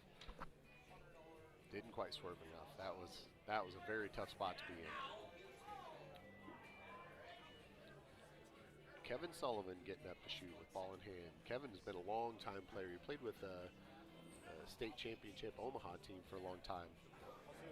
Him and good to see you, man. Take it easy, man. You too. So Yeah, Kevin Sullivan shooting. He for a long time shooter with. Mike Athens. That's very uncharacteristic. Uh-huh. Yeah. We were saying the exact same thing. That is, you do not see mistakes like that out of him. He is a solid guy and usually has real good control over everything that he's doing like that. He doesn't let things escape, I guess, if you want to call it that. No. Kevin Sullivan, also one of the best handful of combo pool/golf players in the state. Really? In Nebraska. Okay. Yes. Yeah, he's, I don't know. I can see that. It makes sense. Yeah, he's one of the top golfers in Nebraska, period. Nice. Nice. I asked him if him and Scott had the old pool/golf challenge. He says, well, Sure. Scott's probably winning pool, and I'm definitely winning golf. Okay. All right. I know Scott likes golf. Yes. I have a couple guys that shoot from Burlington area, a couple real good friends that are the same way. They pool in the wintertime, golf in the summertime. Single number handicap type players. Yep. Yeah. Uh-huh. Yeah, low single numbers, a couple of them maybe. So I was a member of, I played pool league for the VFW in New London, Iowa, which is a little tiny town. I don't expect anybody listening for the most part to know where it is, but I played with VFW up there, and it was super good guys. We were never going to win city and state champions or anything like that. They were just super fun. And every year they have a golf tournament, a 4-man best shot golf tournament. Okay. That they sponsor at the New London golf course. New London's small enough; it's a 9-hole course, so you just end up playing 9 holes twice gotcha. to make 18.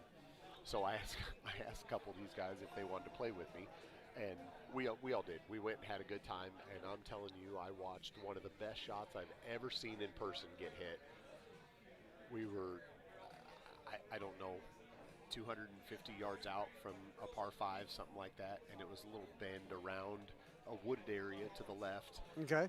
And a teammate of mine hit a 4-iron, I think, and I bet it didn't get more than 6 or 8 feet off the ground. And it just blistered, came around that corner. He just bent it around that corner, and it rolled down, rolled right up on the green. We were about 8 feet from the hole. I mean, it was one of the best shots I've ever seen in person. I mean, you can look up on YouTube and watch pro shots, and you just go, wow, that's gross. But as far as witnessing it in person, that's got to be the best shot I've ever seen. Wow. It was just ridiculous. Yeah, it's amazing what you can do with that golf ball, and there's so many similarities to pool. There are. You are dressing a still ball, and you've got your own head to overcome. And somehow it escapes me. Yes. I love playing golf. It's not moving. I'm terrible at it. Yeah. But I do like it. It is very fun. It's a fun game. And just like pool, it can be just as frustrating. Without a doubt. So, okay, back to the match here. Gash Hounds took care of Dr. Chicken. So now the winner of this match that we're viewing will be playing Gash Hounds tomorrow morning. Tomorrow morning, 10 My guess is we'll see it right here on the stream.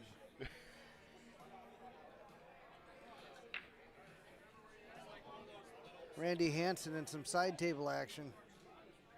I don't know what's going on. I'm not sure. Why aren't they playing on a stream table? We ought to get them. Maybe I might go over there and tell them we ought to get them on a stream table so we can talk about it.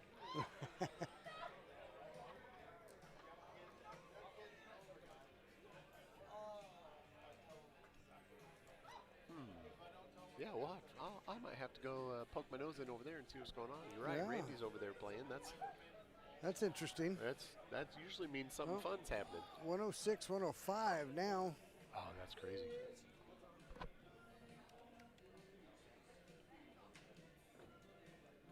As it gets closer, we'll see who's got the mustard. When you're talking about a super close match like this. Yeah.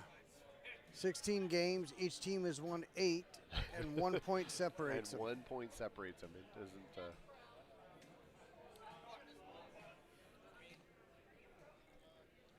You know, one of my favorite things as a tournament director is when you're in a handicapped event and somebody comes up and says, man, that player was rated way too low. Sure. And you're like, oh my gosh, well, did you win? Well, yeah, I mean, I still won. It went hill, but you're like, well, it sounds like they were rated exactly perfect. Right, yeah. What do you mean it went hill? And you think they're underrated. Yeah, whatever's going on over there, they've got their own little audience. Right, yeah. I'm going to go find out what's going on over there. I'll go talk to George Wade, see what's happening. So I'll be right back. I'm going to go see if we can, if that's going to continue happening, we'll see if we can get that on a stream table, start talking about it. Sounds good.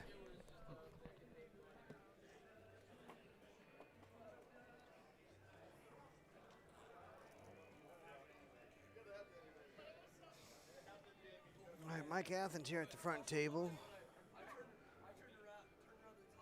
Let's let this competition speak for itself. All right, going to use that 11. Going to use that 11, see what he can do. He needs to get a good hit on whatever that is in the pocket, 12 or, yeah, I think it's the 12, because he needs to get that 9 cleared and free of any obstruction. So going to be a firm hit. Nice.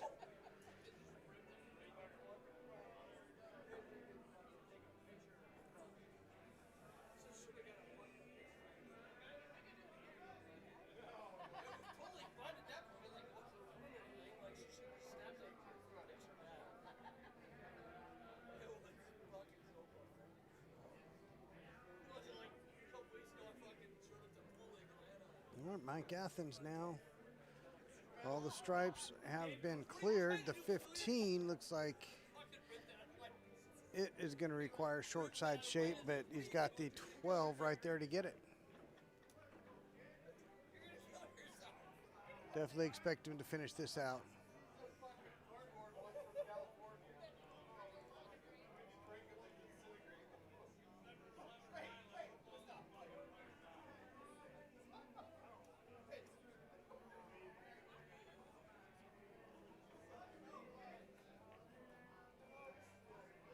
Dion missed a chance for a 10-0 on the far table.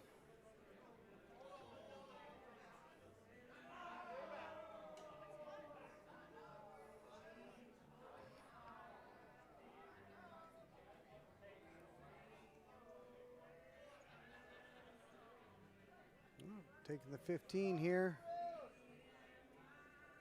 Not exactly the way he wanted to be on it, but he's got it.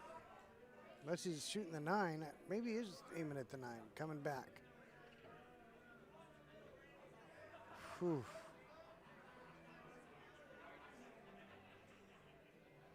Boy, that was close.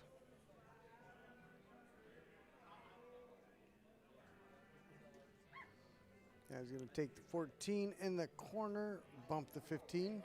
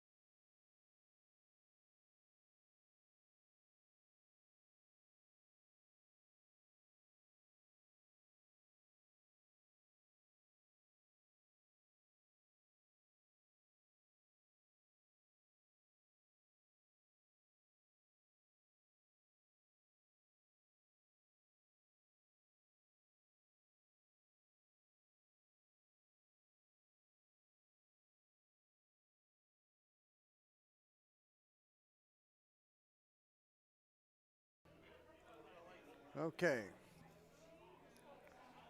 Someone dropped by, giving a little love. Appreciate that, of course.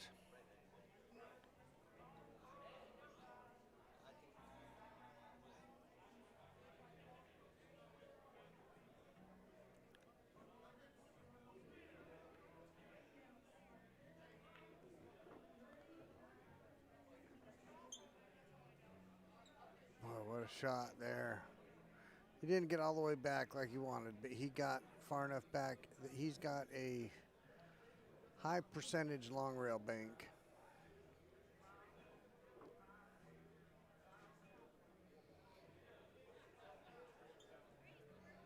Jody McLaughlin on the far table, cleaning up the stripes left behind by Dion.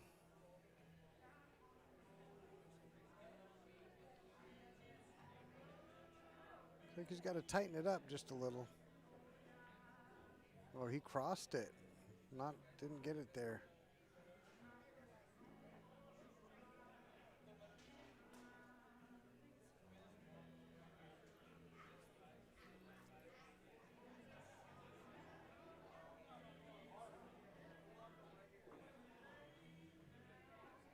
Well, it looks like he does have a little bit of an angle to play with. Punch it and make the most of it.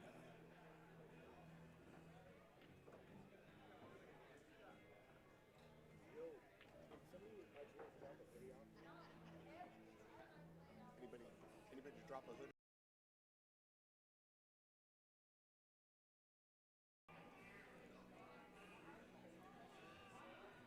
Well, it's a Mike Athens. Did not quite. Is that one mine? Mike Athens didn't quite finish the out. Had it in front of him. Got just a little funny. Let Jeremy back to the table for the 10-7. The Scotty Jones coming up to the table. So there's side action going on over there. They're playing a race to 5 for 500, and I couldn't get them to come over to the stream table. There's too many seats and too much of an audience, and there's a bunch of action. Like everybody's pretty comfy in their chairs. I couldn't get them to move. So that's all right. Maybe after this set they'll decide, but I can pretty much guarantee they're going to finish that set where they're at. And we'll see what happens afterwards. So, but back to the tournament at hand here. Yeah, that's. Jody McLaughlin made a good shot, but he ended up coming. Ooh, good cut on that 8-ball. Good cut on the 8-ball. Way to finish it off, even though it's not where he ended up wanted to. He didn't end up where he wanted to. 116, 112. So we got Jake Vanderwall racking over there. Jake's getting. Let's see. So who's Jake playing here? Jason. Let's see, Jake. Where's he at there? He'll be playing. Yep. Jason Proyle. And so then after that, looks like Jeremy Goodner should be breaking on the other table against Scott Jones. All right, so Jake all set to break here. Second ball break comes around, makes one in the corner. Pretty decent spread on the rack with the exception of that 9-4-7 down there. It doesn't look like the 9 goes by the 7. No. Doesn't go in the corner, so if he takes stripes, he's going to have to contend with that. If he takes solids, I don't know, maybe that 4-7 goes right now. If that 4-7 combination goes right now, I think that's what you start with. I think it does. And then you just have to worry about the 5 that's pinned against the side rail. Can't see it at the moment, but he's got a 5 that's going to have to be freed up. Yep, if he takes solids, that 5 ball is going to be the issue because it's tough to get. He doesn't really have a good ball to run into it to break it out or anything like that, and it doesn't look like it goes in either of the corners of the sides of the table that it's on. The 12's blocking it one way, the 11's blocking it the other. And then another thing you don't normally think about, this is one of the differences with team play. So when you're coming up to the table, if it's just a regular singles match where we're trying to win a game, we don't really care if there's already a ball down off the break. But now and then when you get late in team play and you make 2 of something, you might think about taking that set even if it's a little more difficult so you can potentially get a 10-0 instead of a 10-2. Yep, because that ball count matters. Many matches come down to 2 balls. Well, look at the one we're at now. We're over halfway through and there's a 4-ball difference. Only 4 balls. So, yes, a 10-0 versus a 10-3 or a 10-4 makes a huge difference. So yeah, if you break and make 2 stripes, even if the stripes are a little tougher, you might end up taking them because you can get a 10-0.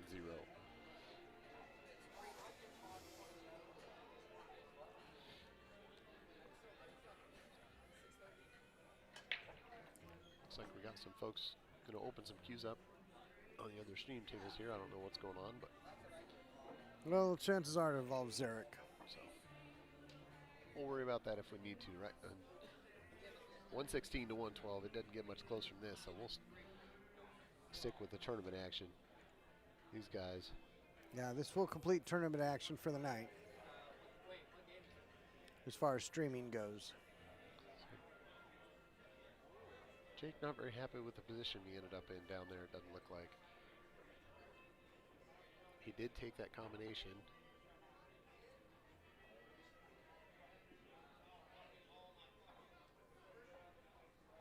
Wait a minute. No, he didn't. My bad. I apologize. Yeah, 4-7 are both there. Yep. So he took stripes. So now he's looking at stripes. It looks like about the only shot he has is to try to cut. Is that the 10 ball? Yeah. Looks like he's got to try and cut that 10 ball all the way up table. Very tough shot. I don't think he has. Maybe the 12 banks in the side past that 8. It's hard to tell from over here. Well, that's what he's looking at.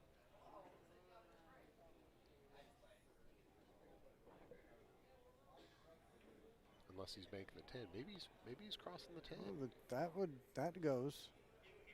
The hard part about that is you don't. I guess the 9 goes in that bottom corner. The cue ball goes up table.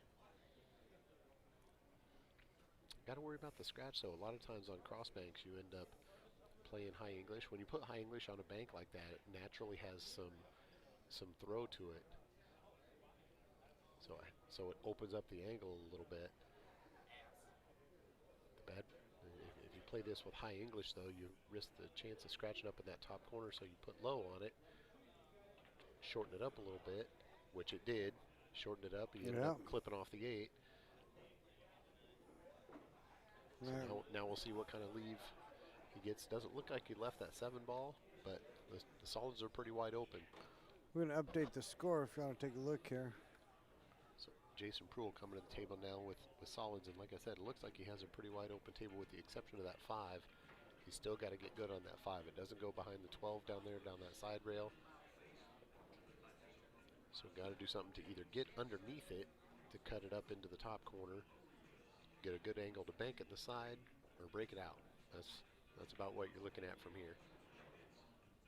Now if he clears all the solids off, you could bank it in the bottom corner also, but that's down the road. Looks like he's going to start with the 4 in the side and try to get some space for the cue ball so he can decide what he wants to do for the rest of the table.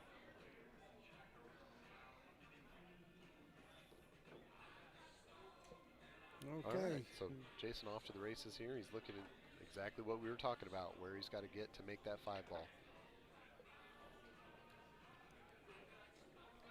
Got the 6, so using the 6 to get the angle on the 3 to do what he needs to do. If this was me, I'd have to look at the 6th and the 3, and then I would have to try to play for an angle,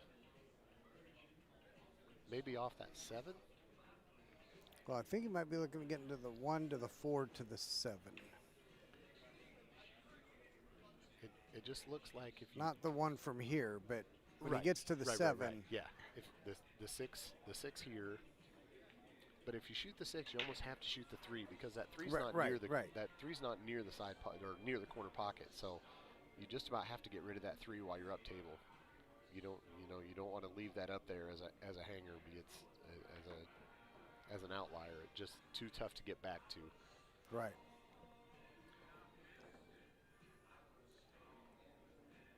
Now I think he is playing for the 1. So it looks like he might be leaving the 5 for last. And my guess, there's 2 things for that. First of all, if you get a good angle on the 5 to cut it in the corner, then the cue ball is going to go back across table. And if the 8's your only ball left, you're going to end up with a natural shape on the 8 ball from the 5. So The other Right. part to that is when a match is this close in a team event, Yep. you want your ball count. Yep. Because even if you don't win, if you lose 10-6, that's better than losing 10-2 because you tried to play your tough ball early. Exactly. So there's two ways of thinking about that, and both of them lead to the same example as far as you make all the balls first. Yes. So we'll see if he plays for the 7 or the 5 here. He's right on the rail. he's right on the rail. He's not happy with that. I was looking at his body Yeah. language when he shot it, and he was not happy with how he shot that ball. He wanted that cue ball off that rail so that he could dig into that cue ball a little bit and Yep. stop it. And now that he's stuck on the rail, he's got to play some high English, which is going to affect the angle he has on that 7. Is So he trying to move something here in that 5-12 area? We'll He's see. going We'll forward. see. He's Yeah, moving he's something. trying to move it. What if? Does it go? I don't Oh know. my gosh. Well, look at his body language. That's going to tell us here in a second. We'll see when he looks at it. Yeah, he will let you know.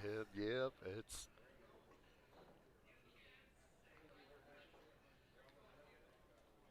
He's looking. He's looking.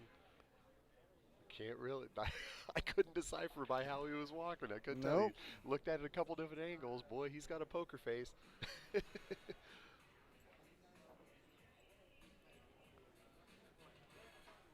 He looks like he just has the wrong angle on that 7. Looks like if he cuts that 7 in, he's going towards that 8. Yeah. Looks like he's going Yeah. up table, so I can't see him having the right angle to come back across and bust up that 5 if that's Matter what of needs fact, if that's what needs to happen. As much as you hate to do it at this point, if he doesn't have the out here, he's got to play the safe Yeah, now. and you just saw him call it. He turned to his Okay. opponent. Yeah, he turned to his opponent and called safe. Yeah. I'm 90% sure. So I think he's gonna bump that 7 and try to lock him up. Bump no, the 5. Maybe he called it. Or yeah, 5. Maybe he called it. Maybe he I don't turned think. around and called I it. don't think No, so. I don't but think so. Yeah. Yep, Yep. there you go. Pinned it on it. There Exactly. you go. Yep. Great shot. So yep, coming off 5 and sticking it right there. Yep, great play from Jason. Very good, smart shot. It's one of those cases where And at this point, team and point-wise, you're looking at 1 ball difference. right. Yep. Right? As opposed to earlier on where you're looking at potentially 3 or 4 point difference. Yes. Yep. Now, if he gets out, okay, he gave up a ball. I assume, let's say the 5 went, but he didn't have the out. Right. Right? Yeah. And he played this way. Yes. You're looking at 1 ball difference. Yep. Whereas if you make that decision early and screw it up, you 3 or 4 balls Right. difference. Yeah. Yep, absolutely. And this is one of those scenarios where he decided the moment you know that you can't get out, Yep. you play it safe. And you force your opponent to come with a great shot. Boy, that is a step in a pool player's game that really takes more evidence than it should. Right. Absolutely. Right? Yep. Absolutely. Because it's made clear, and you find it takes a long time for you to admit to yourself, don't go for the out when it's not there. There was. It's been a lot of years now, but I was playing pool leagues around Burlington, and the team I was playing with, they busted up, and we had a master team, and they busted up, and we weren't going to go to state that next year, and so I joined a different team. Well, they were playing the intermediate division, and the year before they placed like 2nd or 3rd, something like that, so they were going to have to play in the Masters. So when I joined them, they were all sweating bullets about having to play in the Masters, and so we were talking about it, and that's what I told them. I said, listen, nobody runs every rack. I don't care how good you are. Nobody runs every rack. Right. The difference is get out when you're supposed to. You can't make the silly mistakes, so get out when you're supposed to. And the moment you know you can't get out, you play it safe. It doesn't do you any good to make your next 3 balls because now you're leaving your opponent with 7 balls and you with 2, and they can just bury you constantly until they have an open table and run out. Right. So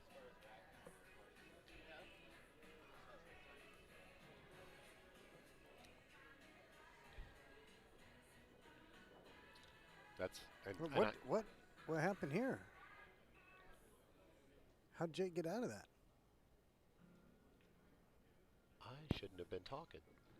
I don't know. We're about to figure it out.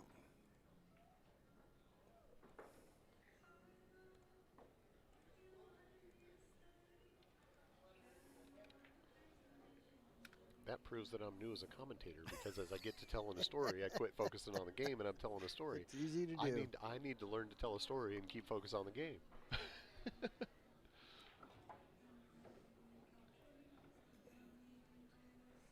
All right, here we are.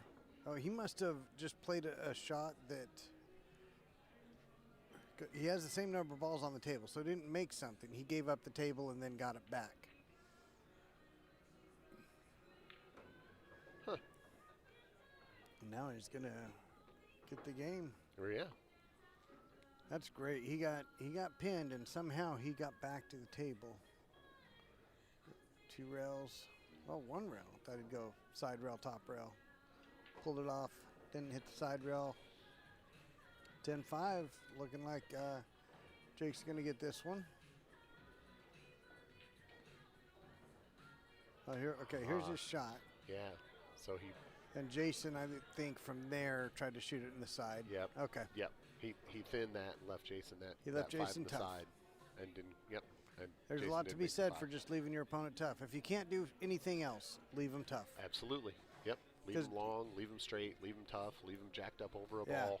He wasn't burying him there. Nope. He had no option to bury him or try to play for a ball in hand. He just had to leave him hard and hope it worked.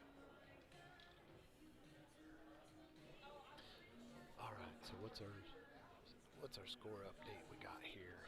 132-127. So with 6 games left, counting the ones that's shooting right now, 6 games left, Yep. we got 5 balls being the difference. So I can tell you from experience and being there, as amateurs, we're all feeling that pressure a little bit. We're sweating. Yeah. It's hard to not think about the score and the moment and just play the game. Every player feels the pressure. Oh yeah. Yep. It's just at every level. It's just whether or not you let it get to you or you just take care of it.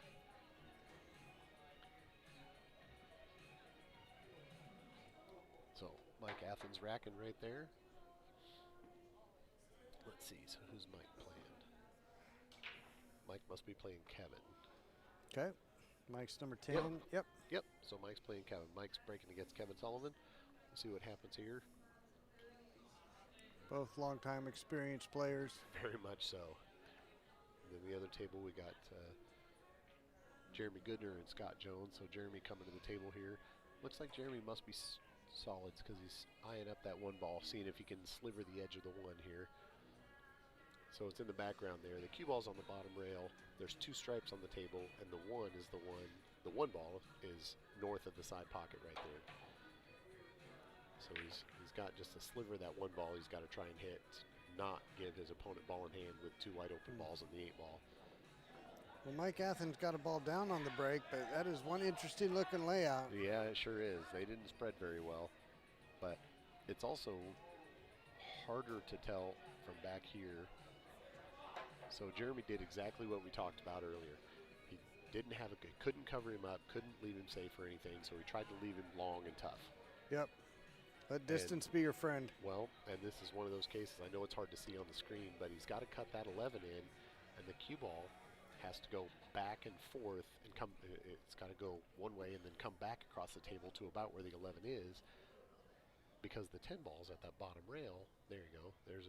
That 10 ball is not as far out as it looks on the screen. So he's got to hit it with some speed and come across. And so when you hit this with speed, it increases the difficulty of the shot. Just like that. Yes, which is what he tried to do. Oh, what's going to happen here? Yep, tried to hit it with speed, and it just increases the difficulty of that shot. Yep, exactly what happened in the last match. Just couldn't hide him, left him hard. So I'm not sure what Jeremy's looking at there. I don't know if that 1, it doesn't look like that 1 goes by the 11, so maybe he's looking at following it in. I thought he would have tried banking it, because the bank on that 1 ball, like, you have the right angle to bring the cue ball around, so you have a shot in the corner, or if you shoot it hard enough, it comes around, you've got a shot in the side. I figured he'd be looking at banking this ball, but maybe he's looking at playing safe. maybe he's looking at cutting that one into the 11 and leaving the cue ball stuck up here behind the 8, so he doesn't have a shot. But based on how he just looked at it, I think that's exactly what's going on. Yeah, I think that's what he's looking at. It's one of those cases you got to execute it, and then the bad part is you're letting your opponent back to the table, and it takes one good shot, one good kick shot, and the shape's natural.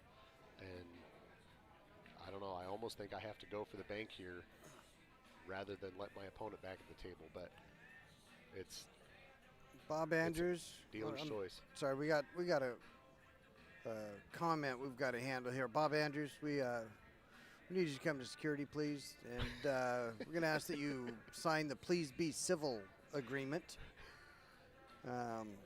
We only printed one because we only needed one for you.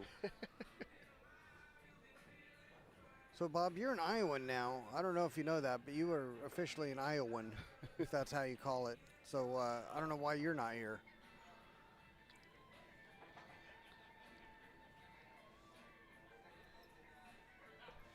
All right, Mike Athens making work of these solids. Oh, he didn't.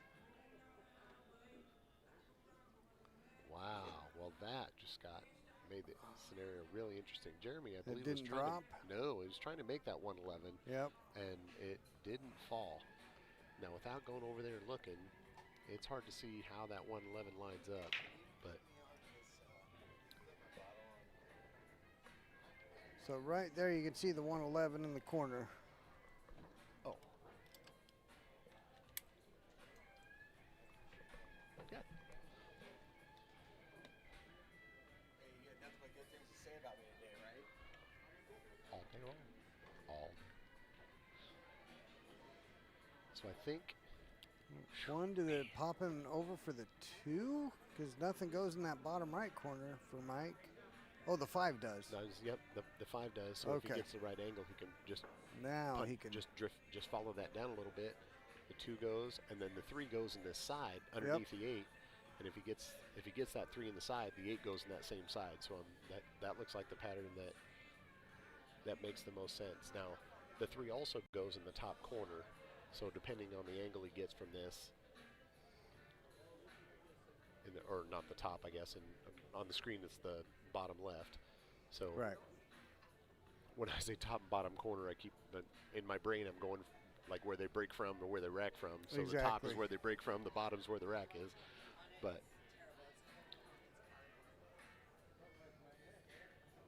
the 3 also just goes right there in that bottom corner. So.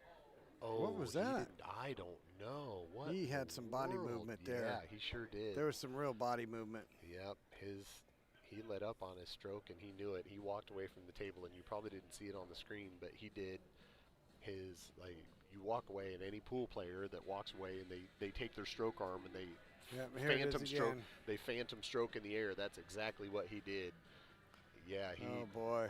Yep, his shoulder dropped a little bit. Yep, he is not happy with the execution of that stroke. All right, and Scotty Jones had put the 11 near the pocket. And then Mike ended up making the 11. Somebody was asking about you, and I was like, I'm sure he's I got to talk. I'm good. What are you guys up to? No, I think Sarah Bear said, where's that guy with the great voice? I said, Matt, he's probably commentating. I'm commentating. How's it going? Good. Yep. Yeah, we're this is a super close match. So Back the Blue is the team that just beat us out, and so they're playing against Shooting Blanks right here, and it is a very close match. Last time we looked, there was a 5-ball difference, and I can give you a score here in just a second. Yeah, so it was 5-ball difference. They got 6 games left. Wow. So it is a very close match. So very fun to comment on. What? Maybe. I've been told this is my second calling. I missed it. I've been told this is what I'm supposed to do. On call.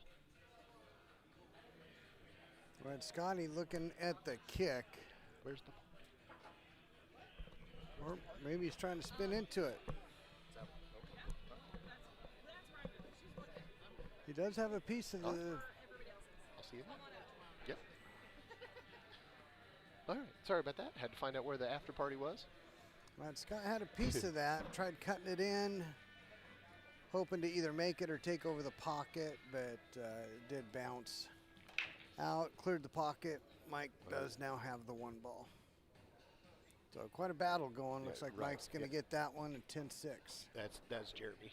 Jeremy. Oh, Goodner. Jeremy Yep. Goodner. Yep. Yep. Jeremy, good shot on the. Yep, good shot on the 1 ball. Especially after battling like that. When you're stuck in a position, he had that one solid that he didn't have a good shot at for 6 or 7 shots. Right. And then when you finally get that open shot, it can be really hard to make.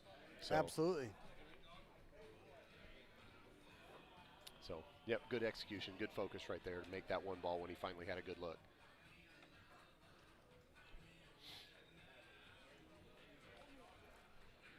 All right, a lead of 9 now. Kevin Sullivan down there, it looks like he's shooting. He's shooting stripes. He's thinking about making the 2, using that 14.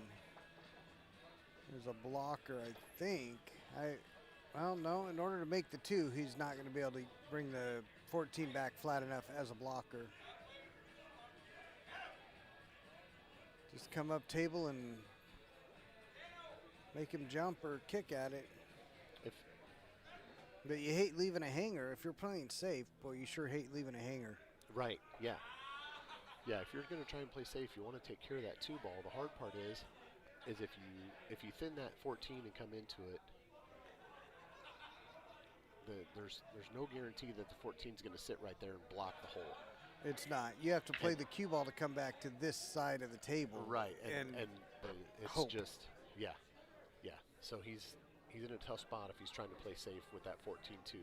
If I'm looking to play safe on this, and this is much harder to execute, and if you don't do it, you sell out. So it's just, I'm not sure I do it. I'm not saying that, but as an option, looking at if he comes off the bottom of that 11 ball with the cue ball and runs it down, you play the cue ball to scratch. Right. Yep, gotcha. I mean, you cut the 11 and you play the cue ball to scratch. Exactly. And so you run into the 2, you make the 2, and then that's what I think that's what he's looking at is jumping over the 14, the 3. The thing is, the 15 and the 8 are right there, so he doesn't have the 3 in the side, even at a jump shot. So he'd have to cut it in the corner, which makes obviously any jump shot's tough. But if it's a cut jump shot, it makes it much tougher. But like I said, if you don't make the 2, you totally sold out because they're both wide open. So. And does he even have an option of back cutting the 14 into the 2?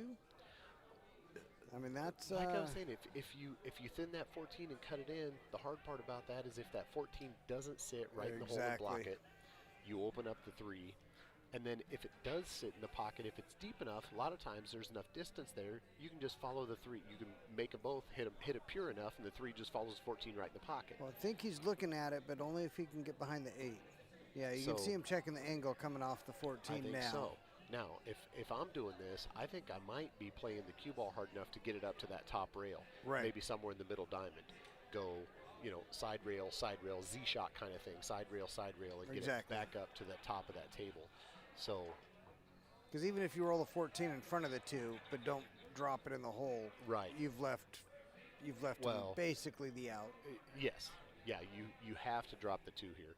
If you're not going for the out yourself, I mean, he can make it looks like he can make the 15 up in the corner, just straight up in there, and start trying to run balls. But those 2 balls that are near that side pocket over there have got him, that's preventing him from running out easily. Right.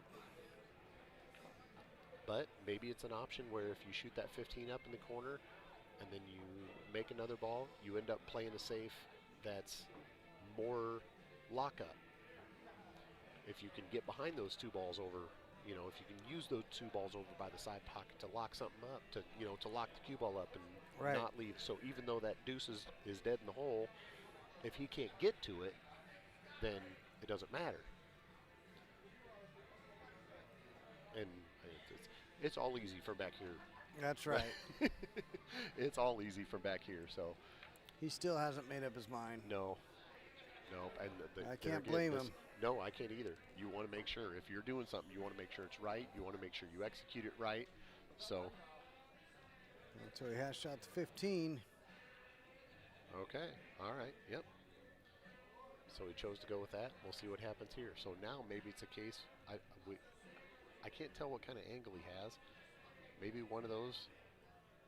I don't think that's the what 13 10 13 something Yeah, over there 13-10. 13 10. That 13 doesn't go behind the 10. It's hard to tell on the screen, but I looked at the table and it does not Right. go No, behind it the does 10. not. Because if it went behind the 10, you shoot the 13 into the 2 and okay. Now he's trying So- to tuck in behind that 10. Yep. Now I'm betting he's going to bump that 13 to the rail, try to tuck in on that 10 ball, and not leave a shot, which is what I was saying earlier. When you know maybe you shoot the 15 and play it safe later on. Right. So I believe that's what he's trying to do right here. But you got to execute it. This is one of those shots where you got to execute it. This does leave that. Well, that 14 plays really big, like the 2 railer that you might want to hit. Yeah, it's like from right here, you know, there's a natural 2 railer, but that 14 is making it tough. Absolutely. I mean, you can't come Yep. inside that 14 and still get there, but. And he didn't quite lock him up. He's not pinned on it like he would have liked to have been. Well, and on that back table, Jeremy Irwin just made a real good out against Jody to beat Jody 10-2. So that's 10-2, okay. yeah, that's a big score for shooting blanks here. They needed that. And that should make it 143, 144. Oh, goodness. Well, having possibly our best match of the tournament going to the end wise. Right, yeah. Right here coming with, down to the wire. with our last match of Saturday night. Coming down to the wire. I don't know if I thanked you last night for having me on here. I really enjoyed doing this. So Yeah, I can tell. And it, you know, it makes for a little better conversation, a little better experience for the viewers, too. 144, 143 after 21 games. So 4 games left. Count. All right. So looks like Mike's going to try and go 2 rails. I can't tell if he can get to the 2 or if he's just trying to make a good coming hit on short the 3. rail. He can get there coming short rail like He got this. there. He didn't even go short rail, and he is What now a stuck behind shot. the 14. I thought for sure he had to go short rail to get it. What a good shot. Good gracious. Now, that's He's got actually a good jump shot from here. I mean, a jump shot, he's being over the pocket like that, and I am not a jumper. If I'm wrong, correct me. But being over the pocket like this makes for a better bridge and approach to a jump shot. well. Since he's yes, You is get the short to answer. get Yes your is the hand short up a answer, little higher. Yes, and you don't want to. Obviously, if you're near the rail, close to the rail, on the rail, something like that, you can't. Your jump shot options are so limited. But in this case, Mike's a fairly tall guy, and so I'm assuming he has a good bridge hand, like a big, strong bridge hand. Right, You know what I right, mean? Like exactly. I'm a tall guy. I'm 6'3". I got big hands, so it's easy to make a bridge over the pocket, stuff Right, like that. right. For somebody that's smaller in stature or something, it might be harder because if you could only have half your fingers on the rail or something Right. like that, it's unsteady. But we'll see how he does this.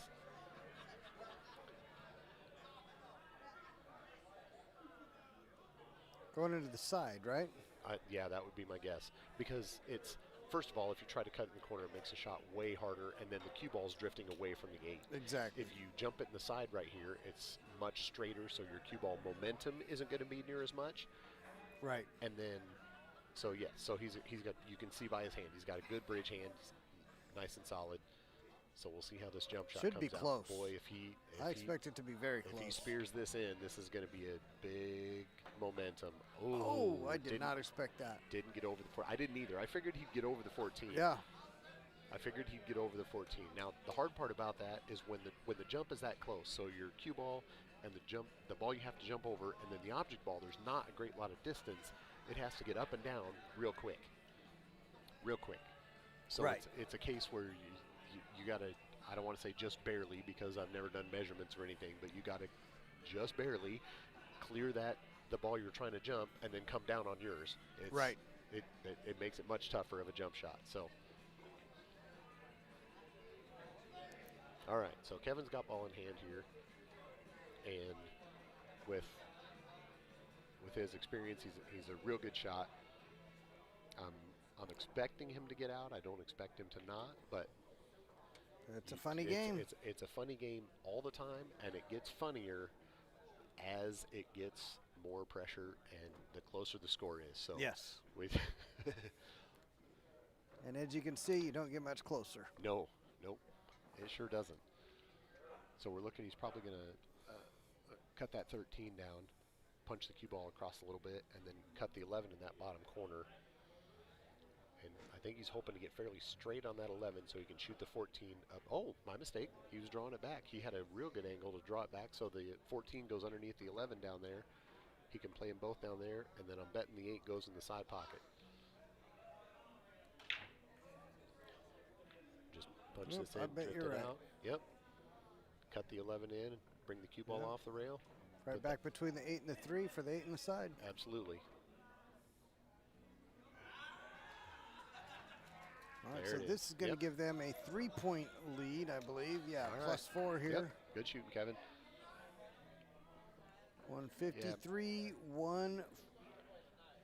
Mike got kind of a cold roll right there. He made a real good 2-rail kick shot on that deuce, and then ended up 153, 150. locked up behind Kevin's ball and had to try that jump shot. So Pretty sure we're going to see the last game at least break off.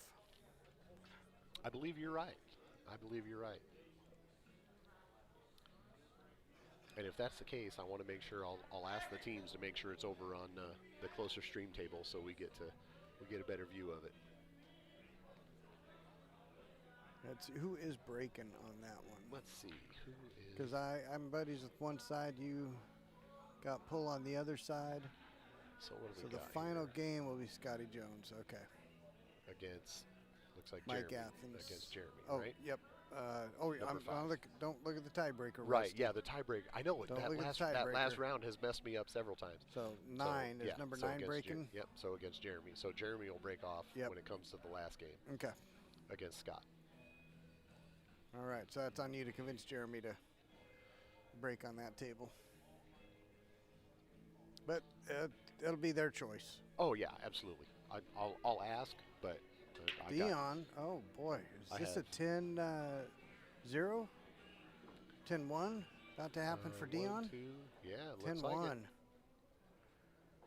Oh, Sure Dion. is. That's a solid pressure out right there. That's a solid pressure out. Way to go, Dion. That was, 163, you can tell. Well, 151. you can't see it on the screen, but there's some pretty enthusiastic high fives going on. Like this is, Yeah. they are wanting to make it happen. 2 games left. I wonder if they're playing them one at a time. They might be, or I don't know where. Oh, yep, yeah, they might be playing them one at a time.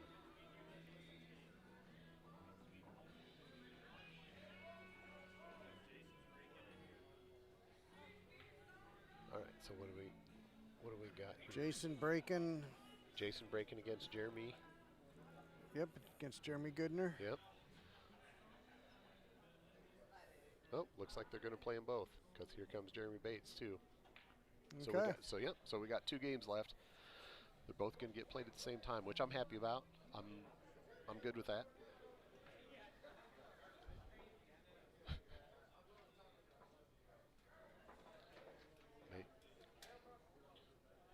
Let me check with Scotty, see what's going on.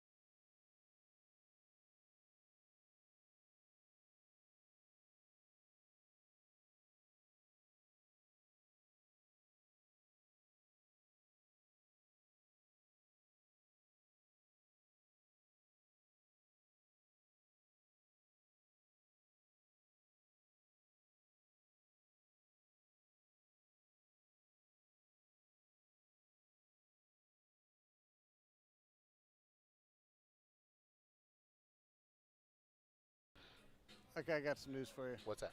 We've been quiet for a minute. Oh, we How long have. have we been quiet, guys? Oh, The my. button. What happened to the audio? Oh, Let's see. what you That do? happened a minute ago. No audio a couple minutes ago. Mutant forgot about it. Oh, it's been 10 minutes. Oh, my goodness. Well, we've had a good conversation with each other about this, Rack. The insight that you guys missed out on is Son of a phenomenal. gun. Darn it. World-changing insight that now will never be repeated nor recorded. Okay, well. So we got so involved in the game. Back to the Did not back see from the the chat. commercial break. Yeah. Did Anyway. did I hit a button? What did? No. Okay. I'm sure I did something. All right. Well, apologies All right. to apologies to our fans. So back to the action. Here we are. Yes. So if you're still there, you've been watching. You just haven't heard us talking about it. But Whether you've actually missed anything is up for debate. But, Right.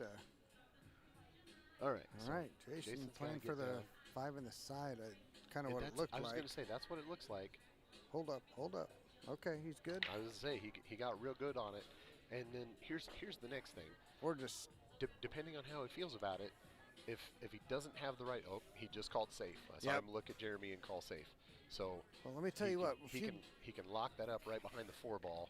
Just stop the cue ball dead. Don't make just yep. So wanted to be painted on it. He bumped it a little yes, bit. yeah, he won. You're right. Gave You're him right. work. Gave Yep. him something to work with. Well, he certainly didn't give him. I don't think he gave him anything even close to that side rail. So Jeremy's going to have Right. to come bottom rail, and then he's got to hit it with a fair amount of. Oh, he's looking at going 2 rails into the 14, maybe. That's what he was looking at. It looked My immediate thought was bottom rail, like 2 rails, bottom rail, side rail, to the 13. but that doesn't really give you a make, does it? No. Well, I'm not sure you have a make in general. It's Well, hard the to 2 tell. rails to the 14 is. I don't. I mean, not that you're gonna make it often, but it gives it a chance to go towards the pocket. Right. That part's true. And then if you make a good hit on that 14, even if you don't get the 14 near the pocket, the cue ball potentially comes up table. Right. You know, which It was leaves him, long on the 1. I believe the 1 goes by the 13 right there. It's hard to tell from back here, but I believe the 1 goes down in that bottom corner, unless they're married at a straight angle, at a straight vertical or Right. horizontal, whatever, at a straight angle. But I think that 2 rail hit on the 14 looks like a really slim window.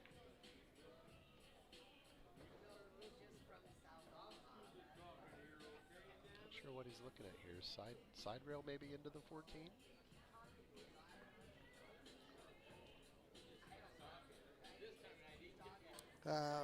Rob Bish, if they tie, I believe the rule is a full round.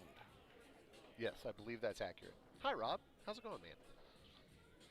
So yes, if they tie on the scorecard, there is another full round on the scorecard. So they play another full round, or I mean, at least until it doesn't get mathematically possible for somebody to win. But it's not just a single game. You don't pick one player.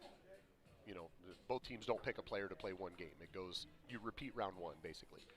So player 1 plays player 6 and 2 and 7 and so on.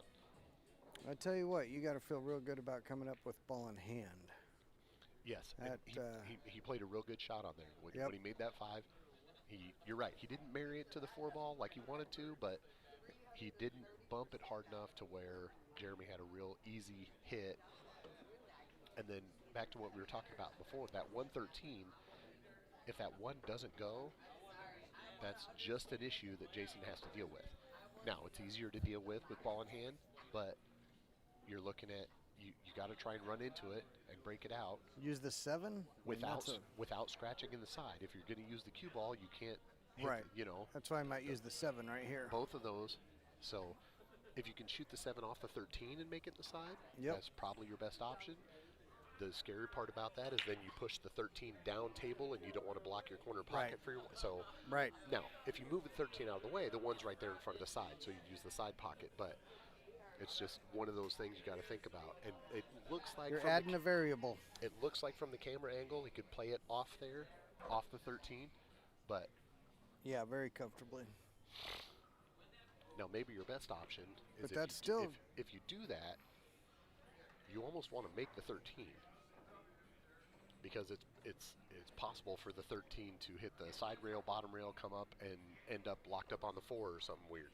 right. You know, I mean, so we've just said it's a funny game. So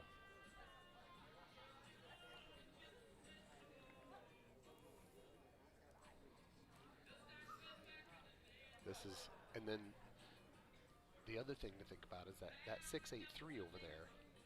So the 6 looks like you're forced to go in this top corner with it, which isn't necessarily difficult, but it's just one of those cases where, okay, if I'm going to play the 6 in the top corner, then you look like you naturally want to play the 6-3-8, which means you got to get fairly straight on the 6. So how do you get straight on the 6?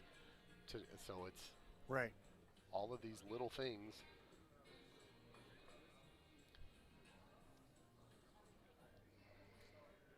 Maybe he's going to break it out going this way. Cut the 4 in and go into that side rail and come up underneath the 113. That virtually guarantees that you're not going to scratch. Right. And with that 3 ball right there, it would be a seriously cold roll to end up without a shot on the 3 or the 7. I mean, there again, with 1 ball up table and 1 ball down table, if you run into that 113 from underneath, pretty much no matter where you hit the 13 or the 1, you should have a shot on one of those 2 balls.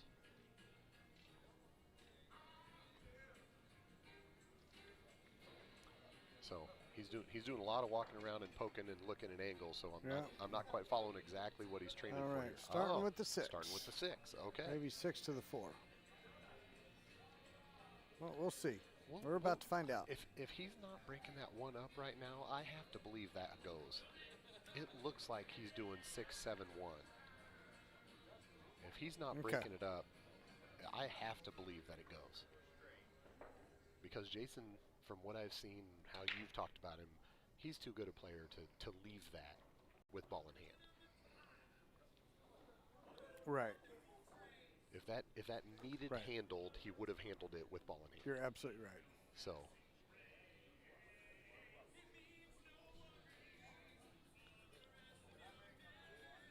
now he's doing the smart thing right here. This is what a lot of players don't do, don't understand, or I don't want to say remember, but if you're not sure about something, get up off the ball. Go look at it again. Figure out exactly where you want the cue ball. Figure out exactly how you want to hit it. Do you need to move the cue ball, 2 inches, or do you need to move it 4 inches? Because that can matter. So if you're not sure about something, get up off it and look. Now, because there's no shot clock, you can do that, which makes that ultimate pool league even all that more impressive. Those guys, man, how fast they process. I really do love watching that because it's fast bar box 8 ball. Oh, absolutely, yes. And yeah, some great outs. Now I do, from what I understand, the pockets are quite forgiving, but it's still impressive. Yeah, it's super impressive. It's fun to watch. But anyway, back to Jason on the rail. Did not want that. No, and so I guess based on how he played this, that 1 must go up in the corner beside the 13? It must go up in this top corner past the 14?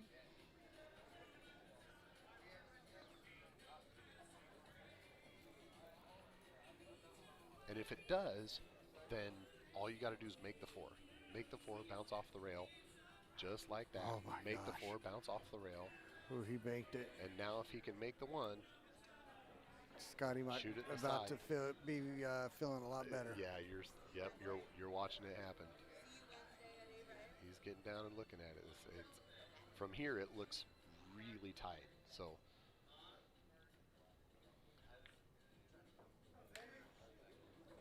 this is a good out by Jason, a good pressure out. Wow. Wow, great job, Jason. What a great match we just watched. What a great match. Shooting blanks, pulling it out. down by 12 going into the last 2 games, and they pull out the W. All right, That fantastic. was good shooting by both teams. Yeah, I expect more of that tomorrow. No doubt. We'll No be doubt. back here tomorrow morning. So Shooting Blanks is going to end up playing the Gash Hounds at 10 a.m. We don't have any guarantees what's going to be on the stream or anything like that. That's all up Well, to let's see if we've. directors, but It's possible that it's there now. Let's take a look. If we can pre-announce it.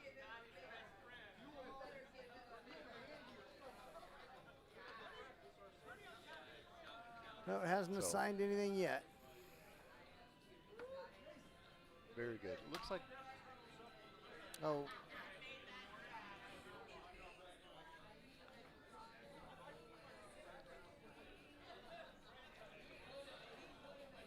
All right. Well, thank you for tuning in and checking it out. Matt, yes, thanks very much again so. for joining Hey, me. I appreciate Much you having me up here, appreciated. Rusty. I appreciate it, man. This is fun. I enjoy doing it. I really do. All right, and everybody that was watching, we sure do appreciate it.